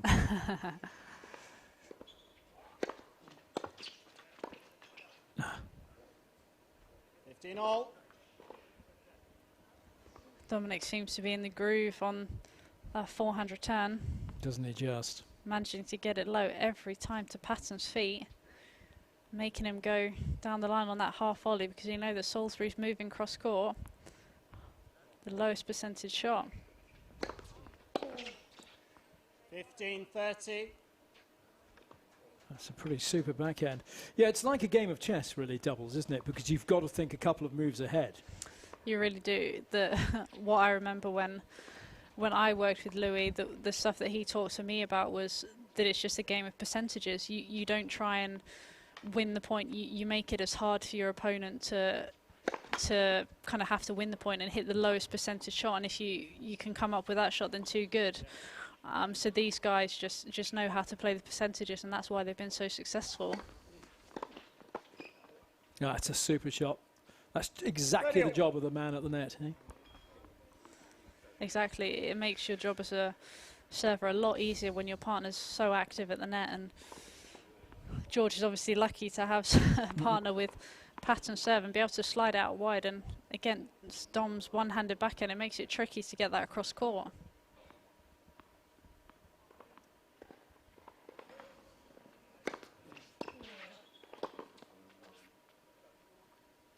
T30.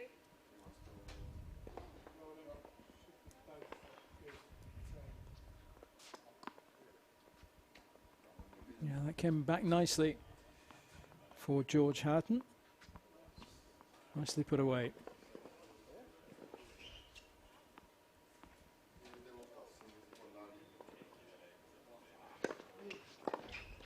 Oh, they've done it again.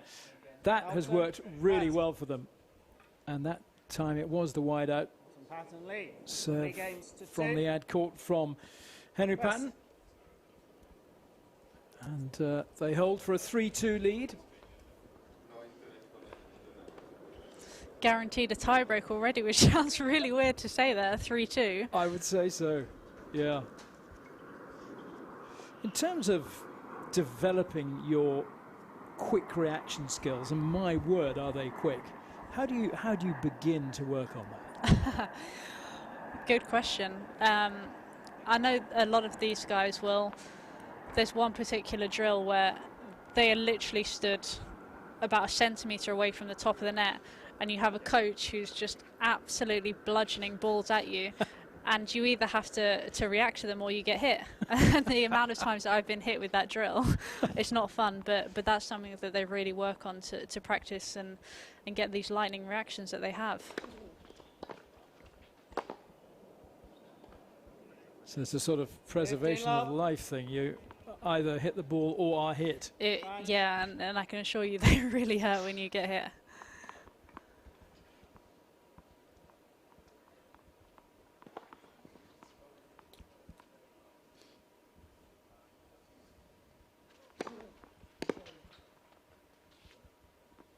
You'll often see the player at the net making a hand signal behind their back to the server. What sort of things are they indicating there? So normally that would just be the first hand signal will be telling where you want the server to serve, and then the server will be agreeing whether he wants to go there or not. And then the second signal will normally be where the net player moves, and again the server will say if he wants him to move there or there. So it'll be whatever the server's comfortable with, and the net player does as he's told. And does everyone have the same signals, or will they vary from team to team? It can vary a little bit. I think for the most part teams will have universal signals, but obviously there can be slight variations, but for the most part, you know, it doesn't matter who you're playing with. Each person will know what certain things mean. Well, we are into this tiebreak. Tiebreak at 3-3, first to 7 by a lead of 2. And it's going to be George Houghton to get this tiebreak underway. 1-0 Inglot Salisbury. That's a great get from Joe Salisbury.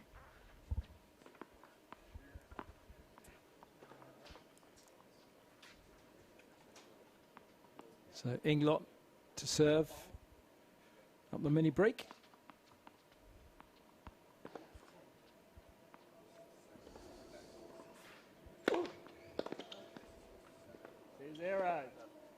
Inglot Salisbury.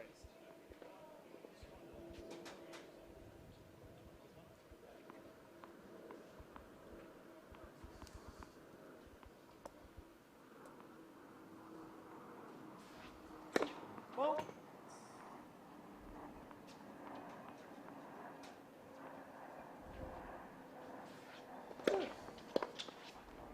2-1 Inglot Salisbury.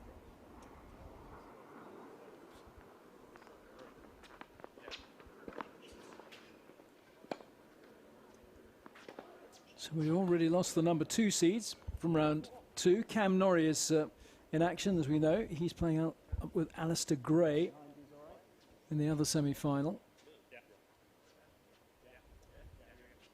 Currently underway against Charles Broom and David Stevenson. So 1-2. 2-all.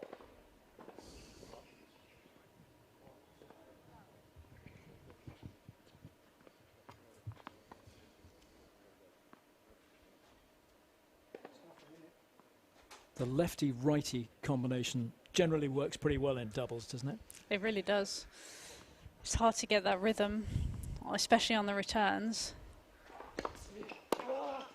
Oh.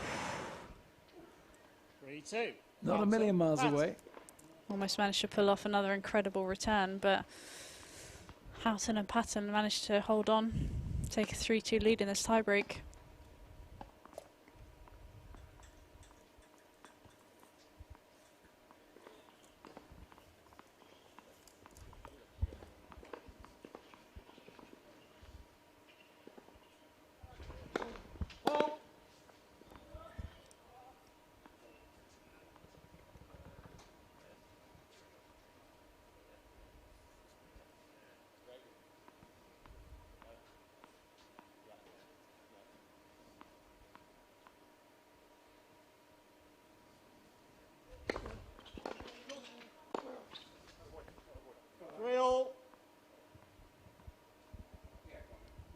Well, that was pretty emphatic.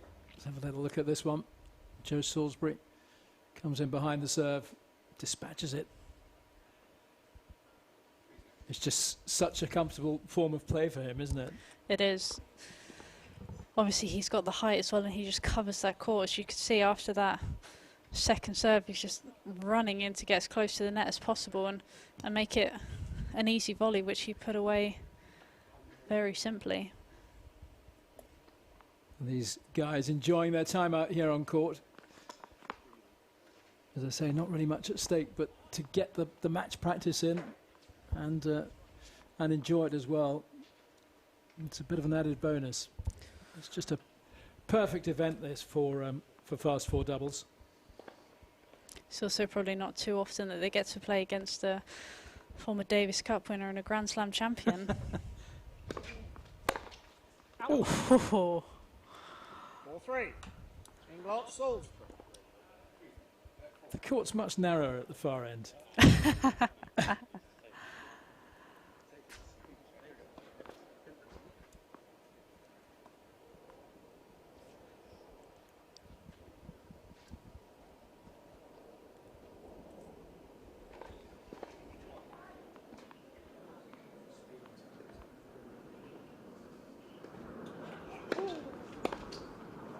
Yeah.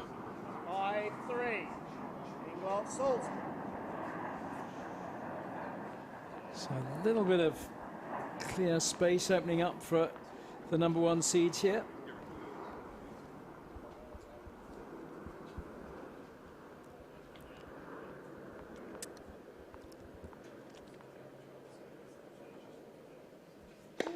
Ball.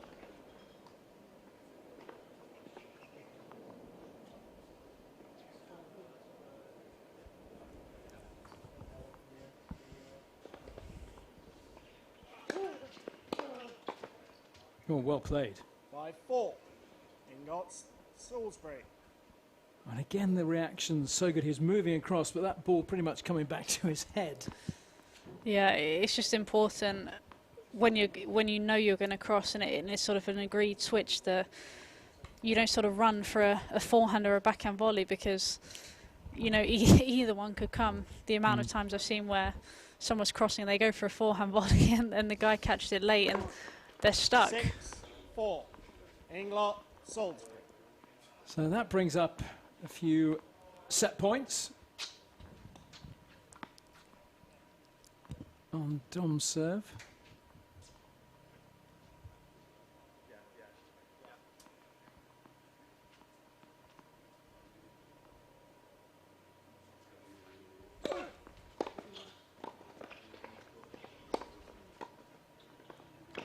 Game Oh, first well set. Inglot, Salisbury. 4-3. So Inglot and Salisbury open up that first set, but it was tightly contested, and Dom digging out that previous shot very nicely from his toes. And the number one seeds are up in this semi-final. Joe Salisbury, as we said, now partnering Rajiv Ram, who for a long time was with Raven Klaassen. They had a lot of success, those two, as a pair. But then they switched it up, and Joe and Rajiv have obviously won a Grand Slam together, so it was the right move. They also had a lot of success at the O2 as well. Indeed. I think that's sort of where it kind of all started, and then had a great season to finish at the O2. They did extremely well and just took that form on into the season.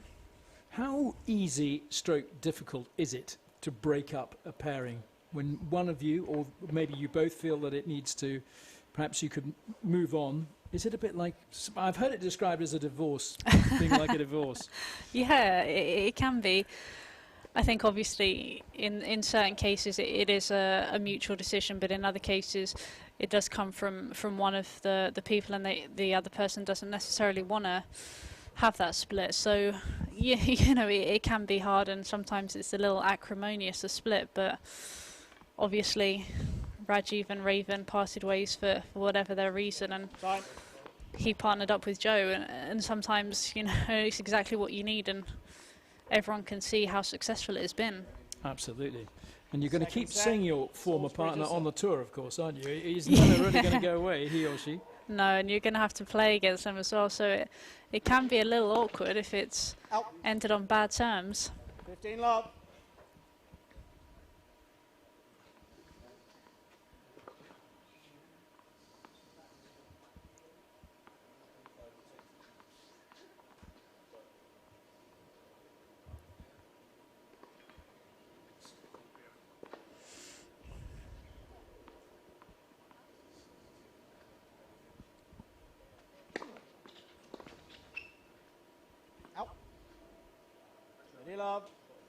And how would it work in Fed Cup and Davis Cup competition? Is it very much down to the team captain as to the way the pairings would work out?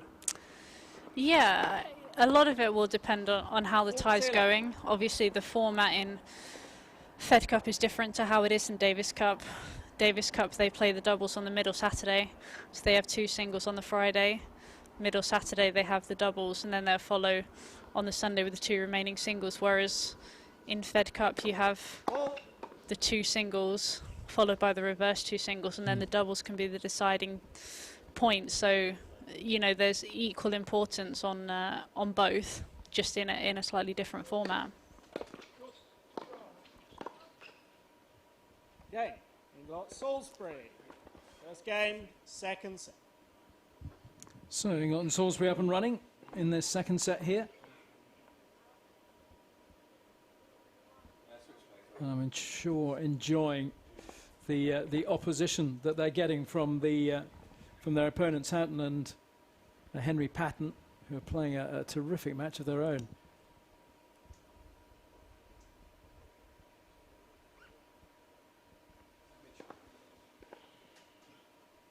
Yeah, Joe Salisbury he's really grown into his tennis, hasn't he? He really has. I think he's had a little bit of issue with illness. I believe he had glandular fever for a while, and that really set him back, and it took him a while to get over that. So for him to get over that and just be able to focus on the tennis and be fit and healthy was a huge thing. And as you can see, how much all of that practice has paid dividends in the end. So it's Henry Patton.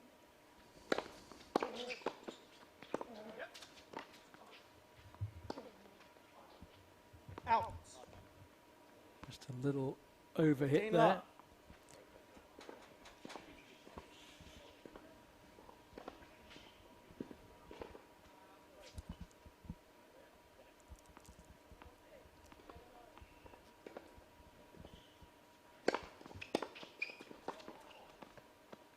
Ready, love? Favourite doubles pairings for you, Anna? Men and women? Oh, men and women. Yeah. I would probably have to say the Bryan brothers for me. I just love watching them. I think their energy, the way they try and play the game, they're just incredible hand skills, and their reactions are like nothing I've ever seen before. And when they played a great point, those infamous chest pumps. Out. And then on the women's side, I'd probably have to say when Sanya Mirza and Martina Hingis played together a few years ago, I had the pleasure / unfortunate privilege of playing with them. Oh, wow. And they can make you feel very amateurish. They seem to know what you're doing before you even do it yourself. Second set. Who would you have been playing alongside in that one? Oh, that was a good question. Was it? I think it was Jocelyn Ray. And then I remember we also played a practice session against them down at Eastbourne. We managed to actually win the set, which was fantastic. Which was quite lucky. But no, they were incredible. You know, you had the power from Sanya, and then just the touch and the tennis IQ from Martina was just really impressive, and a massive learning experience for me. Sure. And wasn't it a treat to see Hingis coming back into competition again? Yeah, it was. All that time. You know, the amount of success she obviously had in singles was incredible at such a young age, but then to be able to make the comeback and translate that into doubles, I think her and Sanya were pretty much unbeatable for at least about a year of their partnership.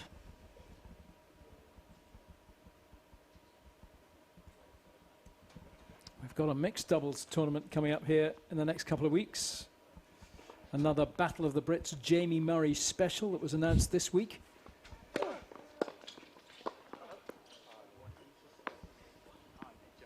15-0. Play a bit of mixed competitively, Anna? I have done in the past, yeah. It has only been at Wimbledon, actually, but I've played on numerous occasions, and I've always found it fun. it's always good to let the man do all the work. That's just not the way it is at all, is it? No, not at all. It's but it's a lot of fun, and to have a nice change as well. 30-15. The BBC, I'm sure you've been watching some of it, have been replaying a lot of the old matches, because of course this should have been Wimbledon fortnight. This would be men's finals day today, but they did show a bit of the Bates Jury mixed doubles from many years ago when I was a young lad. I remember watching that. Just wonderful to see it again in colour for the first time. Yeah. No, it's nice that they're showing a mixture of those matches, and obviously they were champions, so... They were indeed. 40-15. Yeah, it was a great moment for British tennis, and they're now great coaches. They really are. Jeremy's now coaching Katie Bolter, one of our Fed Cup stars, and Joe Jury has spent a lot of time, especially at JTC, and then working with Alan Jones as well. Absolutely. Who was her old coach, wasn't he? Alan Jones? Yeah, I believe so.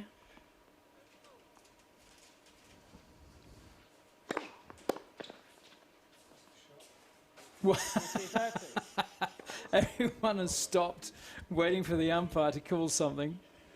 Like I'm pretty out. sure that was... It looked long. It did look a little bit long. I think even Dom thought it was long, didn't he?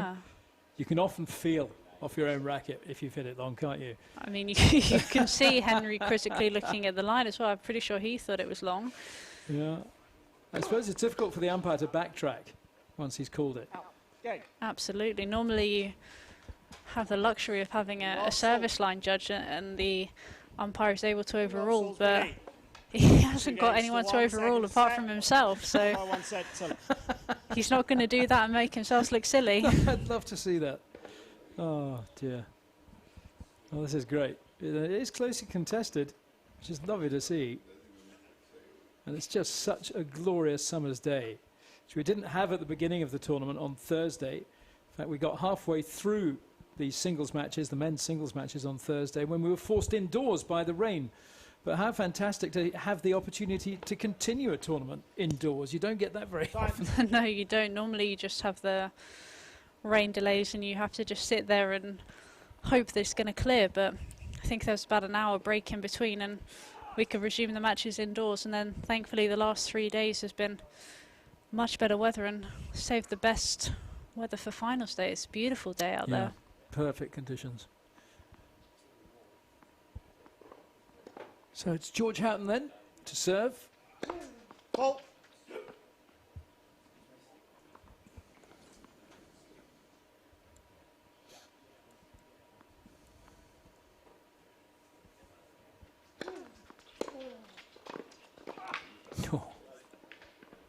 Love 50. It's perfectly legit to target an opponent and hit it into his body, isn't it? Absolutely. It might not be very nice, but you definitely can do it. I think it's a smart play to jam them up, and also when you want to send a message at the net, go big at the opponent. And then hold your hand up in pretend apology. Exactly.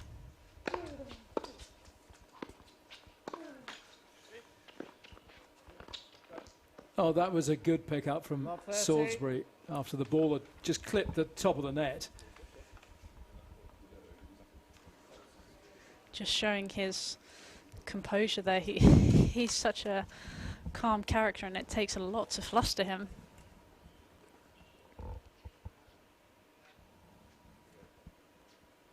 George Houghton from Guildford in Surrey,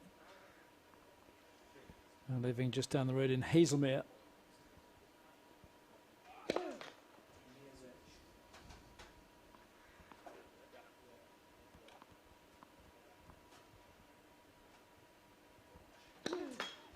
Fault. Love 40.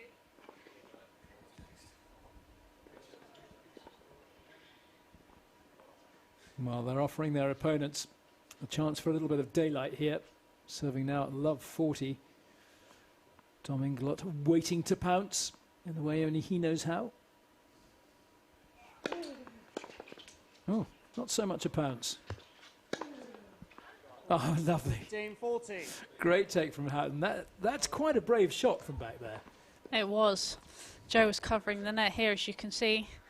Moves forward so much and is pretty much on top of the net. So you think it was almost the hardest shot to go for, but he executed it so well. Really impressive from Houghton. 15-40, 1-2.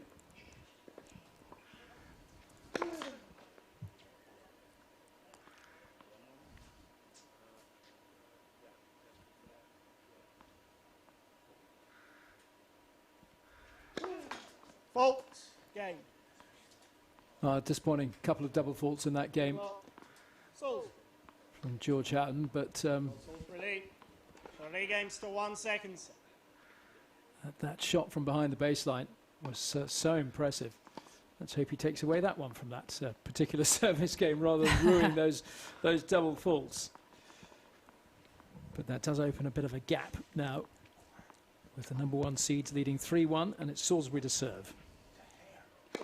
Fault.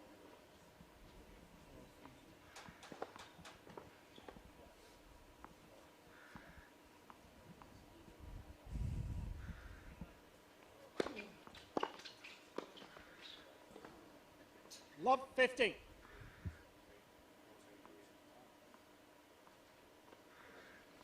Yeah, in Davis Cup terms, it was a bit of a baptism of fire in many ways, wasn't it, from Dom Inglot having to come in and his partner Jamie, I think, first of all. He has partnered Jamie a few times, yeah. We obviously, here in Britain, have the luxury of having a lot of excellent doubles players. Joe now being top of that tree, but Jamie's obviously been number 1 in the world and multiple Grand Slam winner, so Leon Smith does have a bit of a luxury in who he wants to pick. Yes, indeed. Oh. Did that miss the court completely? No, No, that went for a winner. Sorry. My eyes, I must get them looked at.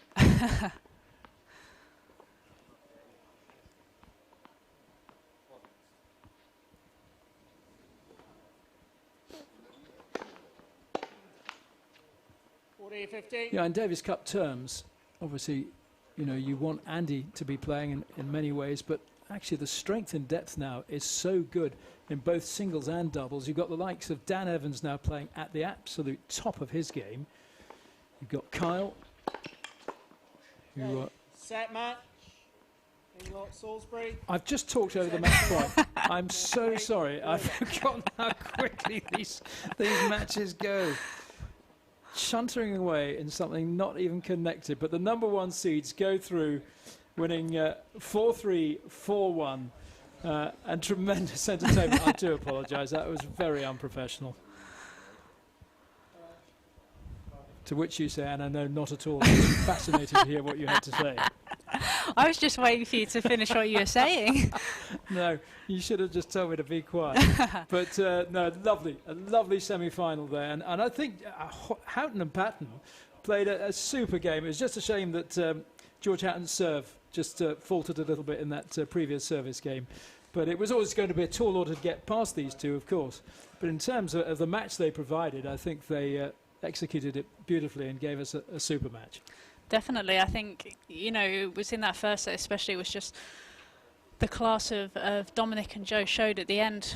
A few returns here and a few volleys was the difference. But, yeah, it was a top quality match and really entertaining. Hugely entertaining. And that's the way so often, of course, with doubles. Often, even in the bigger tournaments, doubles is often played in a shorter format than the singles.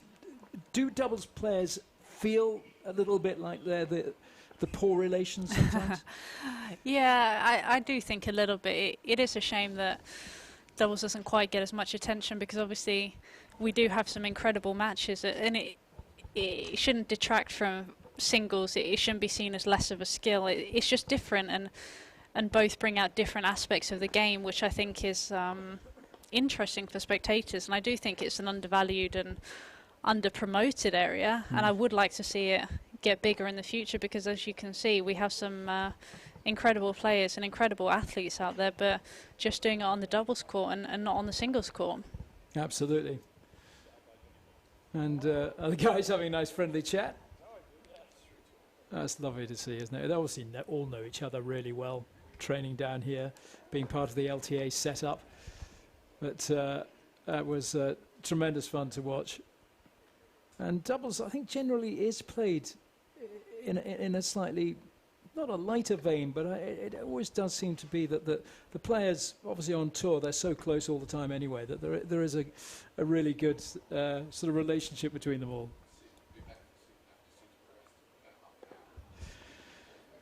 So that's the first semi-final done and dusted. Not quite sure of the result of the other one yet, but after suitable rest, we will be back here for the final of the LTA Fast 4 doubles.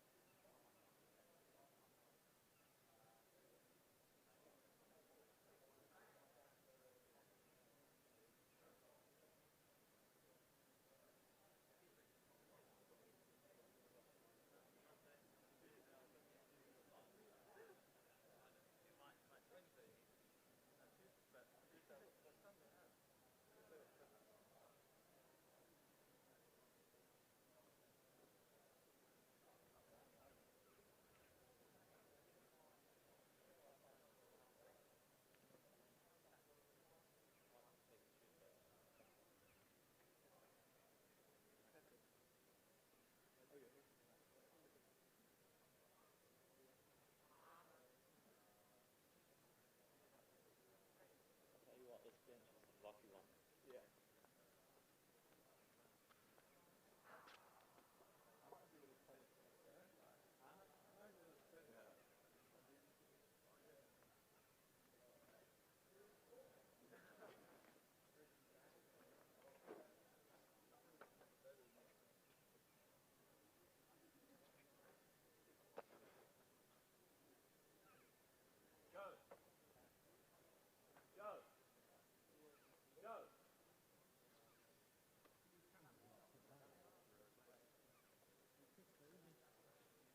Where's Dom? Cleaning the sunnies. Cleaning the sunnies. I might try my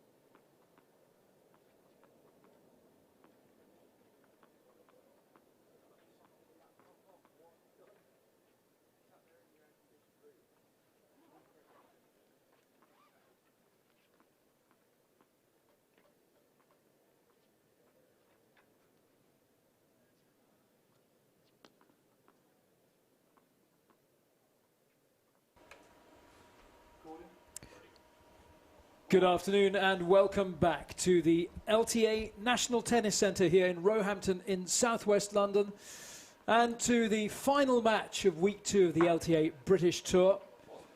And we are having a super week here in glorious conditions.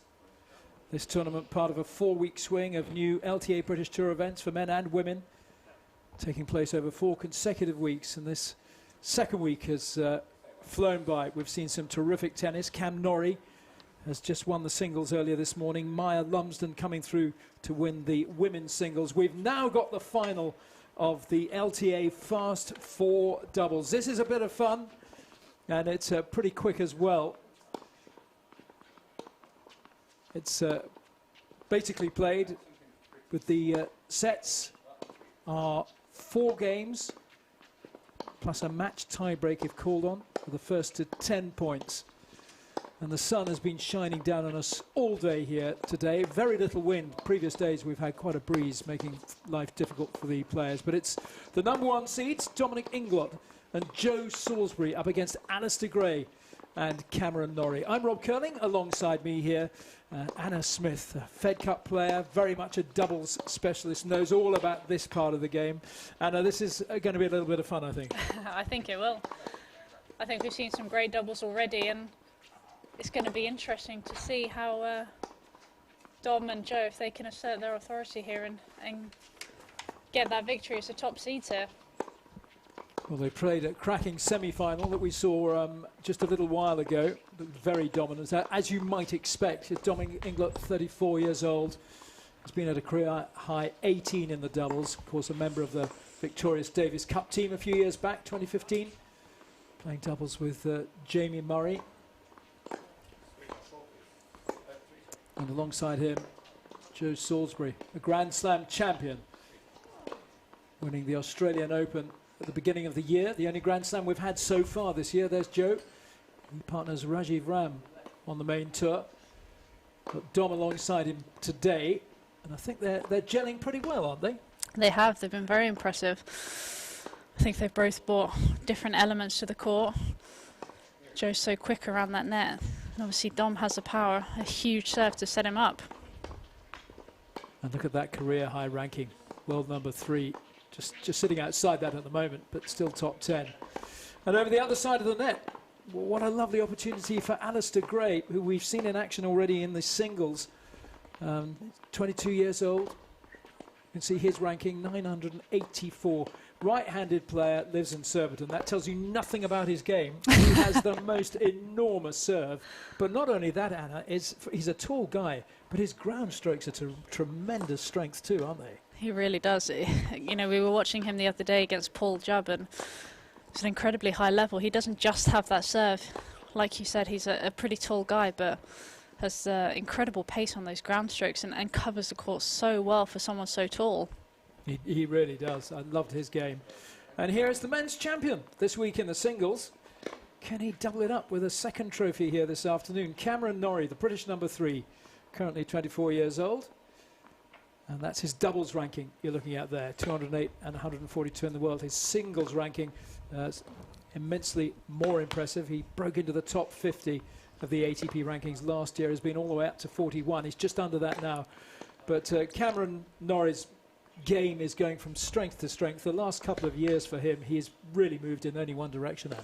He really has. You know, I think it was the Davis Cup tie that really brought him to prominence and sort of gave him that confidence boost to know that he could really compete at that level. And ever since, like you said, he's been going from strength to strength, and it'll be interesting to see if he can add the doubles title here. Just the 4th match of the day for Paul Cameron. He must be a little bit tired by now. That is true. Although this Fast 4 doubles is exactly what it says. Fast. And Scott Noble is back in the chair. They have quite a job on their hands, these umpires here this week, because there are no line judges, no Hawkeye either, so they are calling all the lines, the chair umpires. And the game, the speed this game is being played at and the way these guys pepper the lines, that's quite a tall order for them. It definitely is, and especially in the doubles format, you occasionally have the net player or the returner's partner sort of covering the service lines. So sometimes you almost think that they have to just take a guess. But yeah, it's Not a job that I would like. No, they've acquitted themselves pretty well, these umpires. 1 minute. All being played behind closed doors, of course, which is why we don't have the line judges here. Same, no ball kids either. All being staged in line with the government's Stage 3 guidance for the return of domestic competition for elite sport, which came into effect at the beginning of last month. So extensive safety measures and protocols have been put in place here for everyone working here at the NTC. We're having our temperatures taken on the way in. How's your temperature, Red, most mornings? In between the recommended guidelines, so I think I'm doing all right. How about yours? A little on the cold side. Really? Don't understand it. What does that mean if your temperature's down? 30 seconds. Oh God, I'm not too sure. I feel fine. At least it's not up. Better Exactly. lower than higher in the current circumstances. But yeah, it's all being observed very strictly here. The LTA doing a fabulous job. Not only with that, but in staging these tournaments, it's just fantastic to get competitive tennis being played, albeit behind closed doors. For players, it gives them a chance for something to focus on in training, to come out and play competition against players who may be of a much higher ranking. Terrific experience there. There is prize money, even if you go out in the first round, so you're getting a little bit of financial support. And it's being broadcast on the BBC and on the LTA YouTube channel and Facebook. So it's a win-win situation. It's terrific, isn't it, Anna? It is. It's a win-win all around. It's been strange the last sort of few months not having any live sport, but to be able to put on these events, and obviously the hard work that's gone on behind the scenes from the NTC and the LTA to put these on is brilliant, and I'm sure the players appreciate it. I know they do, and I'm sure everyone back home watching does appreciate it as well. Yes, indeed. So after this, we'll have 2 more weeks of this British tour. Next week here will also be the Progress Tour, the women's tour, with some really big names here for that one, all British players, of course. And then after all this is over, from the 27th, we're going to have another Jamie Murray special, which will be a British team event in mixed doubles. But here we get underway in this final. Touch. Love 15. And Joe's return, just clipping the net, catching out Alistair Gray a little bit.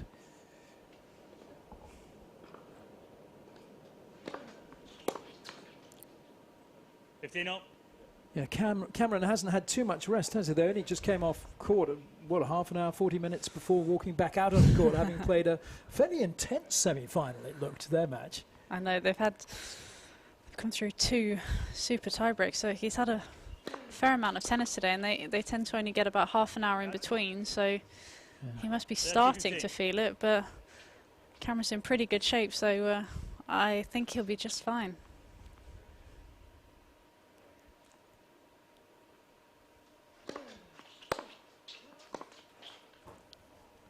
Yeah, we got underway with the men's singles final at the unearthly hour on a Sunday morning of 9:30. Just for this very eventuality, should Cam win that and then come through to the doubles. So, yeah, he's been a busy lad today, Cameron Norrie. That's what happens when you're successful. It really does, but I believe he's got a day off tomorrow, and I think he's actually going to go on the golf course just at the Roehampton Club behind with actually Joe Salisbury. So enjoying a little bit of golf on their day off. Indeed. They like their golf, these guys, as indeed do you, I know. Weren't you talking to them about what they got planned? Yeah, I actually was. I was speaking to Joe and Dom, and Joe's, after his golfing tomorrow, he's actually heading down to Cornwall on a surfing trip. And I know that Dom is venturing to Spain, and again, he's gone for a golfing trip. So I think these guys are going to be joining the PGA Tour soon.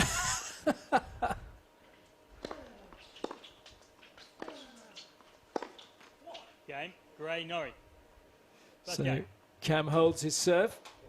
Yeah, a bit of surfing in Cornwall for Joe. That's that should be fun down on the north coast, probably going somewhere near Newquay way, I would imagine, Fistral Beach or the likes. I think so, something along those lines. I think if the weather is anything like it is today, he's going to have a brilliant week. Are you a surfer? I can honestly say I've never done surfing. The sea scares me slightly. Does it? Yeah. Don't know what it is. I think it's the whole not being able to see what's underneath you thing. You know, don't know what's lurking under there, and yeah, it just freaks me out a little bit. Not too much in British waters. I think they're pretty safe. But I have read something. There's been a rogue great white shark in Cornwall, and I think that freaks me out ever since. A great white in Cornwall. They do have poor beagle sharks in Cornwall they're fine. They're more like dolphins. They're very friendly. But Okay, back to the tennis. Oh, that's a super shot. Well done, Alistair Gray. Looking forward to him. So yeah, getting a well done from his partner. Showing absolutely no respect at all for that Dom Inglot serve.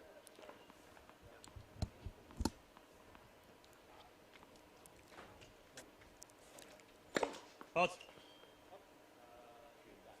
I'd say of the two of them, Dom looks more the surfing kind than Joe. Is it the blonde hair? I think it is the blonde hair. Love 30. Maybe with those sunglasses as well. Yeah, yeah, he's got the look for it.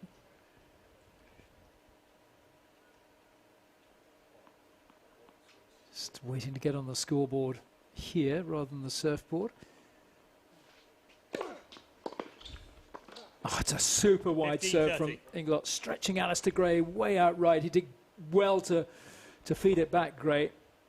But Joe Salisbury then pouncing on it. Look how wide he got there. Amazing court coverage from Joe. He just sort of seems to have a magnet on his racket and the ball just goes to it. He's just got such a wide reach and knows exactly what he's doing to hit into that space on the volley.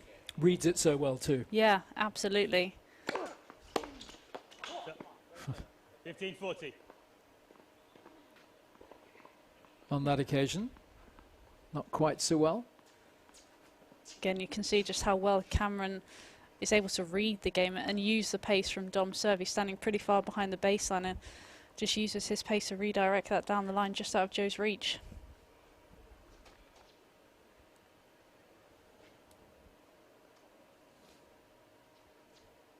Alistair Gray here, also coached by Jack Carpenter. I think same as Paul Jubb, am I right about that? Yeah, that's correct.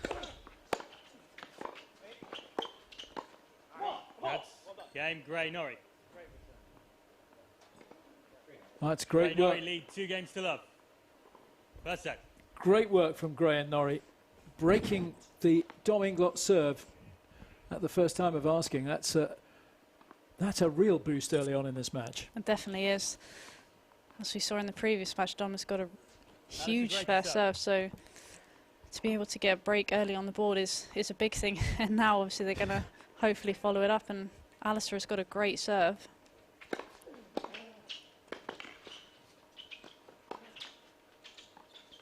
Oh, well, 15 up.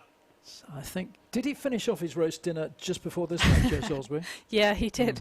But I think he might have had a little bit of an accident. I think he put half the roast dinner in his bag and he said that it spilt onto his match shirt. So, yeah, a bit of gravy on the whole shirt. Not a great look. No.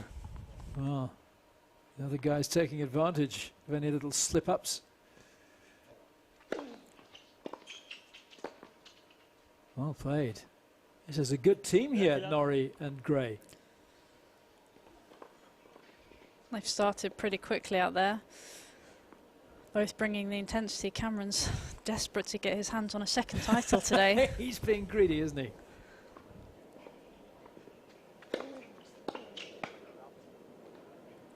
Well done, Alistair Gray. I would say we're not even seeing Gray at his fastest yet. No, definitely not.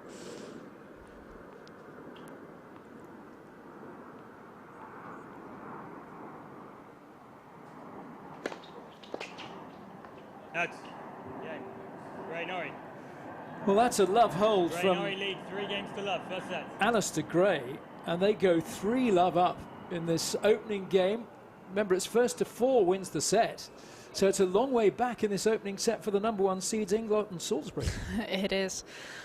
I'm not sure I can see a way back with the way they're playing. They've been fairly sluggish out of the blocks here, and Cameron and Alistair have really brought the game to them, so something's going to have to drastically change for them to turn this set around and take it to a tiebreak at the very least. Indeed. A jumbo opportunity then for these two as we see a jumbo jet on its way into Heathrow. Cathay Pacific, they're phasing those out. We're not going to see those much longer. Oh, really? The old jumbos, no. Oh, no. It's a shame, isn't it? It really is. Joe Salisbury to serve.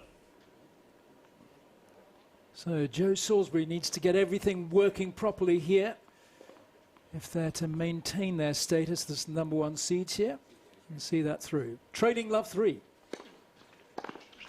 15 love.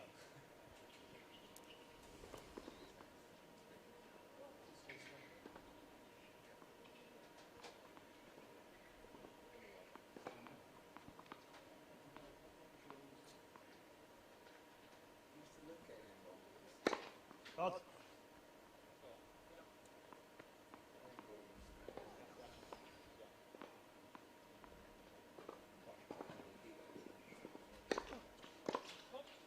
Yep. 30 love. The British Tour singles events have been very much about competition, have they? There's no way has that been exhibition. It's also obviously about competition, but in a sense it probably doesn't have quite as much importance, the outcome to these players, but they are competitors and they want to win this, don't they? It's all about pride for these guys, you know, having the bragging rights for this week at least. So yeah, maybe not quite as competitive as the singles has been this week, but I can assure you that whoever wins this one is going to enjoy it. Yeah, 30-15. I imagine there'll be a bit of Mickey taking going on around the place to whoever loses. Very impressed with Alistair Gray this week, and what a great opportunity for him to be lining up alongside Cameron in a match environment too.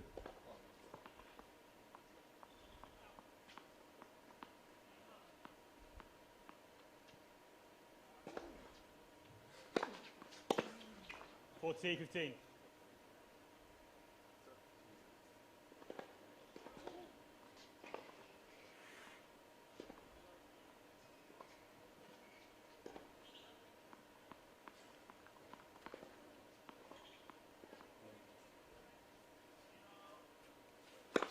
False.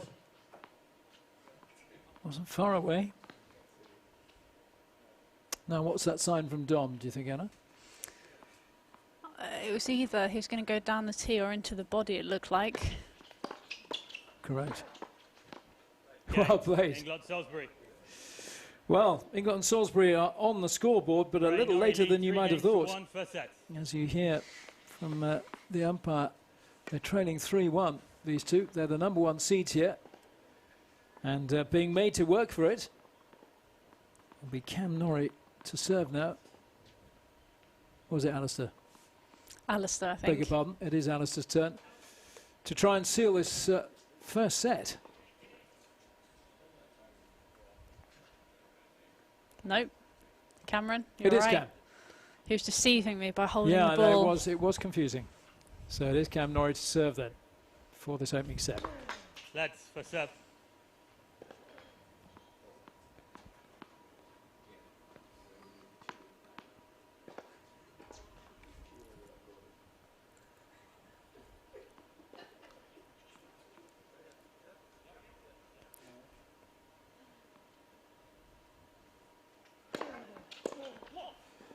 I worked quite a lot with one of the 15 left. great all-time double players, Frew McMillan, who I'm sure you know of. Yep. Great champion in his day and still a great man. And he gets a little tired of this whispering behind the hands and, and sheltering your mouth while you chat tactics with your partner. He doesn't quite see the point. And actually, it's a fair point because your opponents probably aren't going to be able to lip read or hear what you say. Or maybe I'm wrong. I mean, I'd be absolutely gobsmacked if anyone could lip read from back there or have any idea what you're trying to do, and too good if they do. 30 love. He's very sure of his play, Alistair Gray. He feels very comfortable on the court, doesn't he? Look at the way he dispatched that one. Just the positioning, you know, he's not letting the baseline have any space on that court, and he's all over it, and Dom felt the pressure. And again. 40 love. Oh, Gray should be really pleased with his week. Whatever happens here, I think he'll be really pleased when he looks back on the way he's acquitted himself in both the singles, where he made it through to round 2, and lost to Paul Jubb, but really made him work hard. Jubb lost in the final today against this man, Cam Norrie. And Paul Jubb's been impressive this week too. And back on here, Norrie serving at set point. That's game and first set. Gray Norrie. 4 games to 1. Well, that's a very impressive rapid-fire opening set for these two. I don't know what your thoughts were coming into this match, how much you thought the two in our shot would be the favourites, overriding favourites for this match, Anna? In terms of ranking-wise, obviously, you can't look any further than them, but Cameron obviously being as confident as he is, and Alistair having had some great performances this week, they're always dangerous, and just proving how dangerous they are. Now it's the onus is on Dom and Joe to try and find something a little bit different, because we're just looking a little bit sluggish here, just letting Alistair and Cameron have the initiative, and it could be another rapid set if they don't change anything. Yeah, indeed.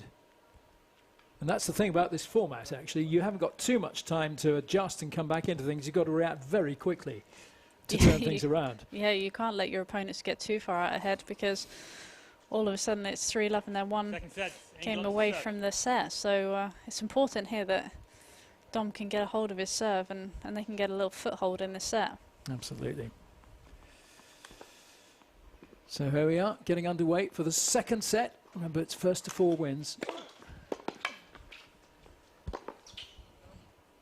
15-love.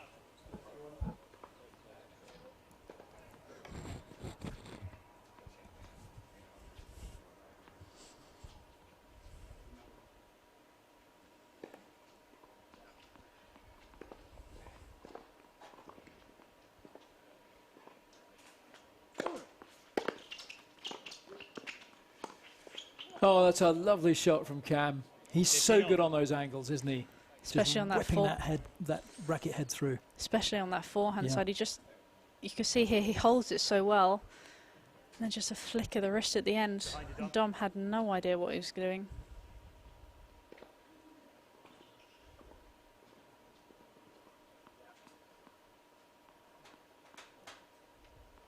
So 15-all.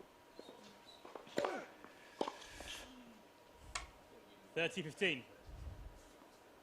Yeah, the serve perhaps going a little wider than Gray was expecting. Just slid outside him a bit.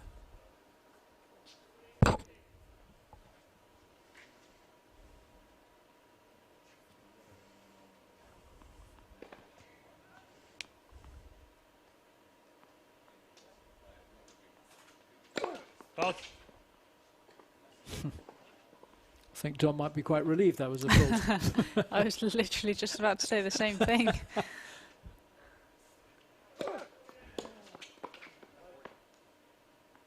$40-15. Yeah, he was on that at the speed of light, Joe Salisbury, as we see so often.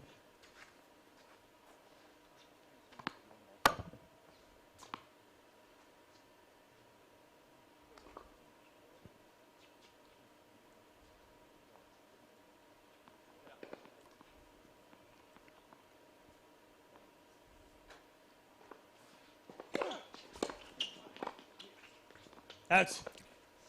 Ooh. 40-30. And bus call is final, Anna. No point in complaining. That is very true. The amount of times I've tried to complain to an umpire and they were having none of it.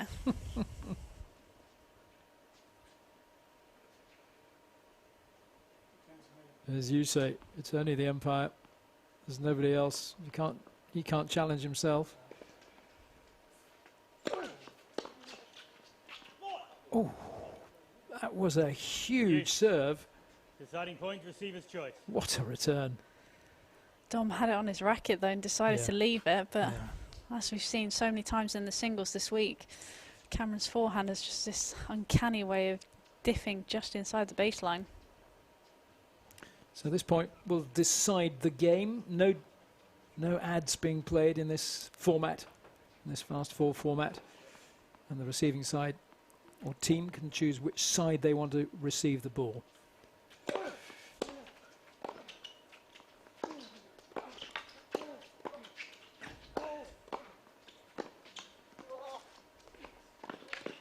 Oh, great play. Yeah, where do you go in that point if you're Norrie and Gray? To get past those two at the net was never looked possible. No. I think you just have to hope that they're going to miss, give them a ground stroke and just keep being a brick wall at the back, but there's no space, and I'm not sure there's much space to go over them either. So it did almost look like Joe headed one of those balls over the way, sort of fly swatted it in front of his face. But yeah, they were brick walls at the net, and nothing that Alistair or Cameron could do. I think the four of them on the changeover, acknowledging each other's play there. There's a really super atmosphere out here. And there has been all week, actually, just around the place. The players really seem to get on and enjoy what they're doing here.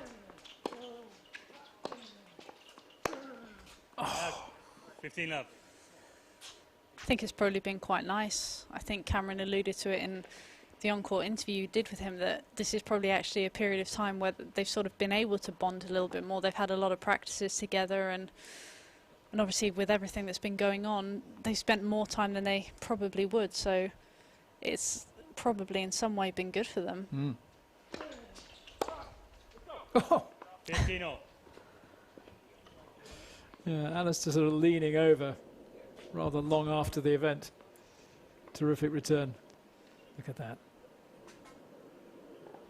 Running round to play that down the line. Great work from Dom Inglot.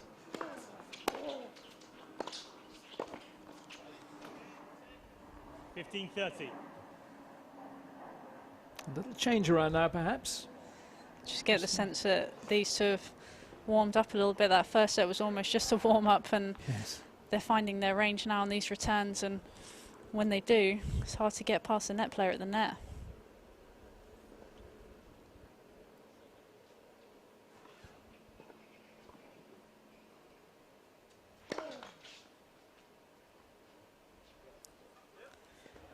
Look like Joe, with the opening of his hand, might be poaching after this return, but Dom didn't give him the chance. No, missed the absolutely. return. Yeah. Yeah, it was a loose shot.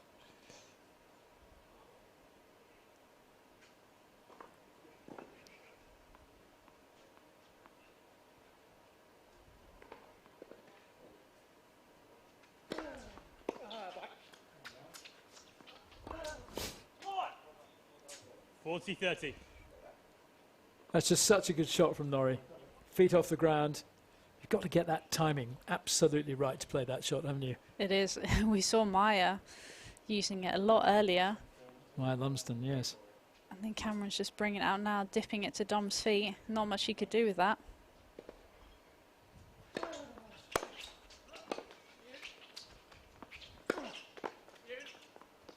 Oh. Game, Gray, Norrie. Well played, Alistair Gray. 1 game all, second set. Stepped in just when he was needed. Played the winner. Seems to be everywhere at the net at the moment. Can't put a foot wrong.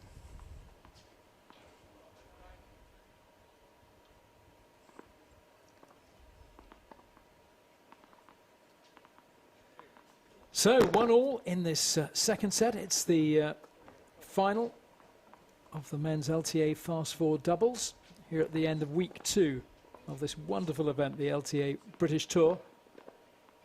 And it's Joe Salisbury to serve.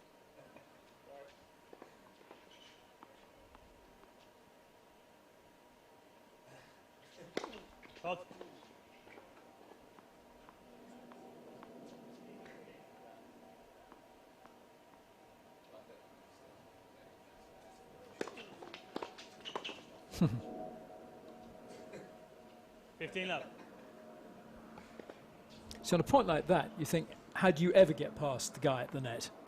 You don't. Simple as that. There's absolutely nothing you can do, especially when they pick the right way from your return. You just have to hope and pray that they miss it somehow.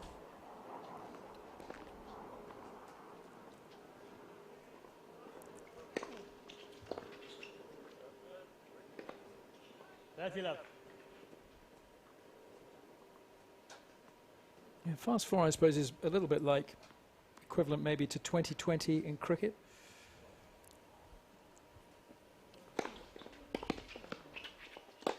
Oh, super smash.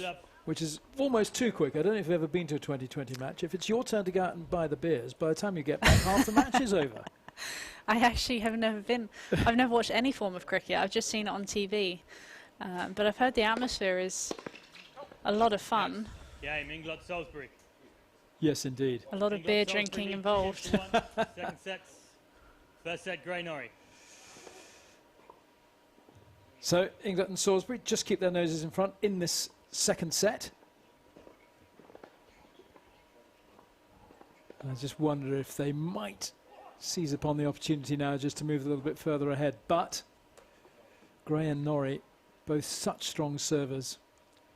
And I think, as we said earlier, I think we could see more from Gray's serve. I think he could put a little bit more power on it than he has so far, perhaps. I think so. Sometimes in doubles, though, you have to find the balance between obviously going for those big first serves, like he's shown that he's capable of, but also finding that high percentage, because a thing that Lou is a keen advocate for is trying to have a higher percentage. So whether that be serving at 80% pace but making a lot higher percentage is actually harder for the opponent than getting a couple of free points here and there but giving them a few free swings at second serves. Gotcha. Such a great serve. Taking the ball out wide, leaving his opponent floundering at the far end.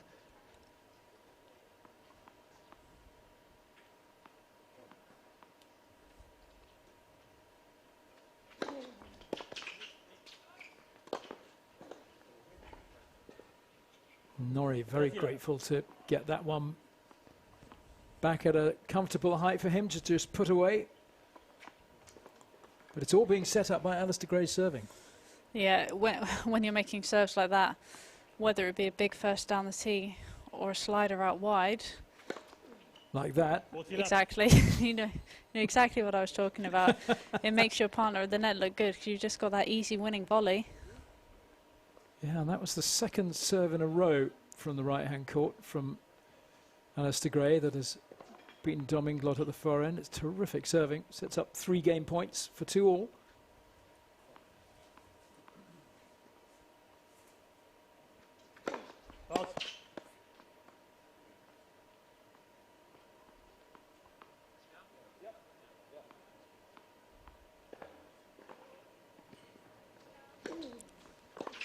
Yeah. 14-15. Very nicely played. I think Cameron moved just a fraction too early. I think Dom managed to see him out of the corner of his eye and just was able to redirect it. Oh, that requires a very quick adjustment, doesn't it, though? Yeah, it really does, but it is something that is so hard as a net player. You have to find that right balance of being able to move just as when your eyes go down towards the ball, that's the exact moment to move. But when you want to cover as much of the net as possible, it's hard to time that. Gray Norrie. Again, you saw Cameron move pretty early there. 2 games all, second set. Sometimes it works in your favour and you get in the eyesight of your opponent, and other times if you move too early on an easy shot, your opponent has got all the space in the world. Yeah, that could have been a winner from Joe Salisbury. But the net helping out Cam Norrie. And they square it up at 2-all in this second set. But Norrie and Gray ostensibly just 2 games away from victory here in this really rapid format of the game.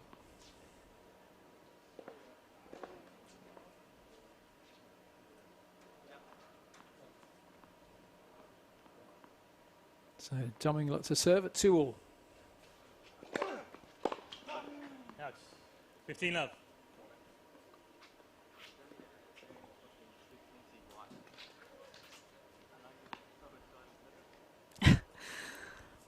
Don't know if you can hear Coach Norrie giving Alistair Gray some advice there, telling him he doesn't need to add any pace. Oh, interesting. Well spotted. Didn't hear that.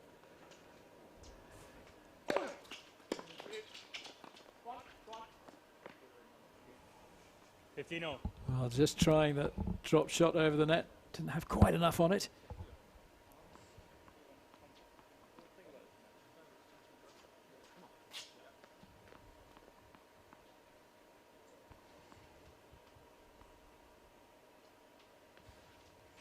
Both.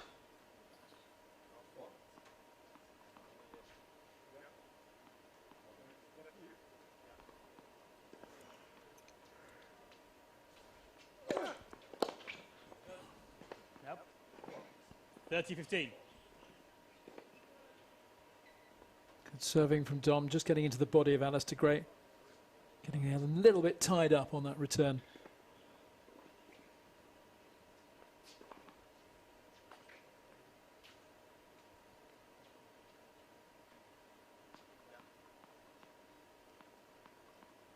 So let's see where he's going to go with this one.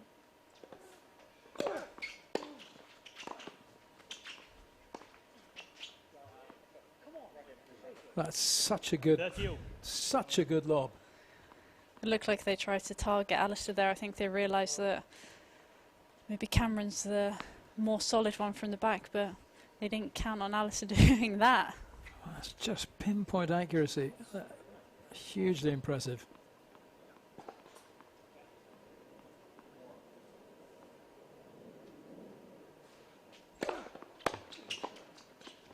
40-30. Yeah, that lob, he didn't even get that much height on it, actually. No, he didn't. I think it was just the right shot at the right time. He could see that Joe and Dom were moving forward, and their body weight was so far forward that even if it wasn't such a high lob, there was no way that they could reach up and somehow manage to push back to get to it. A chance for Inglot to give his team a 3-2 lead here, and he does so. Game, Inglot-Salisbury. Inglot-Salisbury lead 3-2. Second set. First set, Gray-Norrie. So Inglot and Salisbury now a game away from levelling up this match, but serve is on the other side of the net.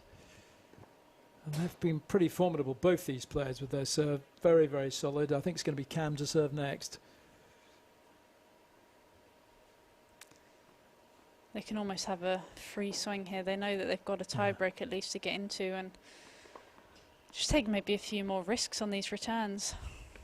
Been making it a little bit easy for these guys, missing a few too many.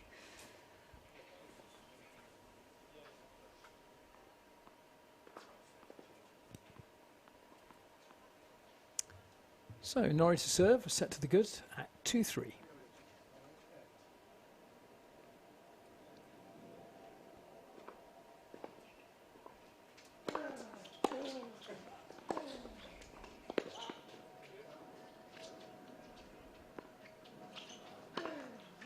Whoa.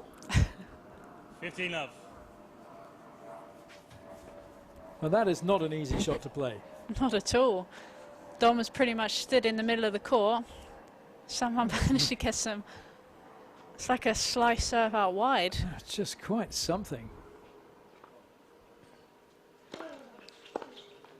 Oof. 30-love.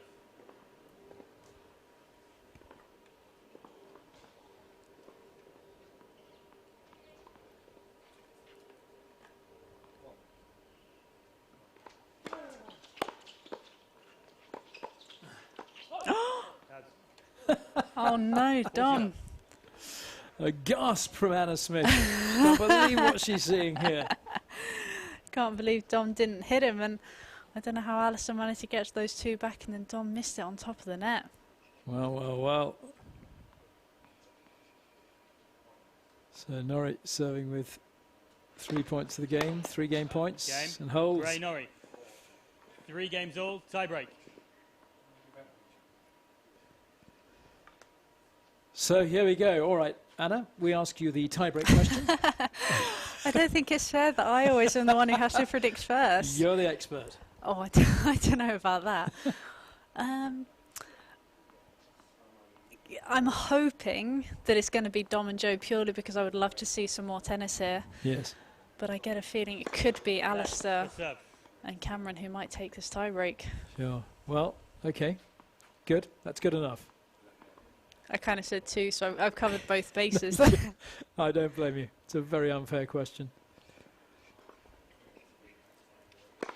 Both.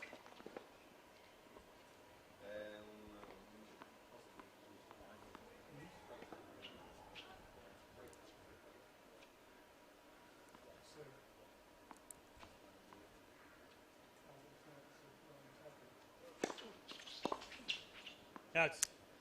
1-0, England Salisbury. Just floating a little bit long. Of course, this is a standard tiebreak, first to 7. And then if Inglot and Salisbury hold here, take it through to a decider, that will be then a match tiebreak, first to 10. I think I'm getting the hang of this now. So Alistair Gray to serve. Sun is in his eyes a bit. Out.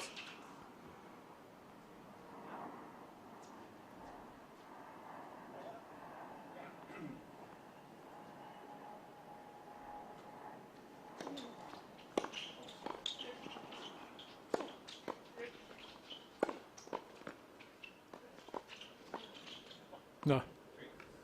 2-0, England Salisbury. Salisbury winning the little jousting match at the net there with Alistair Gray. Not much he could do with that in the end.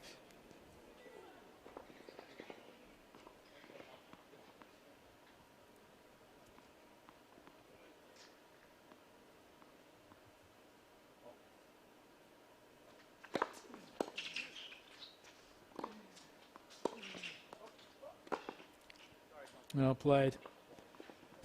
2-1, Cameron England Salisbury. apologising to Dom for aiming at his feet. But it's a perfectly legitimate shot to hit it at your opponent, isn't it? It is. I'm glad he tried to bounce at his feet rather than go straight at him, because that could have been, yes. yeah, that could have been the end of this match. Although it wasn't full power, was it? No, not at all. Maybe in a real match he might have gone a little bit harder.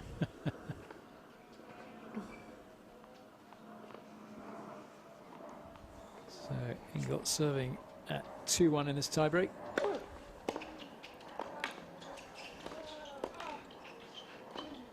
Oh! 2-all.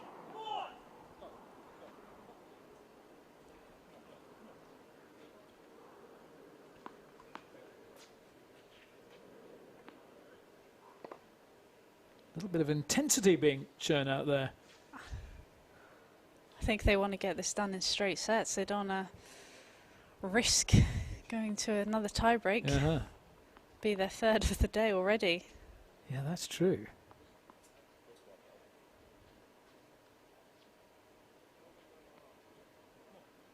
Wonder what is being discussed there. Top secret stuff. Lads, what's up? Another little chat again. Yeah.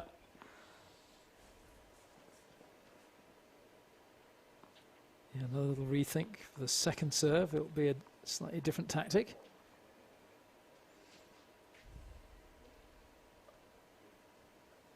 It's been a great week for Cam Norrie. It's been great that he's wanted to play this event too, both in the singles and the doubles. He's taken every opportunity that's been made available to him.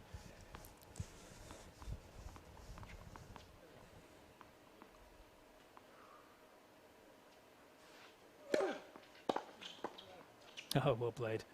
3-2, England Salisbury. He spoke earlier in the week, I think, about the fact that obviously he was the highest singles ranking here by quite a distance, but he wanted to bring the same intensity and the same aggression to every single match, and that's exactly what he's done.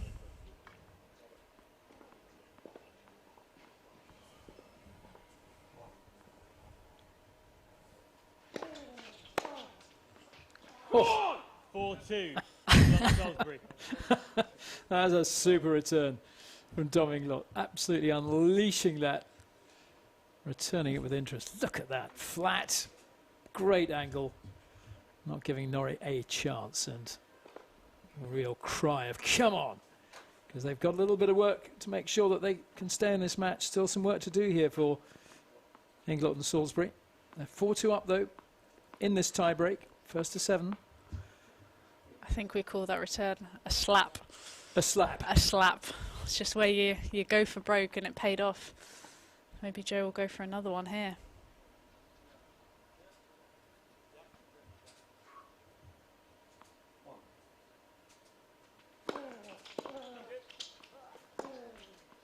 Nice play. Oh no, Oh. I thought that was wide as well. Did you? It's definitely not long. I'm not sure about wide. 100% that was wide. I don't know if I agree that it was long, but even from here and with my dodgy eyesight, I thought that was most definitely wide. I think they've got away with one there. They really have. Can the umpire not overturn his own call? It has been known to happen on a very rare occasion, but normally they do it within a split second. Yeah, okay.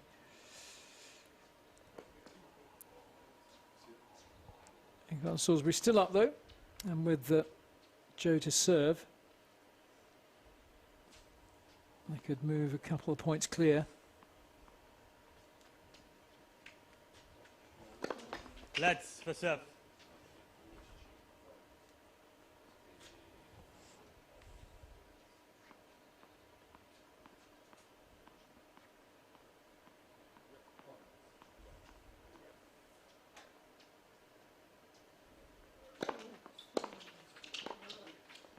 That's 4-all. Mm. I think they're a little bit frustrated that the umpire could see that one, but couldn't see the one on their side of the net. So 4-all level pegging. Alistair Gray in your picture there. He's acquitted himself really well in a pretty exalted company here. Oh. That's a super shot from Alistair Gray. He sort of seemed to remain airborne while he played the shot. He did. I think Joe's frustration got the better of him. He's just absolutely launched it. Getting a bit tongue-tied here into the restaurant in the Bank of England.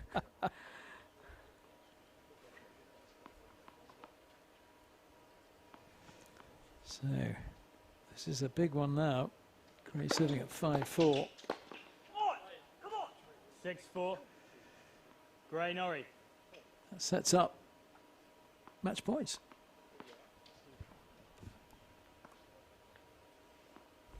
Well, this is quite something. It looks like Cam Norrie might get his second trophy of the day here. He's being well backed up by his playing partner here, Alistair Gray, who's now serving for the match.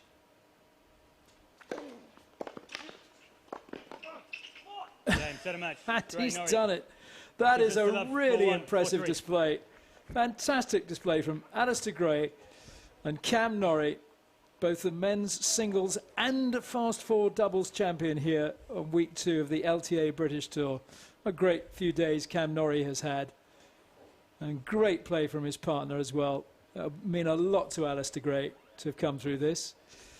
And for Dominic and Joe Salisbury, great pairing, but just couldn't quite get past these two guys who were too good for them on the day. Just came up a little bit short. Tough to get over that sluggish start, and after being 4-2 up and maybe a questionable line call, it sort of went away, didn't it? And they couldn't quite pull it back, but full credit to Alistair and Cameron in that tiebreak. They managed to turn it around with some great tennis and fully deserved champions here. Yeah, terrific performance. And well done to everyone who's taken part in this, and not least the umpires who've done a really good job in difficult circumstances, calling the lines from up on the chair. They've controlled the matches well. But the players have performed and in exemplary fashion, and it's been a really uplifting week of tennis. Back in competition, we've seen some fabulous tennis in both the singles and the doubles. Players of quite high rankings have played players from much lower rankings, yet on court, you know, they've been pretty well matched at times. They really have. There's not been too many matches that haven't been competitive, so we've been treated to some really good tennis. And you know, I think that the lower ranked players will take a lot out of this. It's not always available to them to sort of play matches against these higher ranked players and test their level out, and hopefully they've gained a lot.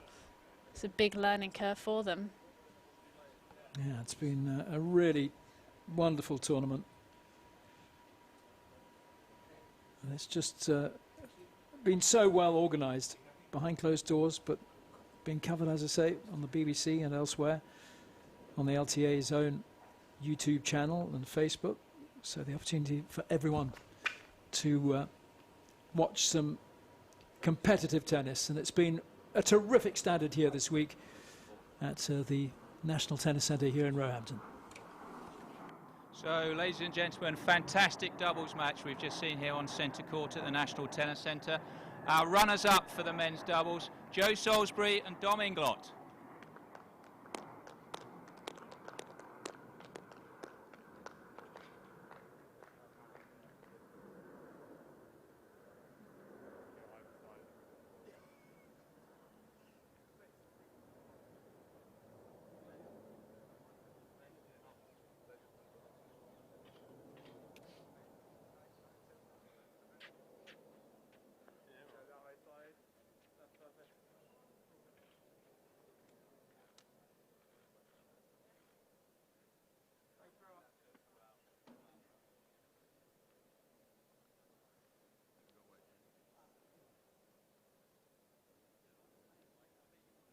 And our men's doubles champions playing university tennis together in the States obviously has helped them out with their bonding here. Our doubles champions, Alistair Gray, Cam Norrie.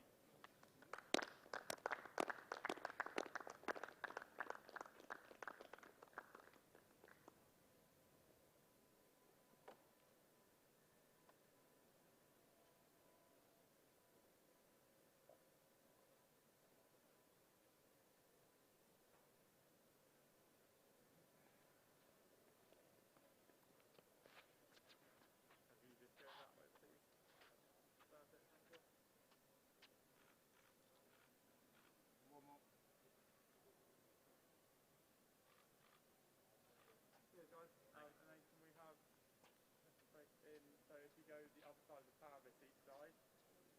So like staggered? Yeah, just staggered, so you look like you're this good. Yeah. Right. Norrie in England just tells me every time, doesn't he? Yeah. Windy as well after. So go that way, again, perfect. Good touch.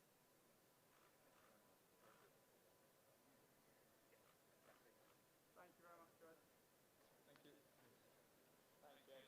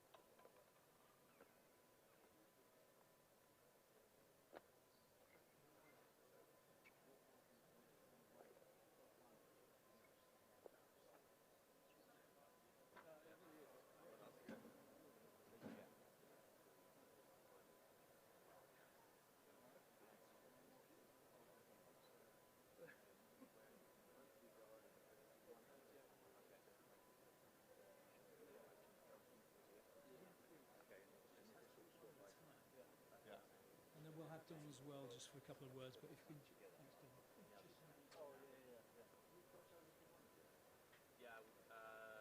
Yeah, 1 year, but I was still practicing there sometimes, so we obviously knew each other, but we didn't. Joe Salisbury is with me now. Joe, terrific fun this afternoon playing the Fast Four doubles, but your opponents got the better of you, the #1 seeds today. Yeah, they did. They played really well. Obviously, Cam off the back of winning the singles as well, so he's in good form, and Alistair as well. I mean, they played together in college, I think, and yeah, they played some really good doubles. In terms of the value for you of playing this event here this week? Yeah, I mean, it's great. I mean, I think obviously now we're all kind of like, it's great to play any matches that we can. I think LTA's done a great job of putting all these on, giving us a chance to compete while the tour's not happening. And yeah, everybody here has done a great job to make sure that we can compete in a safe environment. And yeah, we're just happy to get out here and play some matches. Absolutely. Well, it's been great to see you out here. Thank you for giving us a very entertaining match. If I can ask you to move aside, Joe, and just ask Dom to come in, socially distanced, of course. Dom, it's been great fun to watch.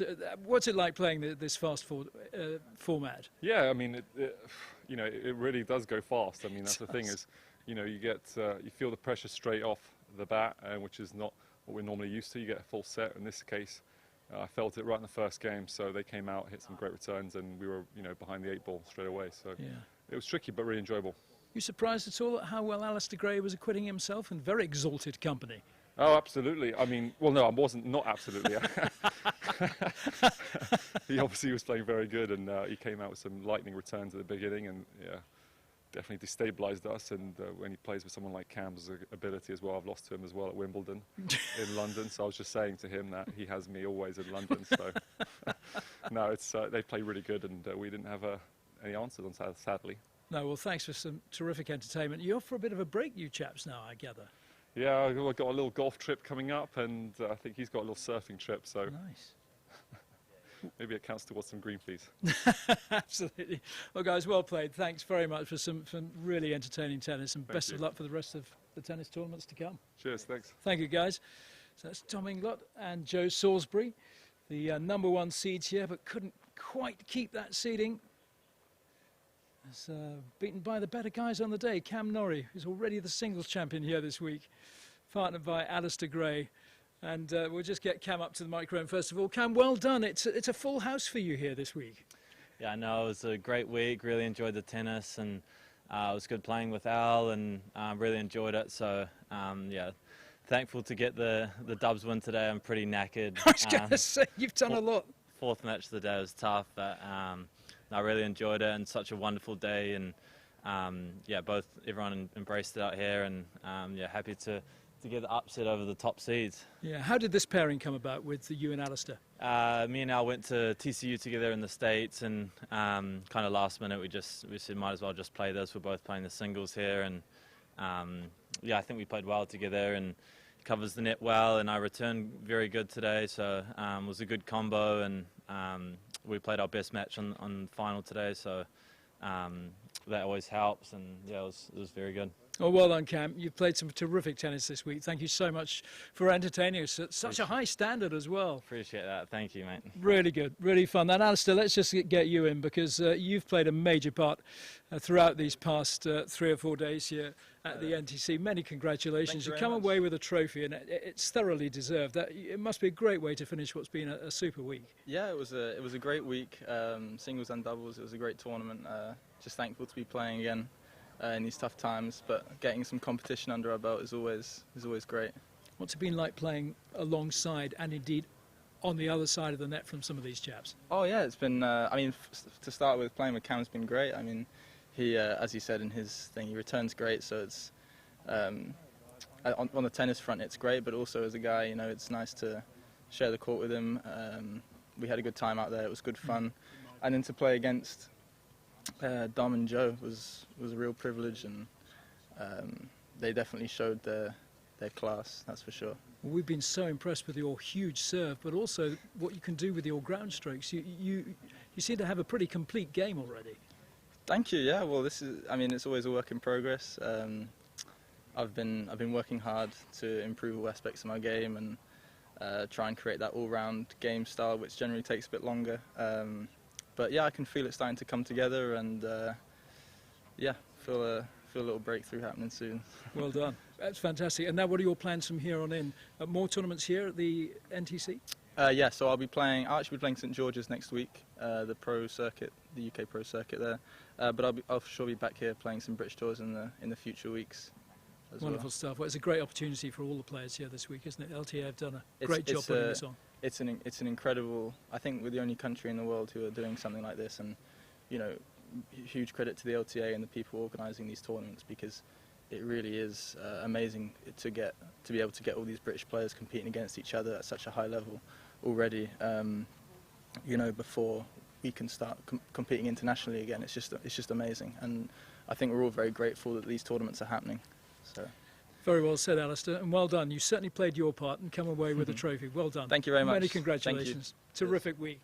So that wraps up a really good few days of tennis here. Week 2 of the LTA British Tour here at the NTC at Roehampton in southwest London. We finish in glorious conditions as well. We've seen some really superb tennis throughout this last 3 or 4 days. Cam Norrie, then the men's singles and doubles champion. Maya Lumsden just winning through a really tight women's singles match earlier in the day as well. So it all gets going again next week with the Women's Progress Tour, which will be here, all covered on the BBC as well. That gets underway on Tuesday. We'll have week 3 of the LTA British Tour and week 4 of the LTA British Tour, after which it'll be the Battle of the Brits team event, another Jamie Murray event, mixed doubles teams. The likes of Heather Watson will be here for that, and well, you'll see many of the top British players. But for now, from the NTC at Roehampton and the LTA British Tour, goodbye.